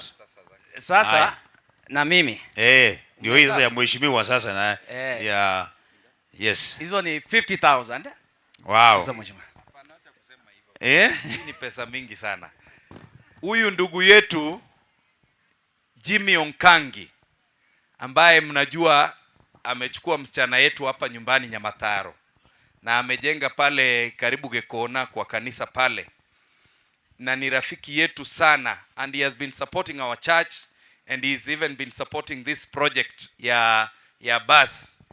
Yeye kama mgeni mkuu ametuletea 50,000 shillings na kitogo teba. Amen. Kanisa tunasema asante sana. All right. Kwa hivyo si sasa tumemaliza pande yetu. Kabisa. Lakini kabla mheshimiwa amalize, bali ngawa libanje to mugambi bakuja kora musindikisaga. Akinyu kwanje to mugambi chibe so mugambi. Kabisa nchua musindikiso mugambi. Yes. Manager we constituency. Kwao ni hapa pahali tunashiriki. Kanisa letu hapa ambalo limetuma inaitwa Daraja Mbili Central, ndipo anashiriki. Na ametusindikiza na 2,000 shillings. 2,000. So imefika 60 what? 62,000. Pastor wetu hapa ametuongeza 100. Very good. Huyu kijana amevaa kama onkangi. Yes. Unaona? Kabisa. Ya red. Ndio wanafananisha viatu wanafananisha. Toba sago ntamaya. Anaitwa Brian Onduso. Yes. Konye 30 people lakini ndocho chakire kuebanga. Ametuletea 2,000 shillings. 2,000. Thank you. Duke ambaye ni ndugu yangu pia amenisindikiza na 500 shillings. 500. Thank you. Collins ambaye ni anashiriki kanisa hili ametuletea 1,000 shillings. 1,000 tuko karibu 65. Nashukuru sana, tulikuwa kwake hivi majuzi. Yes. Mosisita. Amenisindikiza pia na 500 shillings. Mzee Zablon huyu Ratemo, tumegrow na watoto wake hivi wote. Na yeye niona kwa TV ananipigia ananiambia ege songe kimbi yoko. Asante sana.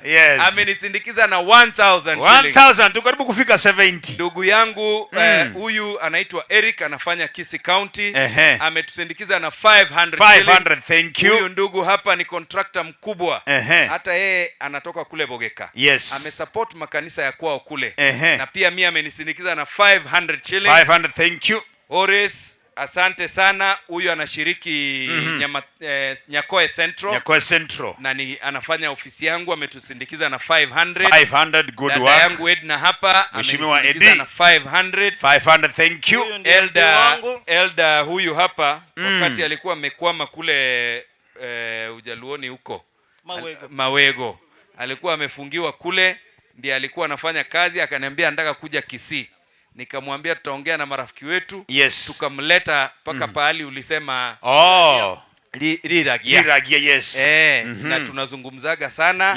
Amenisindikiza na 500 shillings. Thank you. Huyo ni my sister. Liz. Na Liz ambaye ni artist wetu hapa. Gospel artist. Rafiki yetu pia. Ametusindikiza na 300. Anaitwa Rose. Director wa Heaven Herons. Na pia kanisa yake leo ndiye amenikumbuka. Mi kanisa yake huwa namsupport. Na hata kwaya yake, lakini leo ndiye amenitumia invitation nikiwa pale. Lakini asante, but we are going to support you. Very good. Hata yeye amenisupport kabisa. Amemsupport na 500 nimetumwa kwa M-Pesa. Then you can confirm 500 nimetumwa kutoka kwa Rose. Asante. That's good. Evans Bosire, nataka ukuwe tayari na pesa yako, nilikuwa nakusahau.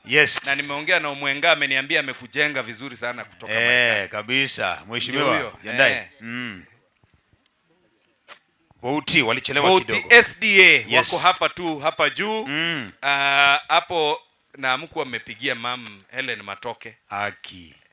Na Charles Matoke governor na Peter Matoke ndugu yake. Hao ni watoto wenu wa Bouti SDA. Tunashukuru sana, wametuletea a total of 4,000 shillings. Asante sana. Kuna ndugu anaitwa Aska. Huyu ni my mom. Huyu ni contractor. Huyu ndiye alitengeneza barabara ya Mogumo. Very good. Amenisindikiza na 1,000 shillings. Very good. Asante sana. Mheshimiwa, huyu kuna wengine walikuja Igesa. Cecilia. Mogusu. Na bwanake anaitwa George Mogusu. Wametuma shilingi 10,000. 10,000. Iko hapa kwa M-Pesa. Kwa hivyo inatumwa kwenda kwa namba ya treasurer. Asante sana. Anatuma saa hii. Very good. Huyu ndugu yangu the mom was here by the way. Mwenye alileta 83,000. Lakini tulisindikiza ikafika 100. Ilifika 100. Pia yeye ametuletea 5,000 shillings. Asante sana. 5,000. Thank you so much. Mimi narudisha shukrani kubwa. Narudisha shukrani kwa kanisa letu Wacha si omo iberania malize. Omo iberania. Kai. Kai. Egesa ke ngakimo kwebegesa iga. Emokwebegesa. All right, egesa wale marafiki wangu wa egesa wako wapi? Rose kujeni. Na ende mwensi na imwe bange buya. Bali mota tenge ndema kwana buya ko ruegesa na inje moja monsi ndikiseka. Mheshimiwa nje mbwate kefungu weka. Pastor wetu alikuwa ametuma mchango wake already. Wa Pastor Melen. Yes. The district pastor. Pastor Melen, yes. Ametutumia 5,000 shillings. Alafu Elton Obaga ametutumia 500 shillings. Very good. Asante sana. Sasa mimi nilikuwa nimejiandaa kidogo. Apart from ile yogo sera, niko na 20,000. Nimesera hapa watu wengi sana. Mimi ndio hujanisera. Wewe nitakusera kwa Asante sana. Huyu ndugu yetu mnamjua vizuri sana.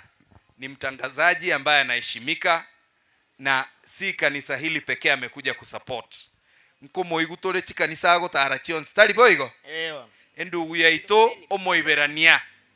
Otorenteire 20,000 shillings na kitogo teba. Amen. Asante sana. Alafu mheshimiwa, yes. Wakati nimekaa hapa nimesikia ukisema ile bohol imetengenezwa na Women Rep. Women Rep ndiye Doris Donya. Yeah, aliniambia nataka kututengenezea moja hapa. Nikamrequest aweke hapa sababu iko juu ndio iweze kuteremsha maji namna hii. That's good. Yes. Sasa unajua Doris, mimi nilikuwa mkubwa wake Igesa. Yes. Kabla aende parliament. Yes. So leo asubuhi nimemwambia nakuja kwa hili kanisa na tutakuwa na wewe. Yes. Akaniambia kwa sababu tumemwambia leo asubuhi, akaniambia nimtolee pesa yake ya shilingi 10,000. So niko na 10,000 hapa natuma kwa M-Pesa. Dada yetu Donya ametutumia Doris Aburi, Women Rep wetu ametutumia 10,000 shillings. Amen. Asante. Haya, na wale sasa wakunisindikisha.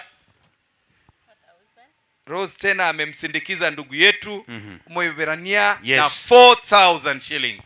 Amen. Hiyo pesa imefika ngapi? 20. Waheshimiwa mwezi mmoja kocha. Waheshimiwa wote mkuje.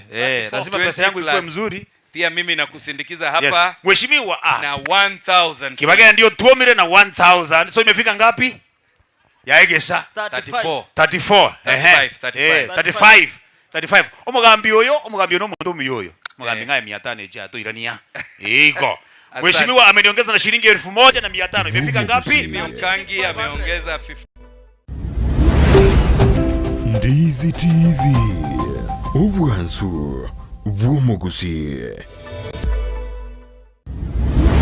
Guchireteire gisieri na munwa. Mama Tefi Mitumba egotogotoka se Imperial Building igero opposite St Jude na ende BN Family Bank. Mama Tefi ntubwate bintu mbalimbali bya mitumba buna bono chianga chi abana, ntubwate chi household, ntubwate chi wood, ntubwate chi jacket, ntubwate towels. We have all types of products chi mitumba.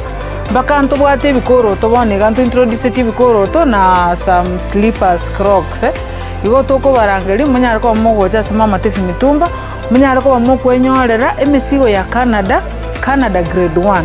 Kero wachire Mama Tefi Mitumba ntubwate obosemia. Ntobanetia baligereri bali siko bali batete gochaka biashara. Bachicha sama Mama Tefi Mitumba elinde banyare ko bakonyora oboseminga na kibawanete bachaka biashara bya mitumba inki batakire bakore ko bwate chiri busta na 500 asema Mama Tefi Mitumba kwanyorere kero botokere number 1 elindo nyare ko bagokwenda na karoki kenyare ko bagego gokonya atarere imiyumu cy'omusongo ase nyombere ya Imperial eyo chirigeraneti amune nyumba ya St Jude ground floor room number 1 na number 2 akesimina kubeka eoda ya olero Mama Tefi Mitumba Bells abiro kama Mama Tefi Mitumba Bells ayudo bag maber at a low price. Bada wewe, welcome. Uchakia gosekogendrea obonchore bwa mitumba inchumu Mama Tefi Mitumba Bells. omwanchu muliriria bwa televishoni ya Ndizi TV mbiyemo na sukoira chinsa chao na kuliriria televishoni yao na mbejemo yomunwa bweke gusi bono onye kubwate nganende yonsi yukwe murungania wosokomenta na bogo toikera ase gutwakire simi ase namba notisano na ibere inyisato isano nemo ibere isato isano na isato isano na ibere eyemo gose otorikere riukorike ase email ya ndiztvnews@gmail.com.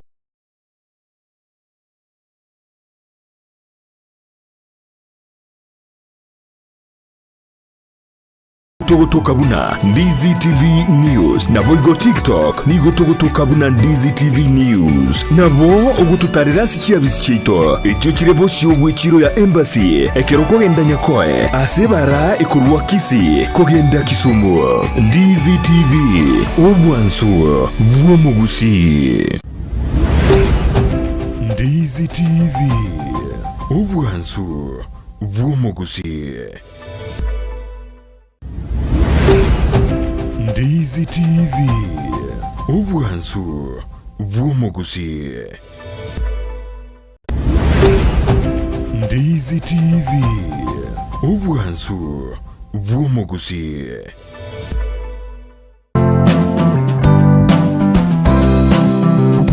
Gendo tukerie kiya sense yebuna komenya buyake bochenu na kiyeko geregeta seni kya Ndizi TV togokoretero muroberio bwo komenya okuya bwo bwiga tutebe abantu abanene boka kusenone muntu ndi bwensi nabako nonye muntu ndi bwensi nonya rero iga oiso konyora kwanyorire head injury nabo konyoranga e problem ya gochire.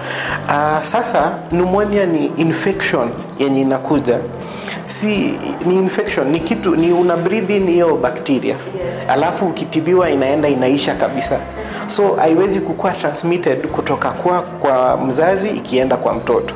Kira ritko ria ijuma gochaka chinsa ibere goika chinsa ibere ne nusu chia mogoroba no semi wa manke igoro yobo chenu ubwo mubero igoro breast cancer screening inabo umuntu akakire kuyekorera every month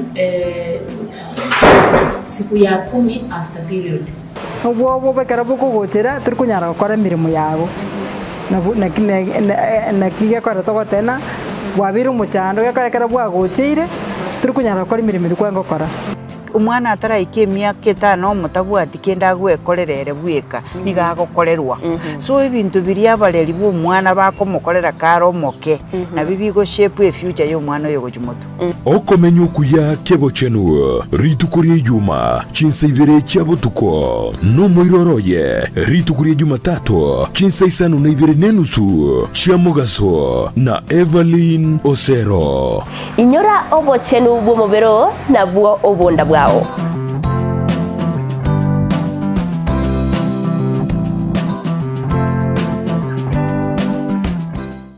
Spexels Opticians abo barase kliniki kya gudika imeyomo chokisi nguro bare obokoreri au burengeta maiso nigo bakonia ebirore na korenga maiso wetera chi machine chekerero chubumanyi bwegoro bono nkwanchira barechi insurance ikobwatia AAR GA Insurance Area ya Liason, Eagle Africa, Kenyan Alliance, Pioneer Insurance, Lucent Health, Amoneria ya Star Discovery. Karibuni Spectral Opticians Good Clinic Kisii Town. Hii ndio kliniki bora ya macho pekee